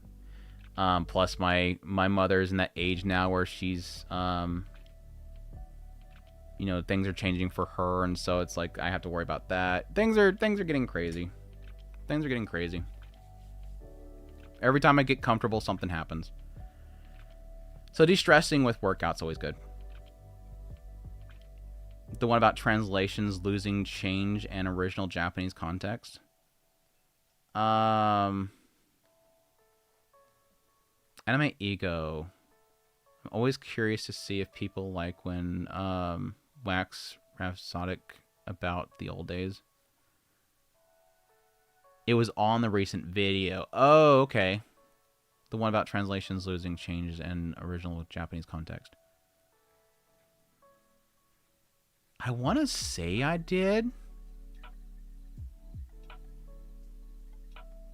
I think my problem is like I did realize, especially after my last video on, they want to erase Japanese humor. I did realize that I think I probably leaned too much in on the word localizing, because I think the term localizing for a lot of people sort of excuses heavy-handedness. I guess is the best way to put it. I think the term localizing excuses heavy-handedness because I don't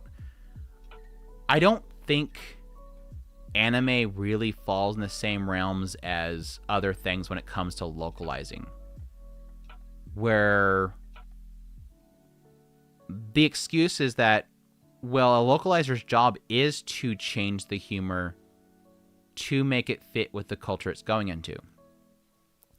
My whole perspective is if you're bringing over a comedy, what is the point of replacing all the jokes with new jokes just because we won't get it?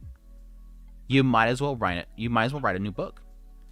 So I think I think it sort of works in a realm of something like a shonen where, like, yeah, most of the show is about the characters getting stronger and fighting the bad guy or whatever. And every now and then a joke comes up. Who cares if they just throw in a random joke that's quickly understandable and makes sense, because they don't want the viewer to get confused before they move on to the next boom boom. But when the show is like, I should have done this when I made this video.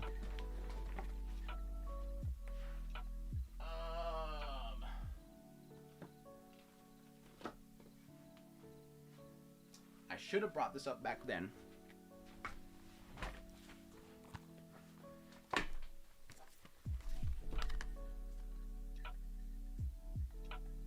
Some people know where I'm going with this. When it comes to comedies, context matters. I watched this the first time I watched Sayonara Zetsubou Sensei. It was a fan translation, and back then,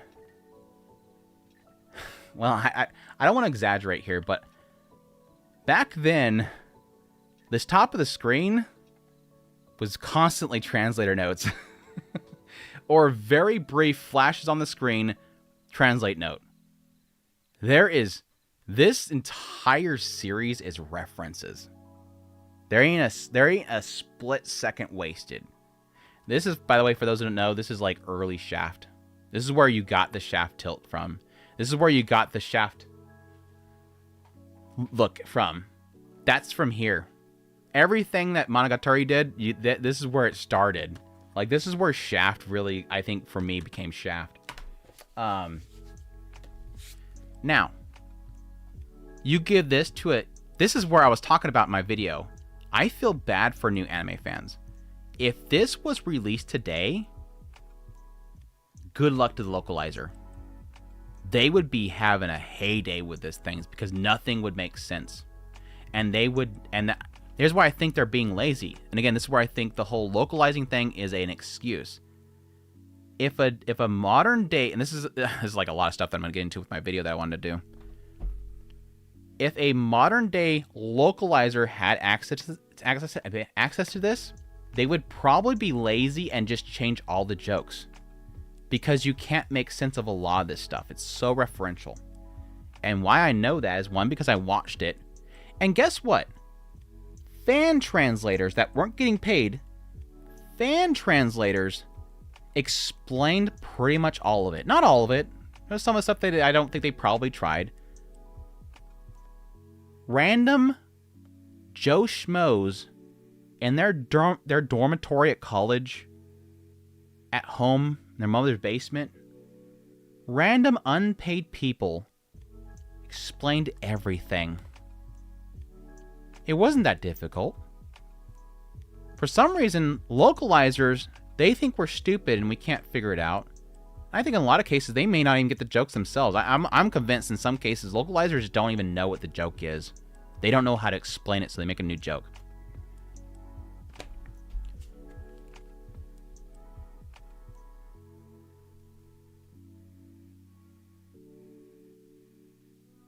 I miss you, Nozomi Entertainment.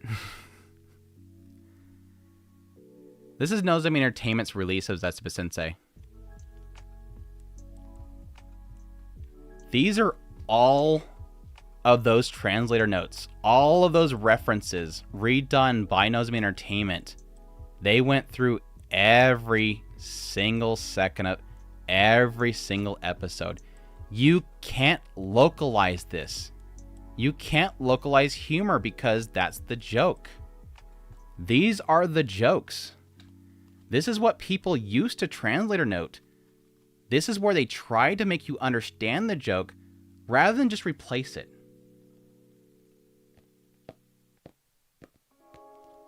This is what's being lost by localizing, erasing Japanese humor. They don't want to... I'm growing more and more convinced they just don't want to explain stuff anymore. They just want to replace it and move on. Just make a Slay Queen joke, move on. Granted, I don't expect them to explain that one. That's a really stupid joke to explain. For those who don't know, with Gacha Level 99, it was like a... They just shortened the you good job. One said Sasuga, one said Sasu. It's just a shortening. They could have easily just had her say, good job, and then awesome. Like, it didn't have to put Slay Queen in there. But I'm talking about, like, complex jokes. Like, I don't expect everything to be explainable. But I kind of just hope that they at least try sometimes. Keep some context. Because, again, my whole point is, like, what's the point of... The localizers' role, as they say, is to take a medium from one country, not just translate, but to make it culturally relevant to a different culture, and to make the humor make sense to that culture. Easy reference. You bring Pokemon over, and they have rice balls. They change it to donuts because a kid's going to understand what a donut is. They're not going to understand what a rice ball is. That's a very simple localizing method. The problem is that, one, people go to anime, and anime has become so popular because people love anime and Japanese culture as a medium. But I understand that technically the majority audience, the biggest consuming and money-making element of anime right now is shonens. But yet, the people that have always been around love everything else. And that's, I think, where they need to be more careful with that choice of localizing and changing things, because that audience is hardcore for anime and Japan culture. But at its core, the biggest problem with localizing and erasing that humor and not translator noting it or leaving it be there so we can figure it out ourselves is that if you're going to just replace the jokes, specifically speaking about jokes, if you're going to replace the jokes anyways, what's the point in bringing the medium over? If you brought over Sayonara, I'm getting tired. Sayonara Setsuba Sensei. If you brought that over now, and you just replaced all those references in there with just like, instead of the chalkboard saying this big reference that they have an entire book here explaining, if you just replace the text on the screen with just, Billy was here. Billy was here. Remember that joke back when we were like, 2 years old, and we used to write Bob was here on the tree in our schoolyard? Oh yeah, I remember that. We could just replace that. You could put Stussy. You could write Stussy on the chalkboard. Oh, remember Stussy? Put Pog on the wall. They could easily just replace it. But again, what's the point? Like, who's the author anymore? Would you... I know the authors don't really care because they're not involved. They don't really... Once it leaves them in Japan, they don't really care what happens to stuff, unfortunately. But what's the point in having the author's name on here anymore? It's not wrote by them anymore. It's wrote by the localizer. The localizer's making the jokes. I don't that's the part I understand. Like for instance here.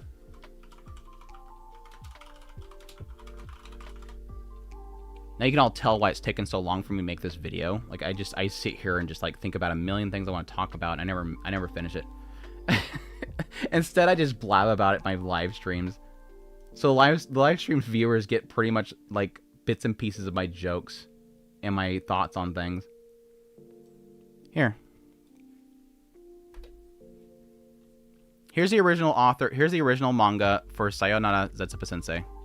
Here's the author. If you were to localize this manga and you didn't want to translate the jokes because they don't make sense, and apparently the jokes aren't funny to anybody outside Japan, if you were to localize this manga and you didn't want to, and you just localized all the jokes to make sense to American audiences, is Koji Kumita even involved anymore? His art's there, I guess.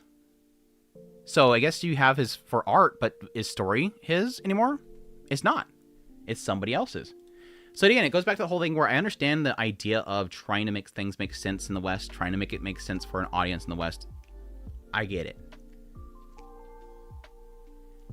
But I think that only really works for shows and stories that doesn't require much translation. It doesn't require much localizing. There's not much context there that's easily missed. When it comes to comedies, it's very hard to see a world where most of that stuff's not going to make sense unless somebody wants to take the time to understand it. And I think that's where the hardcore fans, they want to figure it out. They want to understand it. Unfortunately, I see that most viewers of anime don't even care. They don't even realize it. That's the sad reality, and that's, I think, the localizers are being hired for. Is the majority of people that just don't even know it's being changed. They think the jokes that are in there is actually what's supposed to be in there.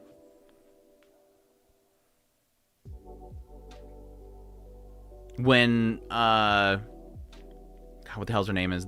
When you watch him, may I ask for one last thing? And she says, "Can I punch this beach?" They think the original writing said that, and they laugh. So that's the sad reality. I especially don't like when translators remove honorifics or replace them with English honorifics. Japanese honorifics tell you how much the relationship. Just leave those in.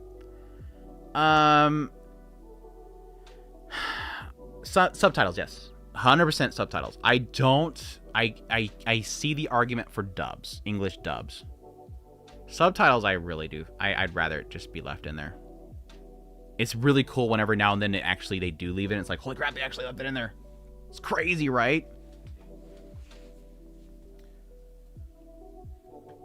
I can't get into Discord. The link says invalid. It's because I don't want you in there. Message me on Discord. Talk to Spirit. I agree. Most anime are very easy to translate, and I speak this with experience in translating casually. Yeah,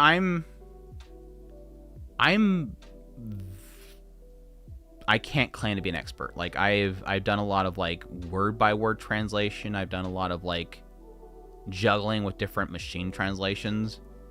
I've very rarely run into cases where things just don't really quite make sense in the way that it's translated. But it goes back to that whole thing where I get that there's sometimes referential stuff that just gets lost. Like they're specifically talking about like an old anime or an old TV show where this one-liner happens, and unless you know what that one-liner is, you're not going to understand. Again, Zetsuba Sensei has a ton of it. There's times where it literally, unless you knew what that show was they were talking about, you're not going to know what they're talking about. Let me bring up I think I may have an example in episode 1. Don't ask me how I remember that. Watched Zetsuba Sensei in so long.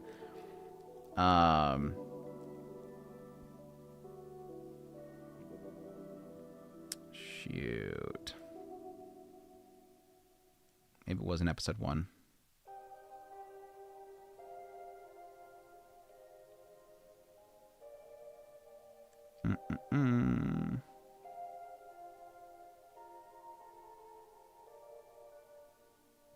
Yeah, there we go. I knew there was something. Right there. This little shot right here with this guy at the PC monitor right here. Dad on his forehead. Kitty's father has a kanji for dad written on his forehead.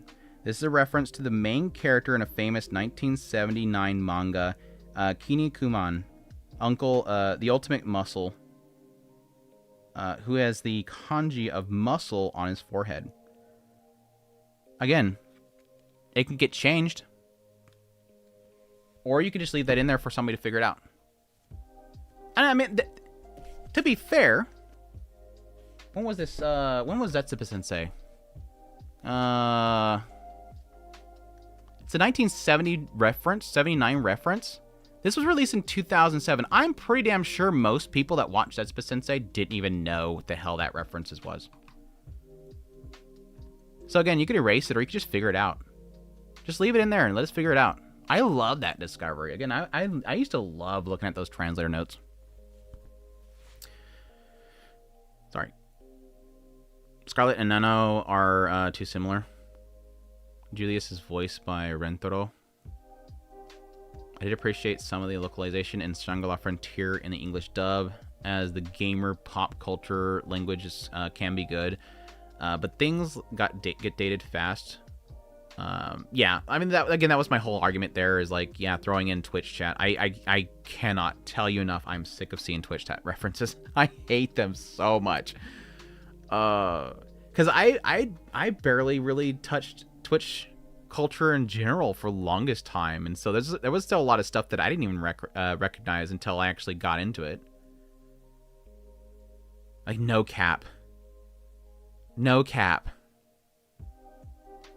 Oh, that killed me inside. I literally died inside when I heard no cap.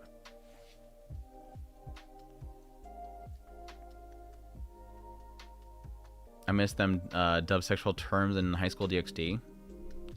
One case I encountered that I remember was the joke in Russian anime, which Yuki calls the maid a doimu, and then says it means super maid or something, which was handled terribly, of course. I seem to remember that. I think I remember that. I do. I think I remember that. No, I know what you're talking about.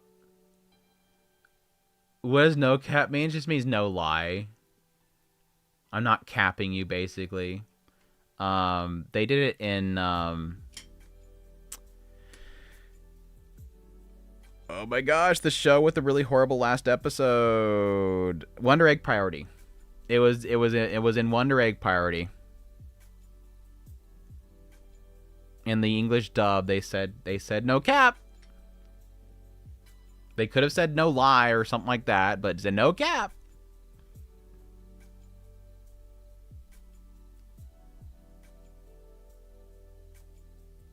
You could say it's for real. It's like rather than capping it, you're saying no cap. Not a lie.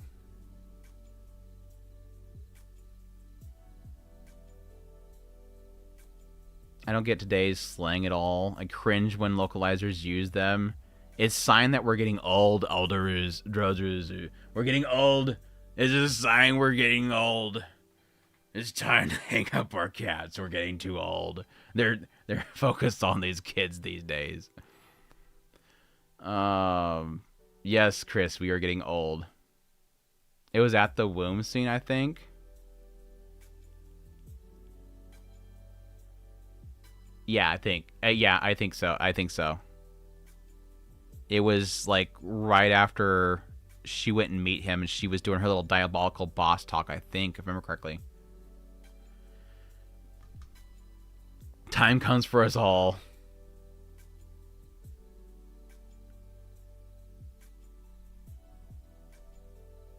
And how to message someone on Discord if I'm not in a server with them. You just add in the... Oh my gosh. Talking to somebody more literate about Discord than me. You go to your friends and then add friend, and you should be able to search by that. Anyways, I guess we'll call it there. I thank you guys for dropping by. It was a lot of fun going through this tier list. I always appreciate having guys here to talk to. Again, I love yapping more than actually doing the tier list itself. So giving my opinions, my horrible opinions on animes at the same time is always fun as well. And ticking off what the fan art. Putting in Twitch chat, Slang also dates the anime. In a few years, no cap. That was my whole point there. Is literally that's going to be completely outdated within no time at all. There's no point in it. And then you have the problem with the fact that they put Spanish in their stuff too.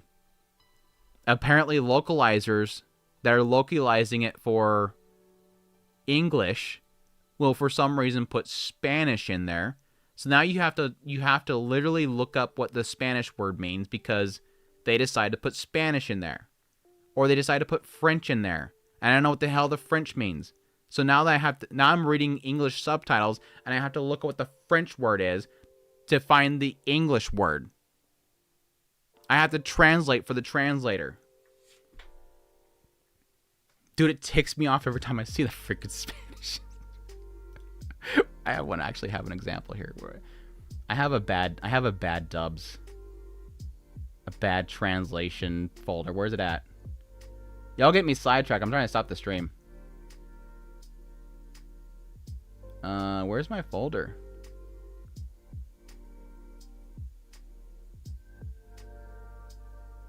There it is. Found it. Oh god, this one. Oh god, this one.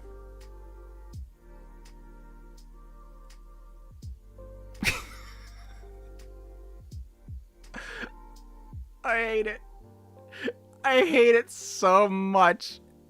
I hate it so much. Oh my god, I hate it so much. Oh, here's that one that we talked about a minute ago.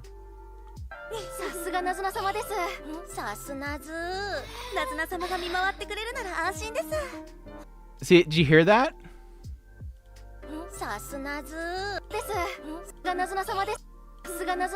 Hold on, I gotta go to the beginning of it.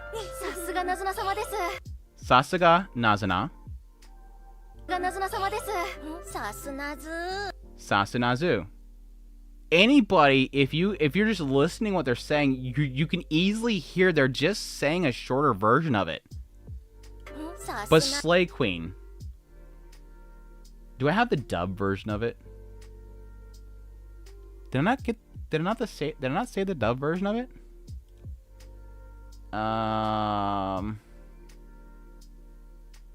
Y'all get me back on this crap. It's all your guys' fault. It's not my fault. I was totally ready to leave. Where is it at? It's somewhere in recent one. There it is. I found it. I knew I had it. Such admirable work ethic. You slay, Queen. It's such a relief to have you. It hurts. It hurts. Such admirable work ethic. You slay, Queen. Delivery just sucks too. Like the delivery is so like weak too. You slay, Queen. Like it's not even delivered well. Such admirable work ethic. You slay, Queen. You slay, Queen. And it's funny because that character is like so much more like muted. Like she's such a what's the word?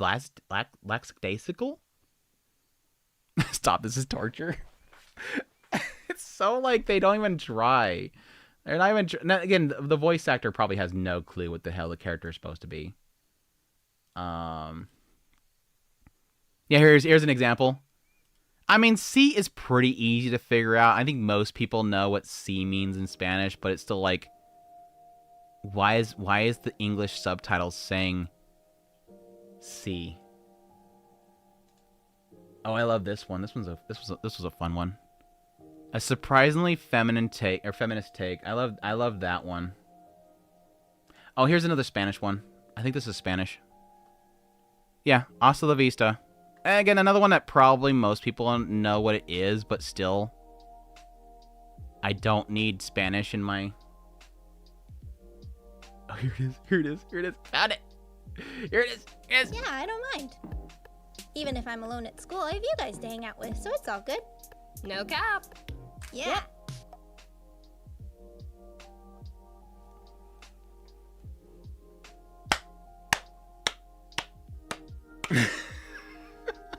No cap. Yeah, I don't mind. I'm alone at school, I have you guys to hang out with, so it's all good. So it's all good. Yeah. No cap. No crap.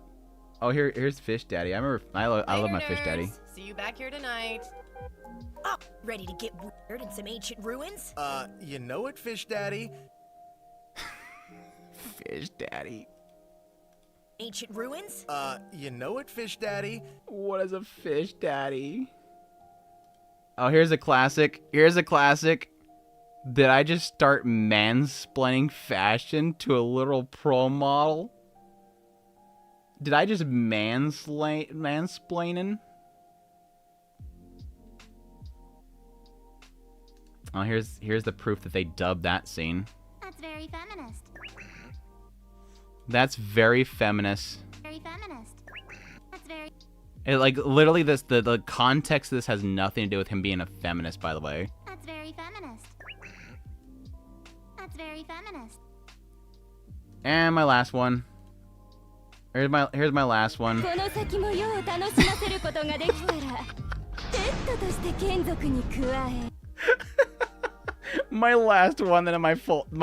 one in my folder. ChatGPT said. Oh, I'm so glad I captured that. That's a classic. Best subtitling ever, ChatGPT said. Oh, that was a great day. That was a very great day. Yeah, for those who don't know, what happened here is like people found this is German, right? Or is German, right? They found, yeah, unexpected German. They found this in the German subtitles. ChatGPT said, not only that, but like every language was borked. Like they completely could not understand what the hell the characters were saying. And the translations did not match what was happening in the scene. They were obviously wrong. Like they had this one scene where there's a live stream happening and they're talking about this YouTuber, live streamer, and how many followers they have, and the subtitle was not correct at all. You could tell without even knowing what the hell they were saying. At the end of every episode too is they had like the weirdest, like most of the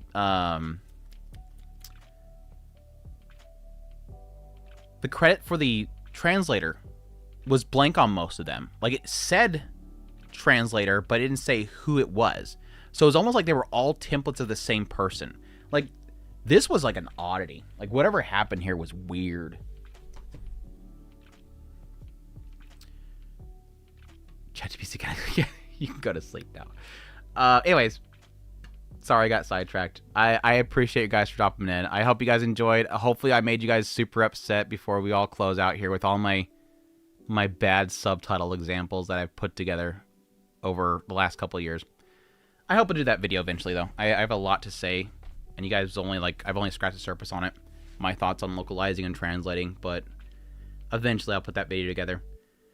I forgot Maid Dragon. I didn't get to watch it. I wanted to really, really badly, but the only movie that has ever been anywhere near me is Chainsaw Man.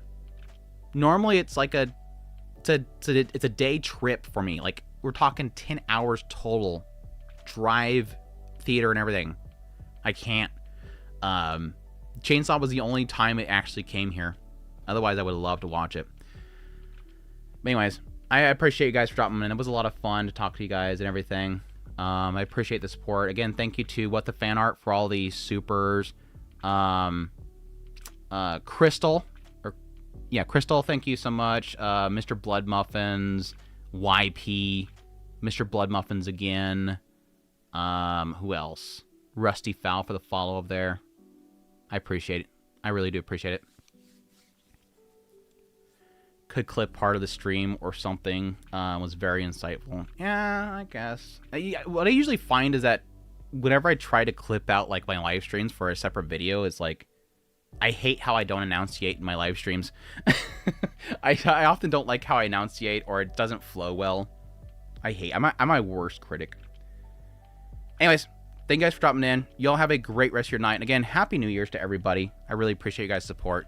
But until next time, y'all have a good one.